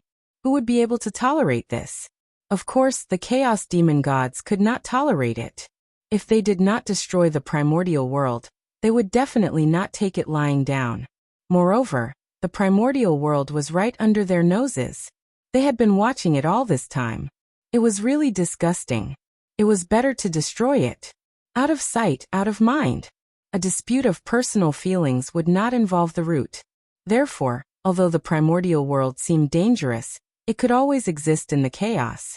Because the chaos demon gods did not have the courage to put all their eggs in one basket. In their opinion, It was stupid to sacrifice everything in order to destroy the primordial world. In their understanding, in this world, other than the chaos, there was no world that existed forever. Perhaps even the chaos would be destroyed one day. From nothing to nothing, from nothing to something. It was a fateful cycle that no one could escape.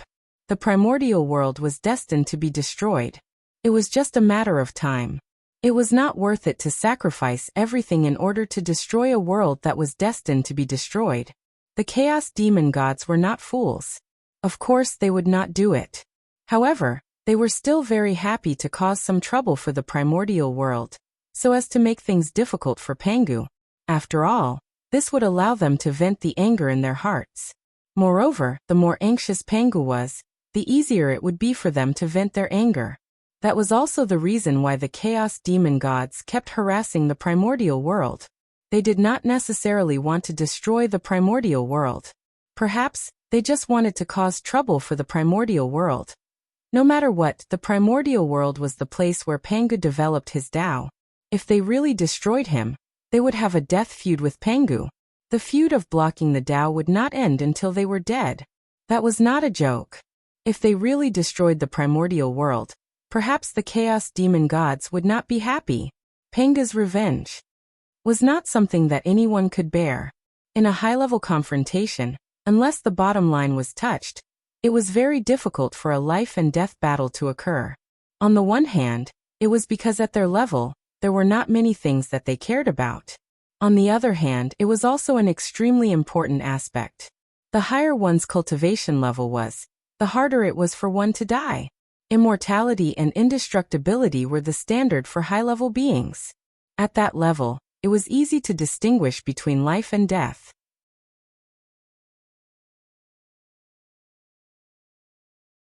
It was almost impossible to kill an existence of the same level. To be able to cultivate to that level, which one of them wasn't a prodigy? Which one of them wasn't a person above others? No matter how bad it was, how bad could it be? Even if he managed to kill it, the price he would have to pay would be unimaginable. Scheming for eternity and suppressing others with power was the normal state of that realm. Life and death was a last resort. The divine chains of order formed by the Tao of Death shot forward and bound the Tree of World in an instant. The terrifying origin of death spread out and surged into the World Tree's body, trying to wipe out its vitality and pull it into the embrace of death. However, the World Tree had no concept of life and death. The so-called origin of death was also one of the nutrients it needed to grow. The Tao of Death wanted to use the origin of death to wipe out its vitality, but it was a fool's dream. A misty green light bloomed. The origin of death that surged into the World Tree's body was immediately absorbed by it and transformed into the nutrients it needed to grow. Even so, the World Tree was still not satisfied. It waved its roots and took the initiative to reach out to the divine chains of order that wrapped around its body to absorb more origin of death. Gradually, the Tao of Death began to realize that something was wrong, so it withdrew the origin of death and stopped releasing it. Instead, it relied on its powerful strength to entangle the World Tree and pull it to an unknown place, preventing it from approaching the netherworld. No matter what, the Tao of Death was still the Tao of heaven and earth. Its power was absolutely strong. It couldn't destroy the World Tree, but it could still pull it. Rumble.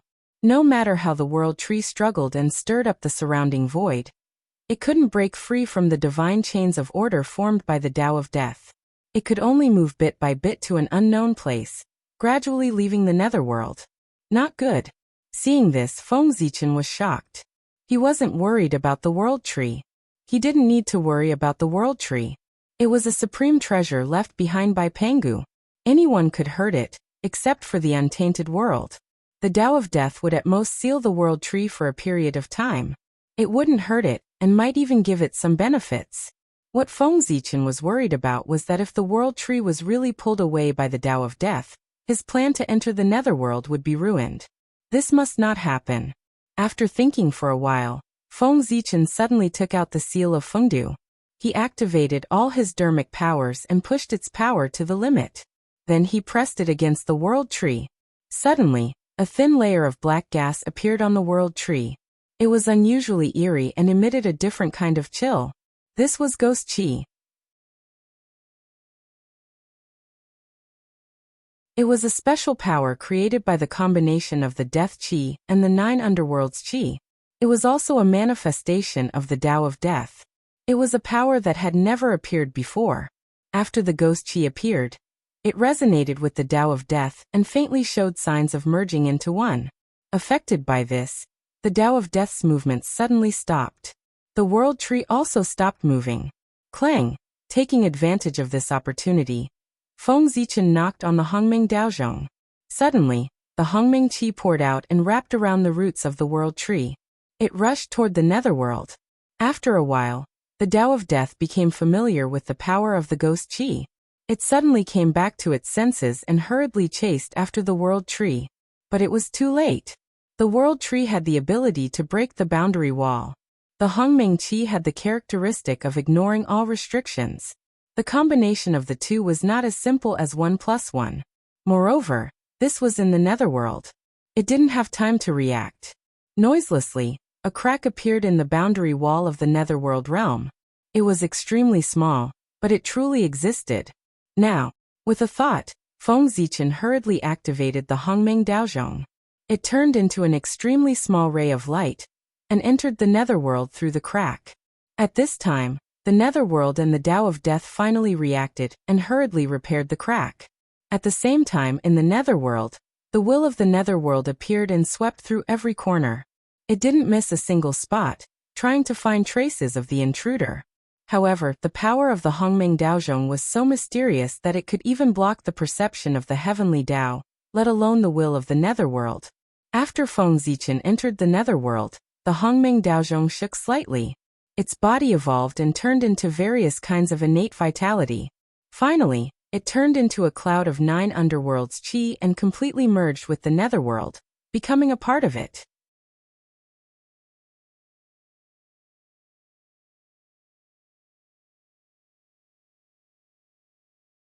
Chapter 367. The vast will swept through the nether realm again and again, but it did not find the slightest abnormality. It was as if no one had barged in just now. After a long time, the will of the nether realm, which could not detect any abnormalities, slowly retreated. The nether realm also returned to its calm state. After a long while, the aura of the 9 nether that Feng Zichen had transformed into moved and slowly floated toward hell. That's right, it was either reincarnation or hell. The moment he entered the nether realm, an inexplicable call suddenly came from the depths of hell. It was as if there was something extremely important to him there, constantly tugging at his mind and urging him to rush there. This feeling was a whim, a long-lost whim. In a trance, Feng Zichen understood there in the depths of hell, there was a treasure that was fated to be with him. Most cultivators were extremely sensitive to things related to themselves. Regardless of whether it was good or bad, they would often be able to sense it in advance and feel it in their hearts before it happened. This was called a whim. This was the instinct of cultivators, and it was also one of the benefits of cultivation.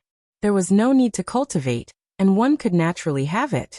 Moreover, it would become stronger as one's realm increased. It was because there were all kinds of incredible benefits that the people of the world would rush to cultivate and think of all ways to improve their cultivation. The pleasure brought by the improvement of one's realm would not be understood if one had not experienced it. That feeling was incomparably wonderful. After hesitating for a moment, the curiosity in his heart prevailed in the end, leading Feng Zichen to walk in the direction of hell, collecting a spirit treasure. It should not take much time. Feng Zichen was not surprised that there was a treasure in hell that was fated to be with him. He was the emperor of Fengdu, the original master of hell. Everything in hell belonged to him. Wasn't it normal for him to sense the birth of a treasure in hell? The nether realm was empty. There was no sign of life. Everything remained the same as before. Along the way, Feng Zichen did not encounter any obstacles. Very smoothly he arrived outside hell. At this time, Hongming Daozhong shook again, and Feng Zichen's body suddenly changed. The 9 nether qi turned into hellfire, and he wobbled into hell. Moreover, as he continued to go deeper into hell, the color of the hellfire he transformed into became darker and more powerful. This was to harmonize with the surrounding environment, to prevent the hellfire from backfiring. In the end, Feng Zichen was only the future Lord of Hell. Now he was not. He had to wait for the nether realm to appear. Only by relying on the providence of opening up the ghost path would he be able to rightfully control Hell and the nether realm. With his current strength, without the support of the karmic rank, it would be quite troublesome to deal with the fire of Hell in the depths of Hell. It was better to keep a low profile. If things got out of hand, he would not only have to deal with Hell, but also the netherworld. Huff! Huff! The vastness of Hell far exceeded that of the upper-class world. It was comparable to any heaven in the heaven realm. With Feng Zichen's speed and the help of Hongming Daozhong, it took him several years to reach the core of Hell, where the treasure was located. This is, looking at the huge black ball of light in front of him, Feng Zichen was a little shocked for a moment. What was that? The black on its body was so pure. There was not the slightest flaw. It was so black that it made people despair. Especially the aura on its body, it was different from before. It was no longer the chill unique to Hell, but evil, the ultimate evil in the world. Looking at it, Feng Zichen felt as if he had seen despair and all the evil in the world. In the depths of the black ball of light, he even saw endless sins and the chilling karma. It was as if it was a collection of evil, bearing all the sins in the world, so much so that it gathered unimaginable karma. It was the embodiment of evil, the source of sin, and the beginning of despair. Just by looking at it, Feng Zichen felt that he had been infected by its power. He fell into the abyss of despair, and continued to sink deeper and deeper. Despair, endless despair. As far as the eye could see, there was nothing but despair. Even the future was dark and hopeless. His heart was silent. His Tao gradually lost its vitality. Under the power of this ball of light, Feng Zichen's Tao heart was sinking and gradually walking towards death. Boom. Just as Feng Zichen's life was about to be threatened, the black ball of light suddenly changed and let out a loud roar, waking Feng Zichen up from his despair. Hiss! So powerful! After coming back to his senses, Feng Zichen could not help but break out in a cold sweat. The netherworld was indeed the world of death. It was extremely dangerous and full of dangers. If he was not careful, even Daoyuo Jingxian would be in danger of dying. After a while, Feng Zichen looked at the black ball of light again, and found that everything was different. At this moment, what enveloped it was no longer the endless evil and despair, but the Tao in truth. That was the Tao of evil. It was the Tao of sin. It was the Tao of despair. It was also the Tao of death. All kinds of great Tao appeared on its body and turned into rules, explaining the truth of great Tao to Feng Zichen. The origin of Hell. In a trance, Feng Zichen understood the origin of this thing. It was the innate origin of Hell, the foundation of Hell. Controlling it was equivalent to controlling the entire Hell. This was originally his authority. It was also because it sensed his aura that the origin of Hell would appear and attract him. Without any hesitation, Feng Zichen immediately took a step forward and gently touched the origin of Hell. Immediately, the origin of Hell trembled violently. Wisps of light appeared and flowed along Feng Zichen's arm into his body, fusing with him. Powerful. Unprecedentedly powerful. With the influx of the origin of Hell, Feng Zichen's strength soared. In a few breaths, he broke through the limits of Daoyuo Jingxian and reached the quasi-saint level, and he was still growing. It was not until the origin of Hell completely poured into his body that his strength stopped growing. At this moment, his strength had reached the limit of a quasi-saint, and he was about to break through to the level of primordial chaos. At this moment, Feng Zichen had an illusion that in the netherworld, in Hell, he was invincible and could almost face a saint. No, this was not an illusion. This was the truth. At this moment he was not only him, but also the Lord of Hell. His every move was enhanced by the origin of Hell. Not only could he mobilize the power of Hell, but he could also mobilize the power of the netherworld. He could be said to be extremely powerful, and his strength was close to that of a saint. To be his enemy was to be the enemy of Hell, was to be the enemy of the netherworld. In this way, how many people in this world could be his enemy?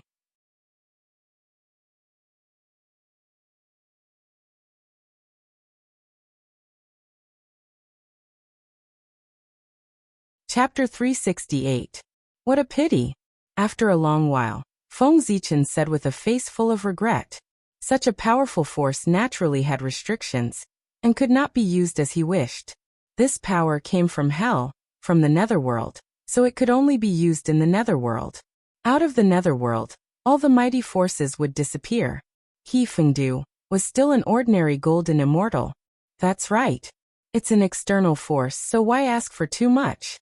In just an instant, Feng Zichen adjusted his mentality. The power of hell was just icing on the cake for him. It would be better if he had it, but it would not affect him much if he did not. His clone was born with the fate of death.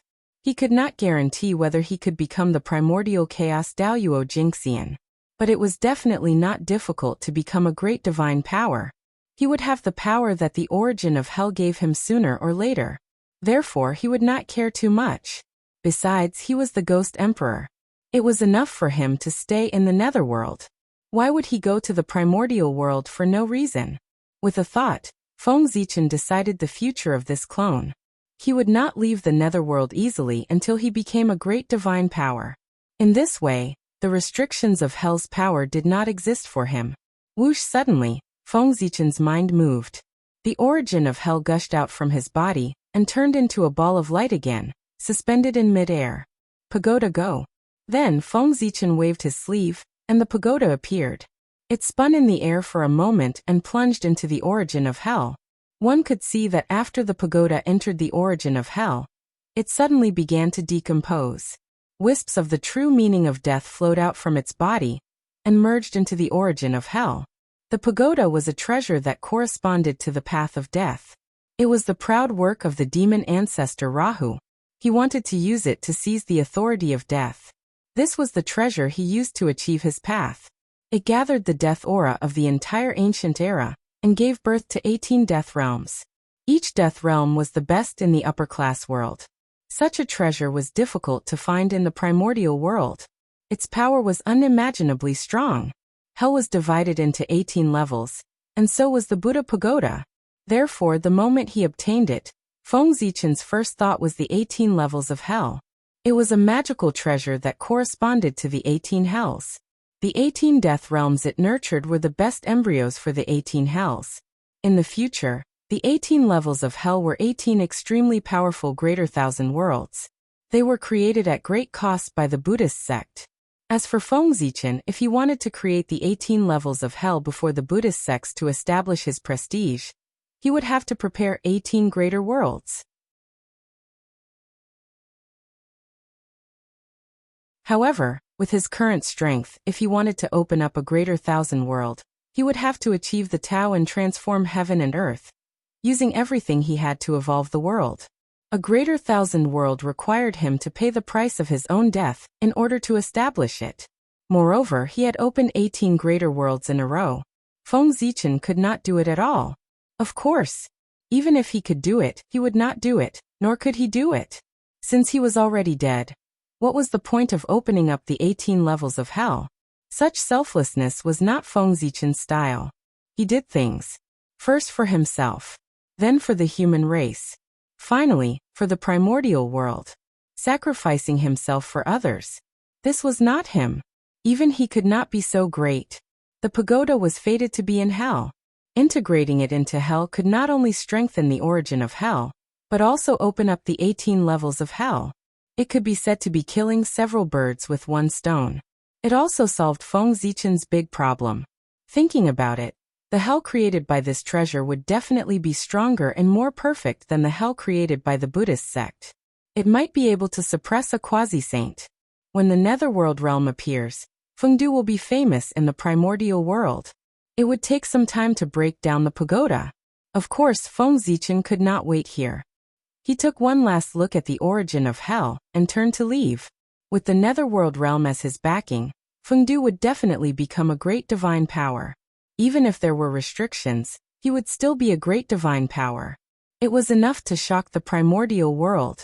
Walking in the netherworld realm and breathing in the aura of the 9 underworlds, Feng Zichen felt that his entire body was transparent. Now that he had obtained the origin of hell, He could walk freely in the netherworld realm without worrying about being discovered by the will of the netherworld. This is the netherworld realm. It's simply the holy land of ghost cultivators. After walking for a while, Feng Zichen suddenly sighed. In just a short while, bathing in the aura of the 9 underworlds, his body seemed to have been baptized. He became more transparent and light. One had to know that he was Daoyuo Jingxian. Even he could sense the obvious benefits, let alone those low-level cultivators. If they were in such a cultivation environment for a long time, their cultivation progress could only be described as rapid.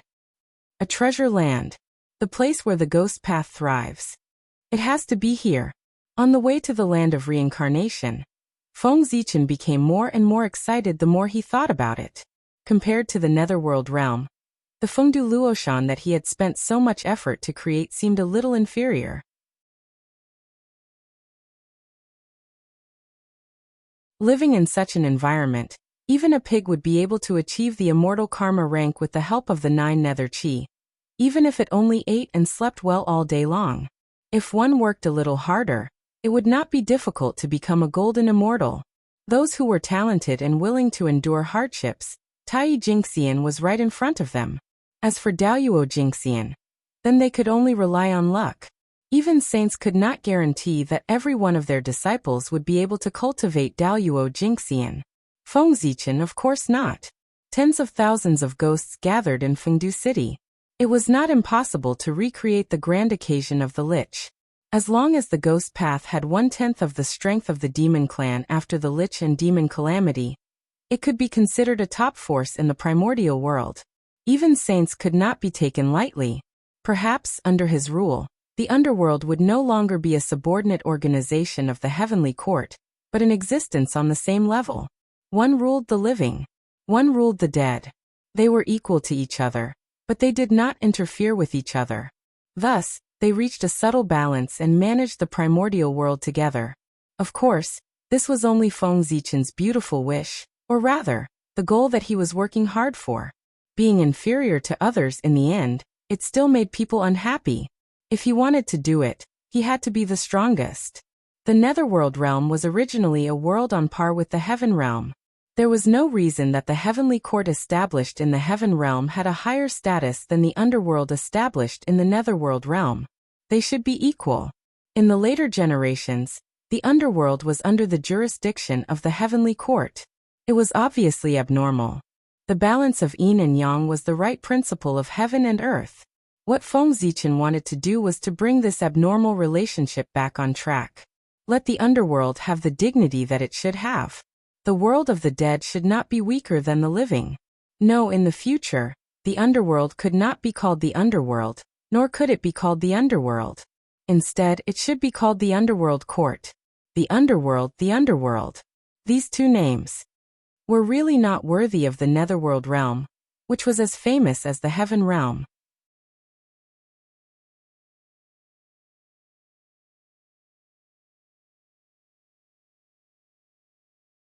Chapter 369. In Court. This title was domineering. If it was spread out, it would also sound good. Otherwise, if he called himself the Yin Master of the Underworld, he would be inferior to the heavenly court in name. How could he compete with him? Since he wanted to compete, then he had to start from the basics. First of all, he could not be weak in terms of reputation. It did not matter if he did not have the strength, but he had to show off his reputation. The name represented the luck of heaven and earth. It could not be taken lightly. This was a magical power that could often play an unexpected role. The future of the primordial world. It will change in my hands. Feng Zichen was a little excited when he thought of the future separation of heaven and earth. If this matter was successful, he would have completed a part of his plan to change the primordial world. The Yin Court of the Underworld was a major event that would change the primordial world. The fate of the primordial world would be controlled by him. How could this not be exciting? Anyone in this situation would not be able to remain calm. Moreover, Feng Zichen had also thought of a way to let the Yin Court compete with the Heavenly Court. The reason why the Heavenly Court could shock the primordial world was because of Zhouxing, Dijun, Taifushi, and the endless demon race. If the Een court wanted to compete with him, they could only borrow the power of the Magi. In the primordial world, only the Magi could compete with the demon race and even faintly defeat them. Moreover, there was an inseparable relationship between the Magi and the netherworld. That was the Lord of Samsara. Her status was even higher than Fengdu, the Lord of the netherworld.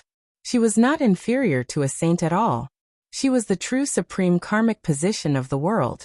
With him around, the Magi could also be said to be the master of the netherworld. If the Magi moved into the netherworld, they would have the 6 paths of reincarnation, the 12 ancestors of the Magi, and the experts of the Magi. The Een court was the true Een court, and it could completely compete with the heavenly court. Perhaps, this was the beginning of the change in the fate of the primordial world. Wait. The Magi, the netherworld. This. Thinking of the relationship between the Magi and the netherworld, Feng Zichen's mind suddenly stirred as he discovered a shocking secret. The netherworld was the holy land of ghost cultivators. The 9 underworlds Qi could temper the primordial spirit. Living in the nether realm for a long time, even if one did not cultivate much, under the influence of the 9 underworlds Qi, one's origin spirit would slowly become stronger. However, the sorcerer tribe did not have primordial spirits. No. It was not that the Magi did not have primordial spirits. It was just that his primordial spirit was too weak. In the process of cultivation, it was absorbed by his powerful physical body, and became a part of his body. If the shamans were allowed to live in the nether realm, it was hard to say what would happen to those powerful shamans. However, there was a high chance that the newborn Magi would be baptized by the 9 nether Qi and give birth to essence souls. They would be no different from other living beings in the primordial world. This, thinking about it carefully, the birth of the netherworld seemed to have been specially prepared for the shaman tribe to make up for the shaman tribe's flaws.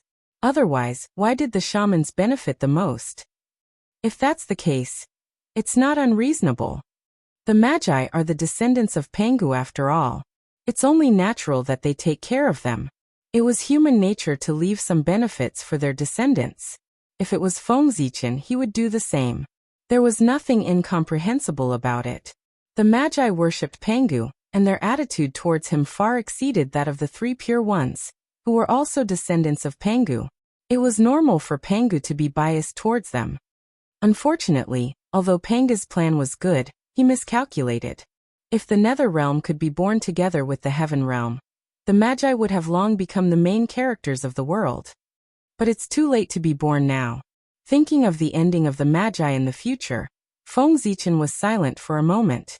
Even someone as strong as Pangu could not control everything in the primordial world. There were times when he was helpless, using the nether realm to make up for the flaws of the Magi, so that the Magi could become the main characters of the world and dominate the primordial world. Their relationship would not be in vain. However, plans could not keep up with changes. Something that Pangu could not control happened. Reincarnation. It was too powerful. As a result, its gestation time far exceeded Pangu's expectations. Even when it was the age of the Magi, there were no signs of its birth. Reincarnation did not appear for a long time, dragging down the timing of the nether realm's birth, causing it to be unable to be born. Helpless, Pangu could only use the power of the Lady of Earth to forcefully create reincarnation. But at this moment, the fate of the Magi was set. They would definitely be defeated. This was the general trend of the heavenly Tao. How could it be reversed by the nether realm? His birth could not change anything. Otherwise, how could the monstrous negative karma accumulated by the Magi and Magi be eliminated? How could the karma with the billions of living beings in the primordial world be resolved? These were the sins of the Magi. If this sin was not punished, how could the heavenly Tao show its fairness? Being impartial was the foundation of the existence of the heavenly Tao, and it was also the foundation of maintaining the order of the world.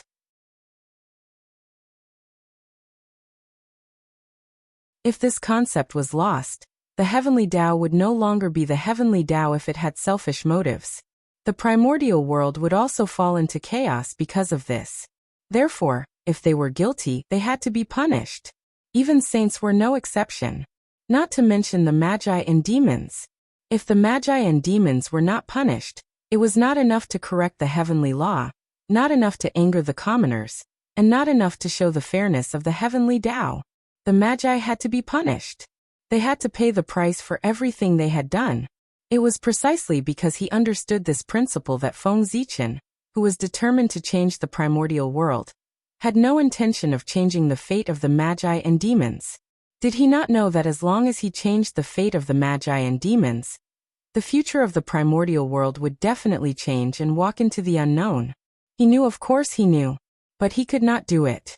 The negative karma that the Magi and demons carried was too heavy. Even if it was converted to saints, it was enough to pull them down from their positions as saints. Feng Zichen could not bear such karma at all. He could not solve it, nor did he dare to accept it. If he touched it, he would die. No one in the primordial world could touch it. Sigh. The Magi have already made a big mistake. Their negative karma is deep, and there is no way to save them. Even if the nether realm is given to them, they can't change their fate. Therefore, the fate between the nether realm and the Magi is limited. That's why Fengdu was born to replace the Magi and rule the nether realm.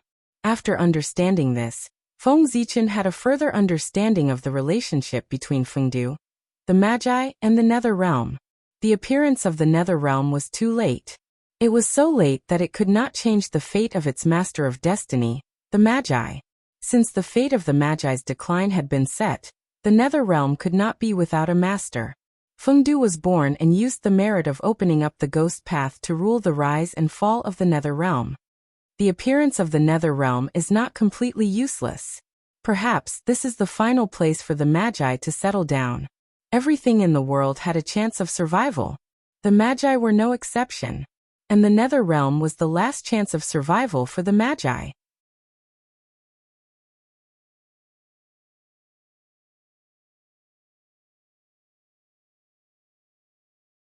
Chapter 370. According to this calculation, when the netherworld realm appears, the position of the realm lord is not fated with me. At this point, Feng Zichen suddenly discovered a cruel fact. His incarnation of Fengdu was born a little early. At this moment, it was not his turn to be the lord of the netherworld. The netherworld was the world that Pangu had prepared for the Magi. Now that the Magi had not lost their destiny, the position of the lord of the netherworld naturally belonged to the Magi. It had nothing to do with Fengdu. When the Magi declined and were convicted of the primordial world, it would be the time for Fengdu to appear and take charge of the netherworld. Now, the netherworld. It was the Lady of Earth's, the Magi's.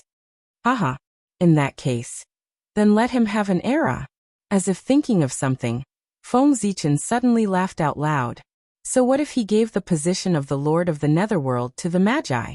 How many years could they hold it for? In the end, everything was still his.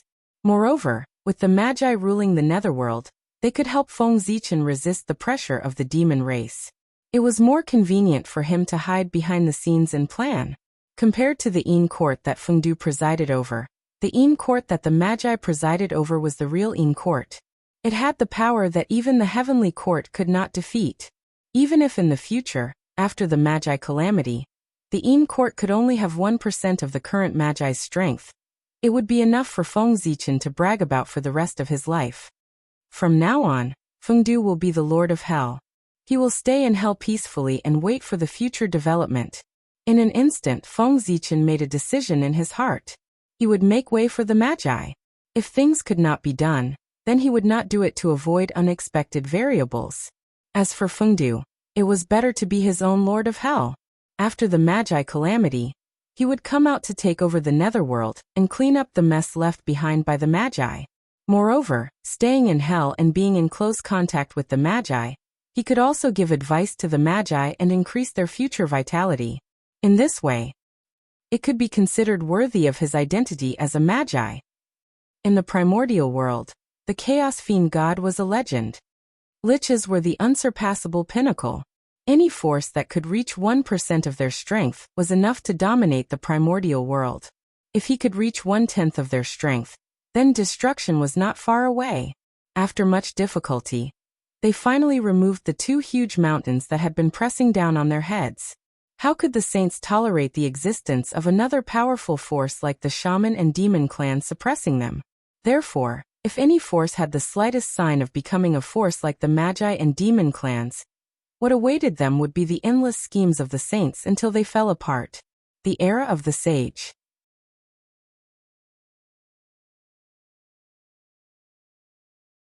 The sage was the supreme being. Their will was the will of the heavens. Even the world had to follow it, let alone all living beings. Forces like the shamans and demons would no longer exist. They were the last glory of the primordial world. After that, they could no longer see each other. However, how could the saints control this world? As the saying goes, as long as the saints were alive, the bandits would not stop. He was the greatest thief in the wilderness. It had been stealing the origin of heaven and earth. To strengthen itself, the weaker the primordial world was, the more disadvantageous it was for all living beings. However, it was more advantageous for the saints, because the weaker it was, the easier it was to control. Only when the origin of the primordial world was constantly weakening, and its level was constantly regressing, could the saints better control the primordial world and seek benefits for themselves. The saints hoped that the primordial world would continue to weaken. There was no doubt about this. Everything that happened in the later generations had already proved it. During the era of the shamans and demons, the saints were the highest karmic position in the primordial world. They were the peak of the primordial world. Other than that, they did not have many privileges. The primordial world. It was still under the control of the shamans and demons. It did not have much to do with the saints. During the era of the gods, the primordial world was further weakened. The saints became the rulers of the primordial world. Whoever held the karmic position in the world was determined by their will. The primordial world was completely under the control of the saints. After the god investiture tribulation, the primordial world was shattered again, and its level fell. At this moment, the authority of the saints had increased exponentially. Even the heaven and earth tribulation, they were all affected by them. The so-called journey to the West calamity was like a joke compared to the previous calamities. It was too easy and too simple. It was completely born because of the agreement of the saints. The calamity could be triggered at will. At this moment, the power of the saints could be seen. Speaking of which, although the saints were powerful, they were under the control of the heavenly Tao. They could not be considered free and unfettered. No one would like this feeling of not being able to control themselves. Not to mention the saints who had reached the peak of the primordial world. They would definitely think of a way to get rid of the restrictions of the heavenly Tao. If Feng Zichen was in their position, he would do the same. What? I tried my best and worked hard to cultivate to the saint realm. It was so that I could not be affected by 10,000 tribulations. I could do whatever I wanted and be free.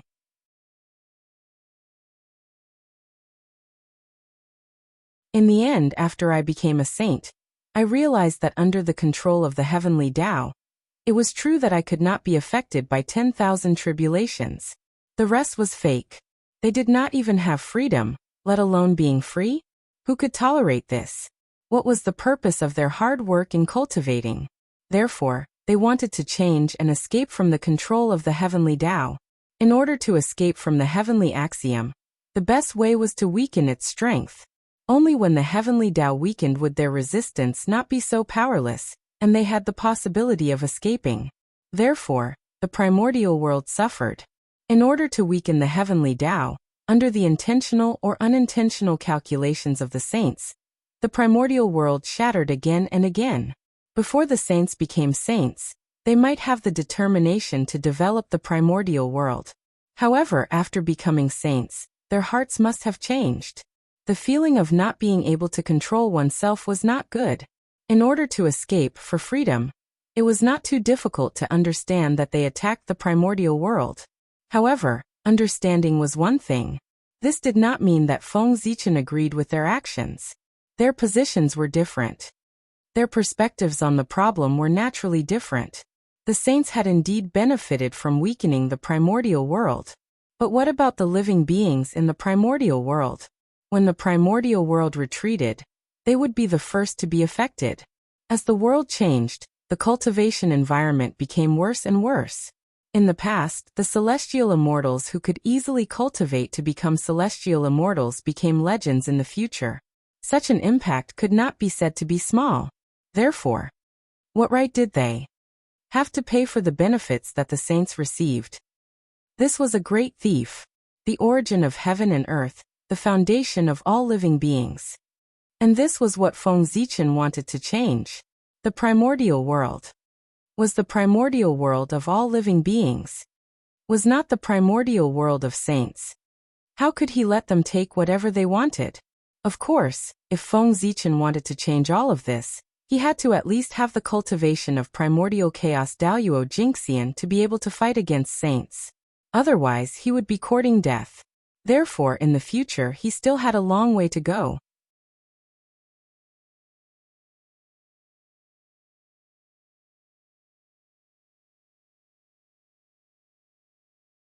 Chapter 371. After walking through the road to the underworld, crossing the bridge of helplessness, and passing through a vast fog, Feng Zichen finally arrived at the deepest part of the netherworld, where the reincarnation disc was. So powerful. This power can probably easily kill Daoyuo Jingxian. Before he got close to the reincarnation disc, Hongming Daozhong automatically manifested and hung above Feng Zichen's head. Wisps of Hongming's aura hung down to protect him. Coming into close contact with the reincarnation disc, the feeling he got was completely different from looking at it from afar. The power was even stronger. Just by coming close to the reincarnation disc, before he could do anything, Feng Zichen felt a fatal crisis. If not for the protection of Hongming Daozhong, he would probably be sucked into the reincarnation disc in the next moment and sink into it forever.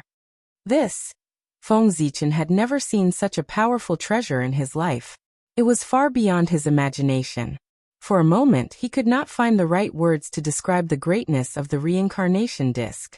Unfortunately, no matter how good the reincarnation disc was, it was not fated to be with him. It was the treasure of the Hutu. It was a treasure that she had exchanged her life for. I'm really greedy. With a bitter smile, Feng Zichen mobilized the power of his mind and turned it into an invisible sword of wisdom, cutting off all the greed in his heart. Greed. It was his greatest sin. For some reason, when he saw good things, he wanted to stuff them into his pocket. He could not change it. It was really uncomfortable. Perhaps, when he suffered a big setback in the future, there would be a change. Now all he could do was to recite the Tao scriptures from time to time to wipe the spirit platform, so that he could maintain his clarity and ensure that he would not be disturbed by greed. After the greed was cut off, when Feng Zichen looked at the reincarnation disc again, there was no more greed in his eyes. There was only endless exploration and curiosity. After thinking for a while, Feng Zichen summoned the merit of creation to add another layer of insurance to himself. Then he took a step forward and continued to walk forward. Since he wanted to comprehend the great Tao of reincarnation, the closer he got, the better. However, the closer he got to the reincarnation disc, the greater the influence of the reincarnation power. Worried that Hongming Daozhong could not withstand the pressure of the reincarnation disc, Feng Zichen summoned the merit of creation. It would be funny if he was injured instead of being able to comprehend the reincarnation. The aura of Hongming was purple, and glowing purple. They enveloped Feng Zichen's body like purple flowing water, making him look extraordinarily luxurious. Before long, Feng Zichen arrived in front of a huge roulette. It was an illusory wheel that didn't have a real body.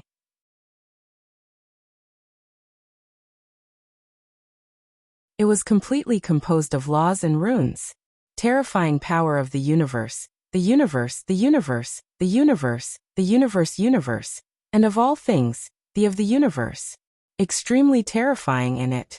And its size twos. Of God of reincarnation. It was a kind of size that he could not describe at all. If he had to make a comparison, he could only say that the reincarnation disc was bigger than the world tree and smaller than the great Tao. It was between the two and was far bigger than the concept. His power spread throughout the entire void, connecting every place in the primordial world. It was as if everything in the primordial world was under his control. There's no six paths? It seems that the six paths were not born innately, but were created by Hutu. Walking forward, Feng Zichen looked at the reincarnation disc for a moment. He did not find the legendary six paths, so he could not help but speculate. The six paths of reincarnation cared about the fate of all living beings in the primordial world, and determined their achievements in the next life. It was very important and could not be decided easily. It was normal that it had not appeared yet. According to Feng Zichen's speculation, the so-called six paths were the six most powerful types in the world. It was with their luck that the reincarnation would evolve further, and be more perfect, and then be truly born. At the same time, this also deepened the connection between the reincarnation and the primordial world. Reincarnation was the place where life and death operated. It naturally had a close connection with the primordial world. Otherwise, how could the identities of the billions of living beings be arranged? As long as the reincarnation was still in the primordial world, its operation would definitely not be able to bypass the heavenly Tao. That was because all the order of the primordial world and the fate of all living beings were controlled by the heavenly Tao. The heavenly Tao was the supreme ruler of the primordial world. The six paths. It was born from the will of the heavenly Tao. That was also a restriction of the heavenly Tao on Hutu, preventing her from controlling reincarnation as she pleased. That restriction was not to snatch the control of the six paths of reincarnation from Hutu.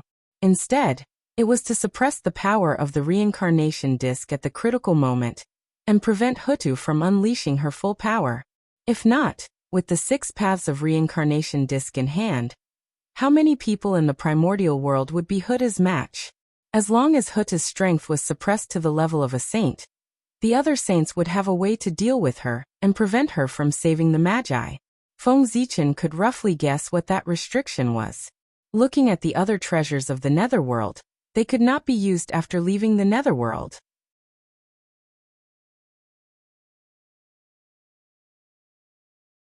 From this, it was not difficult to deduce the restriction of the heavenly Tao on the six paths of reincarnation disc. It was probably the same. The reincarnation disc could not be used after leaving the netherworld. That was in line with the legends of the later generations. In the netherworld, Hutu was invincible. Out of the netherworld she could not. At most, she was on par with saints, or even inferior to saints. Six paths. Six paths. Thinking of the six paths of reincarnation, Feng Zichen could not help but fall into deep thought. He wanted to modify the six paths. But the six paths were set by the heavenly Tao. How could he change it at will? Of course, Feng Zichen wanted to change the six paths. That was not because the original six paths were disadvantageous to the human race. On the contrary, after the Kane era ended, the human race was the biggest beneficiary of the six paths of reincarnation. Other than the Khanate life forms, all the races were proud of reincarnating the human race. The human Tao had almost become the Tao of the human race. Feng Zichen's goal was to change the primordial world. Only changing the six paths was the first step to changing the primordial world. If the six paths were different, the future direction of the primordial world would definitely be different. But unfortunately, his strength was not enough to change the will of the heavenly Tao. However, he could increase the weight of reincarnation and force the heavenly Tao, or even Pangu, to change the six paths rumble. Feng Zichen waved his hand and formed a seal. With the power of the chaos bead, he summoned the world tree from outside the netherworld. Immediately, the world tree broke through the air and descended above the reincarnation. Then, without waiting for the will of the netherworld to react, the roots of the world tree hung down with a bang and tightly entangled with the reincarnation. At the same time, space suddenly shattered, and huge cracks appeared, revealing one mysterious world after another. Those were the 3,000 great worlds. The roots of the world tree. They connected the 3,000 great worlds. At this moment, the power of reincarnation rioted. Following those passages, it quickly rushed into the 3,000 great worlds and established a connection with them. Boom, boom, boom, boom, boom, boom. The origin of heaven and earth emerged from the depths of the 3,000 great worlds and surged into the reincarnation, causing his figure to become more solid.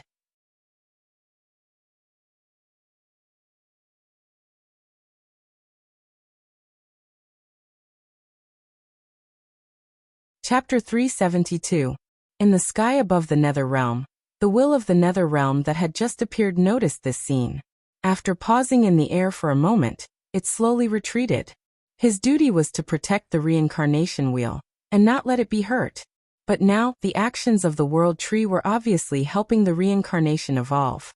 Not only was it harmless, but it was also beneficial to it. The will of the Nether Realm. Naturally, he would not interfere in this matter. Buzz buzz buzz. At this moment, the entire void suddenly shook. Then, a supreme power descended and enveloped Fengzichen. Heavenly Path. Fengzichen immediately understood the origin of this power, when he felt such a strong oppressive force. This is. The Heavenly Path had descended. It was not the first time Fengzichen had dealt with the Heavenly Path. Naturally, he was very familiar with his power and would not recognize it wrongly. Obviously. This was the change in reincarnation. It had alarmed the Heavenly Path, forcing him to descend to the Nether Realm to check on the situation. However, Fengzichen obviously did not expect that the commotion caused by the change in reincarnation was not only this. Perhaps the next change was his real purpose. After the Heavenly Tao descended, another gaze descended and stared at this place. In an instant, the aura in the Nether Realm changed. The oppressive feeling brought about by the descent of the Heavenly Tao had completely vanished, and was replaced by a mighty and vast aura. Buzz. At the same time, the merit of creation in Fengzichen's body began to tremble violently after this gaze descended. It was as if it wanted to jump out of his body, and into the embrace of the owner of the gaze. Pengu. Without a doubt. The owner of this gaze was Pengu. Only he could make the merit of creation so excited. Pengu, who was sleeping in the depths of the primordial world, was alarmed by the change in reincarnation. He deliberately separated a wisp of consciousness to pay attention to this place. Although this strand of consciousness was insignificant, Pengu was still Pengu. His power was unimaginable. Just a strand of consciousness was enough to change everything. Pengu's strength was obviously stronger than the heavenly axiom, but under his majesty, not only did Fengzichen not feel uncomfortable, he even felt more relaxed. Universal love. Because of Pengu's universal love, therefore, all living beings in the primordial world benefited from it. They were unable to perceive his supreme majesty. However, the heavenly Tao was different. It had to maintain its dignity at all times to let all living beings in the primordial world know that the heavenly Tao was not to be offended. Samsara, the most important place in the untainted land. The heavenly Tao was not the only one paying attention to his situation. Even Pengu was paying attention to him. Therefore, something happened to Samsara. Both of them descended. Good boy.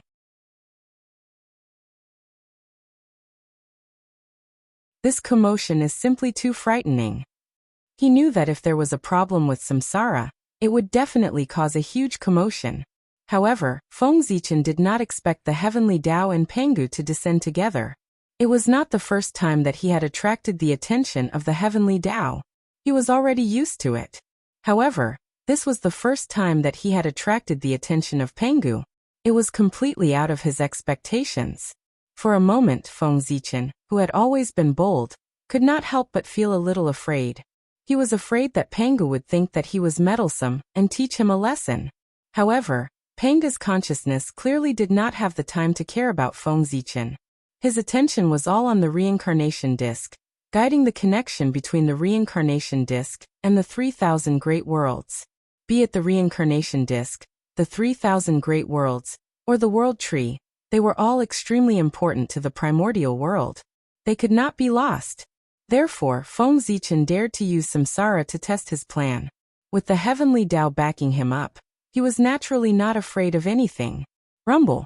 Under the guidance of Pengu's will, the reincarnation disc operated violently, constantly guiding the origins of the 3,000 great worlds. At the same time, he also separated his own origins from his body, and built small reincarnations in those worlds as his own projections to perfect the evolution of the great 1,000 great worlds. After a while, although the origins of the reincarnation disc had increased, the speed of growth was extremely slow and almost undetectable. However, the authority of the reincarnation disc had expanded imperceptibly. Its power was stronger than before. According to the original historical trajectory, the reincarnation disk of the 3,000 great worlds formed a system of its own. It was independent of the primordial world, and was not bound by the primordial world's reincarnation disk. However, now Feng Zichen had used the power of the world tree to forcefully connect the origins of the 3,000 great worlds with the reincarnation disk. He had included their reincarnation into the primordial world's reincarnation disk, and controlled it. This undoubtedly greatly increased the potential of the reincarnation disk. However, at the same time, it also increased the difficulty of its birth. In order to let the reincarnation disk be born according to the original timing, the heavenly Tao and Pangu had to appear and personally guide the evolution of the reincarnation disk, this time to prevent any accidents from happening to it. The birth of the reincarnation disk was already late enough. It could not be delayed. During the evolution of the reincarnation disk, all the runes that formed it appeared clearly in front of Feng Zichen, explaining the secrets of the path of reincarnation to him without reservation.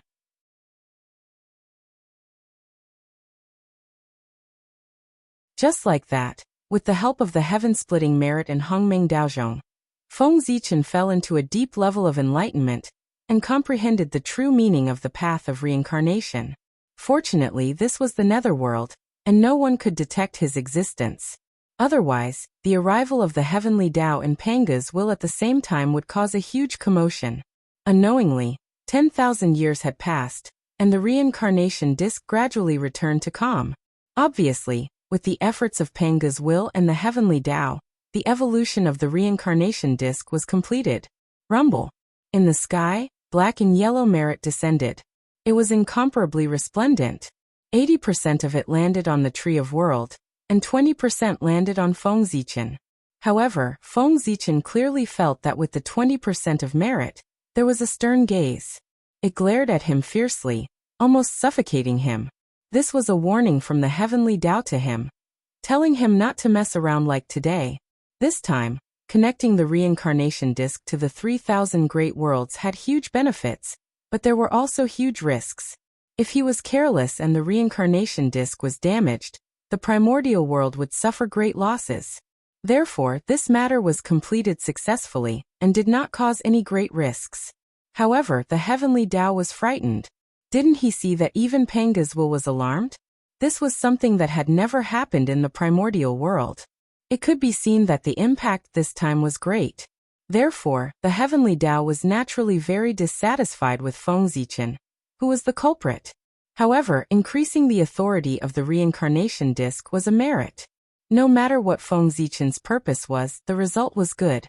The heavenly Tao had to reward him to show its justice. That was why the merit was bestowed. However, in order to prevent similar things from happening in the future, the heavenly Tao still had to warn Feng Zichen to prevent him from making a big mistake. After all, he would not be so lucky every time. After the heavenly Tao bestowed the merit, it slowly disappeared from the netherworld and returned to the heavenly Tao space. However, Panga's trace of consciousness remained. He hovered in the air for a moment, then suddenly plunged into the reincarnation disk and disappeared. Seeing this, Feng Zichen could not help but be slightly happy. His plan had succeeded. With this trace of Panga's consciousness, soon after the birth of the reincarnation disk, the one who led the birth of the six paths would no longer be the heavenly Tao, but Panga's consciousness. In Feng Zichen's previous life, the one who led the birth of the six paths was completely the heavenly Tao. As a result, the reincarnation disk created by the Lady of Earth had nothing to do with the Magi. Looking at the six paths, all the races of the primordial world were in it, except for the Magi. This was too much.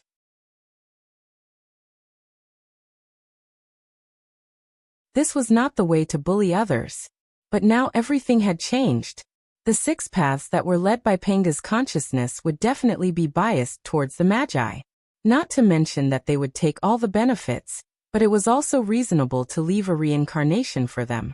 No matter what, the Magi were his bloodline descendants. He had personally arranged the six paths of reincarnation. It would not make sense if he did not give the Magi some benefits. Thinking about it, without the heavenly Tao, the six paths would definitely change, The future of the primordial world would definitely change. In that case, wouldn't Feng Zichen's goal be achieved? He would even help the Magi along the way. It could be said that he had killed several birds with one stone. And in this matter, the only one who would lose out might be Pengu. After all, it was a good thing for him to be forcefully awakened while he was recuperating from his injuries. It was very likely that it would cause Pengu's previous efforts to be in vain. Of course, it was also possible that Feng Zichen was thinking too much. Perhaps a wisp of consciousness was nothing to Pengu. However, if it was really nothing, why didn't Pengu's consciousness descend before?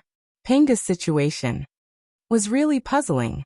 However, Pengu's situation was not something he should worry about. With Pengu's realm, his every move had a deep meaning. He would not put himself in danger. Thinking about it, Feng Zichen could not help but feel relieved. He just had to worry about himself. Why did he have to worry about Pengu? This was equivalent to an ordinary worker with a monthly salary of 2,000 yuan worrying about whether the world's richest man would not have enough to eat and wear. It was simply ridiculous. He suddenly relaxed. Feng Zichen suddenly realized that something was wrong. He actually had a connection with the reincarnation disc, and could control a trace of his power. Although this bit of power was less than 1% of the reincarnation disc, it was still an extremely powerful force. It could do many things and even interfere with reincarnation through it. His heart skipped a beat. Feng Zichen understood the reason. This was the benefit he obtained from increasing his reincarnation authority through the world tree. With his help, reincarnation had obtained great benefits. Naturally, he had to return the favor and thank Feng Zichen. And this bit of authority was the benefit that the reincarnation disc gave him. Haha. I didn't expect that helping the reincarnation disc evolve would have such benefits. What a pleasant surprise. This matter could be said to be completely out of Feng Zichen's expectations. His heart was naturally filled with joy. Now he might not be able to see the benefits of this bit of authority, but in the future, the impact would be great. It would be absolutely convenient to scheme against people.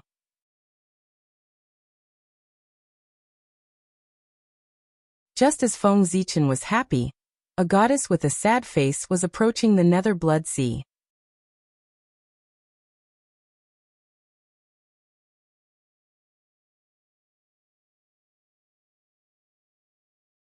Chapter 373.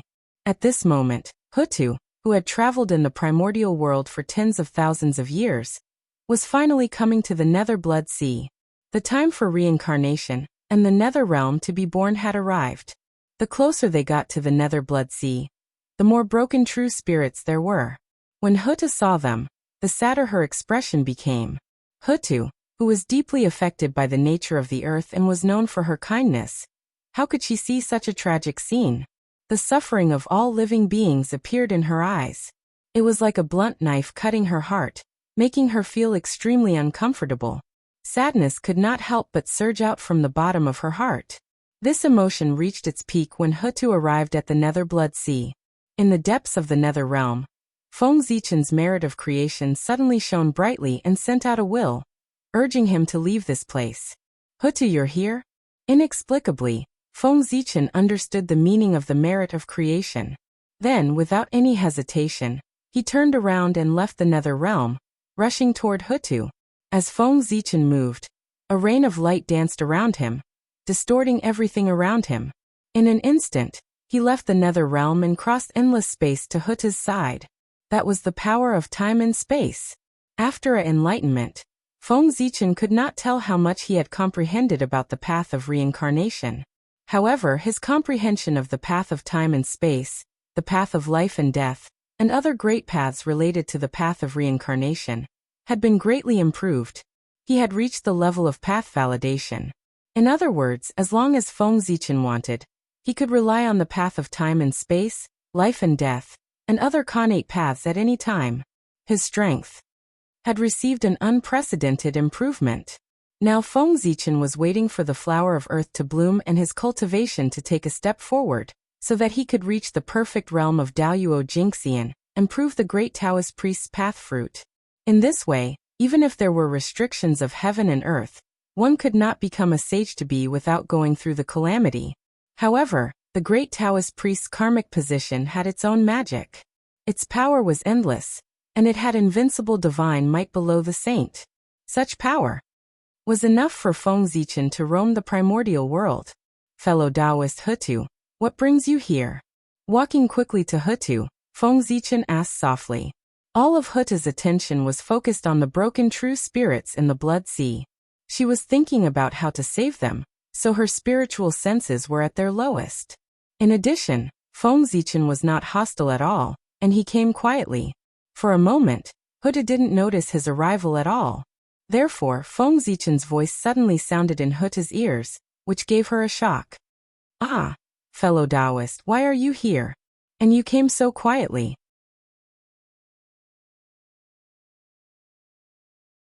You gave me a fright. Hearing that familiar voice, Huta was startled at first, then she recovered and couldn't help but complain. As he spoke, he turned to look at Feng Zichen. Fellow Taoist, what are you? With this look, Huta found that something was wrong. Feng Zichen's appearance had changed, and even his Pangu Dao body, which was envied by the Magi, had disappeared without a trace, leaving only a primordial spirit. But his primordial spirit? How did it come about? Hutu, who was extremely familiar with the path of the God-fiend, naturally knew its drawbacks. That was, it couldn't refine the primordial spirit. This was a technique that specialized in cultivating the true spirit. Therefore, at this moment, Huta's heart was filled with confusion. If it weren't for the aura of the God-fiend Dao ancestor on Feng Zichen's body that couldn't be faked, she would have suspected the identity of the person in front of her. Fellow Taoist, I'm fine. This is a connate primordial spirit that I refined by chance in the netherworld blood sea. Seeing the confusion in Huta's eyes, Feng Zichen explained with a smile. Feng Zichen wasn't surprised that Hutu could recognize his identity. The merit of opening heaven could hide from almost everyone in the primordial world, but it couldn't hide from Hutu, because this was her destined master. Besides, Feng Zichen didn't intend to hide the origin of this incarnation in front of Hutu. Otherwise, how could he carry out his follow-up plan? If he wanted to develop in the netherworld, he couldn't avoid the Magi. It was necessary to reveal his identity to Hutu. Fellow Taoist, you're really a genius. Ah, wait. Just as she was about to express her admiration for Feng Zichen, Hutu realized that something was wrong. The purple brilliance that enveloped Feng Zichen's body seemed to be the merit of opening heaven in her memory. While sucking in a breath of cold air, Hutu fell into her memories and searched for records about the merit of opening heaven in her inherited memories. This aura can't be wrong. That's the merit of opening heaven. But how is this possible? It's been 2 eons since Father opened the sky. How can there still be merit of opening heaven in the primordial world? After a while, Hutu confirmed the identity of the merit of opening heaven. But this made her feel even more incredulous. The merit of opening heaven should have been distributed after the opening of the sky. Why was there still some left? And it was even obtained by Feng Zichen. Fellow Taoist, is the purple light on your body the merit of opening heaven? Hutu was puzzled, so she asked directly. That's right, this is the merit of opening heaven. Back then, when I was traveling in Mount Buzhou, I was favored by the great Taoist priests and obtained some of his inheritances. This 10% of the merit of opening heaven is among them. Feng Zichen nodded and replied.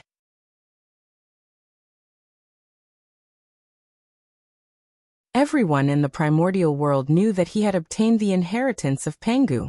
Therefore he said so, there was no problem at all. Hutu wouldn't suspect anything. Of course, Hutu wouldn't suspect anything. After all, in the primordial world, no one had ever heard of anyone who dared to lie in the name of Pangu. Wasn't he afraid that the great god Pangu would blame him? But what they didn't expect was that Feng Zichen dared. Not only did he do it, but he did it more than once. As for the truth of the matter, of course, Feng Zichen wouldn't tell her. Breaking the Hongming heaven measuring ruler was not a glorious thing. It was not easy for Pangu to suppress it. He tried his best to cover it up, but it was too late. How could he spread it out with great fanfare? Wouldn't that be causing trouble for himself? Fellow Taoist, what a good opportunity. With this 10% of the merit of opening heaven. Thinking about it, Fellow Taoist, you are not far from becoming a saint. Sure enough, after hearing Feng Zichen's explanation, Huda didn't have the slightest doubt. Instead, she said in an envious tone, becoming a saint was not an exaggeration by Hutu. There was a reason for it. As the descendants of Pengu, the three pure ones were all saints and enjoyed supreme glory. However, none of the 12 ancestral shamans had attained the Tao, and their fates were even more miserable. Those who died died, and those who were imprisoned. Their treatment could be said to be worlds apart. The reason was that the three pure ones each had 10% of the merit of opening heaven, but the 12 ancestral shamans did not. In the past, in the Purple Cloud Palace, the three pure ones had 10% of the merit of opening heaven, and they were directly called saints by Tao ancestor Hongjun.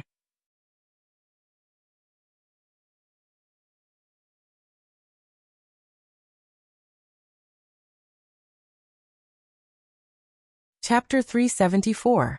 From then on, everyone in the primordial world knew that 10% of the merit of splitting the heavens could send someone to the position of a saint. Unfortunately, the merit of splitting the heavens had been distributed at the beginning of the splitting of the heavens, and no one could find it. However, they did not expect that Feng Zichen actually had 10% of the merit of splitting the heavens. What a great opportunity! This luck was really enviable. Even Hutu was extremely envious. Now was different from the past. In the past, they could not use the merit, and could only integrate it into the luck of the Magi. But now, after obtaining the inheritance of the path of the fiend gods, their true spirits had all kinds of mysteries. They could use the merit to cultivate. Thinking of this, Huda's heart ached even more. If they had obtained the inheritance of the path of the fiend gods earlier, the 20% of the merit of splitting the heavens that Father God had left for them would not have integrated into the luck of the Magi. Instead, it would have created two saints for the Magi. In this way, the situation in the primordial world would not be like today, where the Magi and demons were separated. The demon clan had long been destroyed by the Magi. Sigh. It could only be said that fate was playing tricks on them. Fellow Taoist, you must be joking. Hearing Huta's slightly envious voice, Feng Zichen could not help but smile bitterly. How could he not know the effect of the merit of splitting the heavens? If this 10% of the merit of splitting the heavens really belonged to him, he would have long hidden in the chaos outside the heavens to cultivate, and come out after becoming a saint. Why did he have to wander around the primordial world all day and risk his life to plot and scheme? His heart was thundering. But unfortunately, this 10% of the merit of splitting the heavens, it was not his. At most, he was a tool, responsible for handing the merit of splitting the heavens to Hutu. Looking at Huta's envious eyes, Feng Zichen's heart was full of depression. Why are you envious of me? I should be the one envious of you. This is all prepared for you by Pengu. Fellow Taoist, you don't know the inside story. Although the merit of splitting the heavens is with me, it has nothing to do with me. The owner of this treasure is not me, but someone else. After a long while, facing Huta's puzzled gaze, Feng Zichen explained sullenly. Although he had already gotten over the departure of the heaven-splitting merit, he was still a little reluctant when things came to this. This was normal. Even a saint would be tempted by 10% of the merit of creation, let alone him. Although he was reluctant to part with her, as long as his heart wasn't disturbed, it wasn't a big deal. What? What are you talking about, fellow Taoist? The owner of the heaven-splitting merit isn't you. Who is that?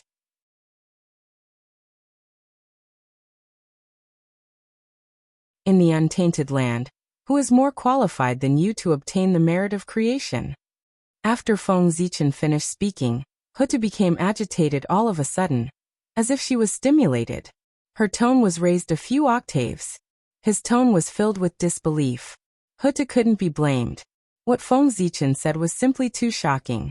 In this world, other than Pengu, who else was qualified to obtain the merit of splitting open the heavens? The merit of splitting open the heavens was rewarded to Pengu by the great Tao. Pengu faked his death, so the merit of splitting open the heavens fell on things related to him. But so far in the untainted land, in addition to the 12 ancestral sorcerers and the 3 pure ones, there was also Feng Zichen in the untainted land. But even he was not qualified to obtain the merit of splitting open the heavens. Who else in the untainted land? Could it be that there were other Pangu in the vast untainted land? Alas! In the past I didn't know who its owner was. But today, after seeing you here, I understand. I'm afraid that the 10% of the merit of splitting open the heavens was specially prepared for you by Father. With a sigh, Feng Zichen said slowly. Me? What do you mean, fellow Taoist? How does this merit of splitting open the heavens have anything to do with me? Hearing Feng Zichen's words, Hutu was stunned. Why was it related to her all of a sudden? Fellow Taoist, you don't know. When we first met, the merit of splitting open the heavens had a reaction. It wanted to fly out of my body and run to your body. But for some reason it suddenly stopped. Then there was no movement. It was not until 10,000 years ago that I accidentally learned about you from Brother Di Jiang that the merit of splitting open the heavens had a reaction again, and urged me to come to the netherworld Blood Sea. Today you just arrived at the Blood Sea. The merit of splitting open the heavens urged me to come and see you. Isn't it saying that we are fated to meet? After thinking for a while, Feng Zichen said truthfully, there was nothing to hide about this matter. After calculating this matter, the Hutu had gained a huge advantage, and he had suffered a huge loss. If he did not say it in exchange for a favor from the Hutu, wouldn't that be a loss on top of a loss? He would be a fool. Therefore, he had to say it so that the Hutu would know that he had suffered a great loss in this matter, so that she would owe him a favor. It was not Feng Zichen's fault for being too calculative. It was really a great loss. If he did not get back some of his losses, he would suffer for the rest of his life. This. After listening to Feng Zichen's narration, the Hutu suddenly found something different when she looked at the merit of splitting open the heavens. There was suddenly a trace of connection between her and it, as if this thing belonged to her. It could be seen that what Feng Zichen said was not false.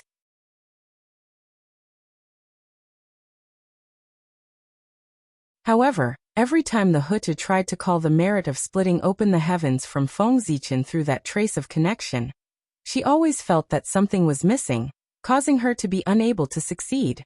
Fellow Taoist, this merit of splitting open the heavens is indeed as you said. It is fated to be with me. It seems that Father God specially prepared it for me. It's just that the opportunity hasn't arrived yet, so I can't take it. It seems that this thing still has to stay with you for a while. After a few fruitless attempts, the Hutu said to Feng Zichen apologetically. The opportunity had not arrived, so she could not force it. The Hutu still understood this principle. The opportunity hasn't arrived? After thinking in his heart, Feng Zichen immediately understood what was going on. Now the Hutu did not have the determination to transform into reincarnation. If he gave the merit of splitting open the heavens to her now, it was hard to guarantee that she would not return to the Magi race to enter seclusion after receiving the merit, and come out after becoming a saint. Although this was only a possibility and might not really happen. However, this matter concerned reincarnation, so there could not be any accidents. Therefore, the Hutu wanted to obtain the merit of splitting open the heavens. Only when she was determined to transform into reincarnation could she do so. However, even if Feng Zichen understood this, he did not intend to tell the Hutu. The Hutu transformed into reincarnation. It came from the bottom of his heart. It was his boundless love for all living beings in the primordial world. One had to know that the Hutu's reincarnation was carried out with the mentality of certain death. At that time, he did not know that he could still live after transforming into reincarnation. He who had already decided to give up everything, no longer cared about life and death. His only thought was to use his own death as the price to exchange for a place to live after everyone died. This was also the Hutu goddess. The reason why she had always been respected. You're tuning in to the Li Mei's Wuxia Whispers YouTube channel. We're so grateful for your support, and don't forget to subscribe to join us on this incredible journey through captivating stories. Your generosity through donations truly makes a world of difference, as it's the primary source of revenue that allows me to expand and enhance this channel for you. Thank you from the bottom of my heart for being a part of this adventure.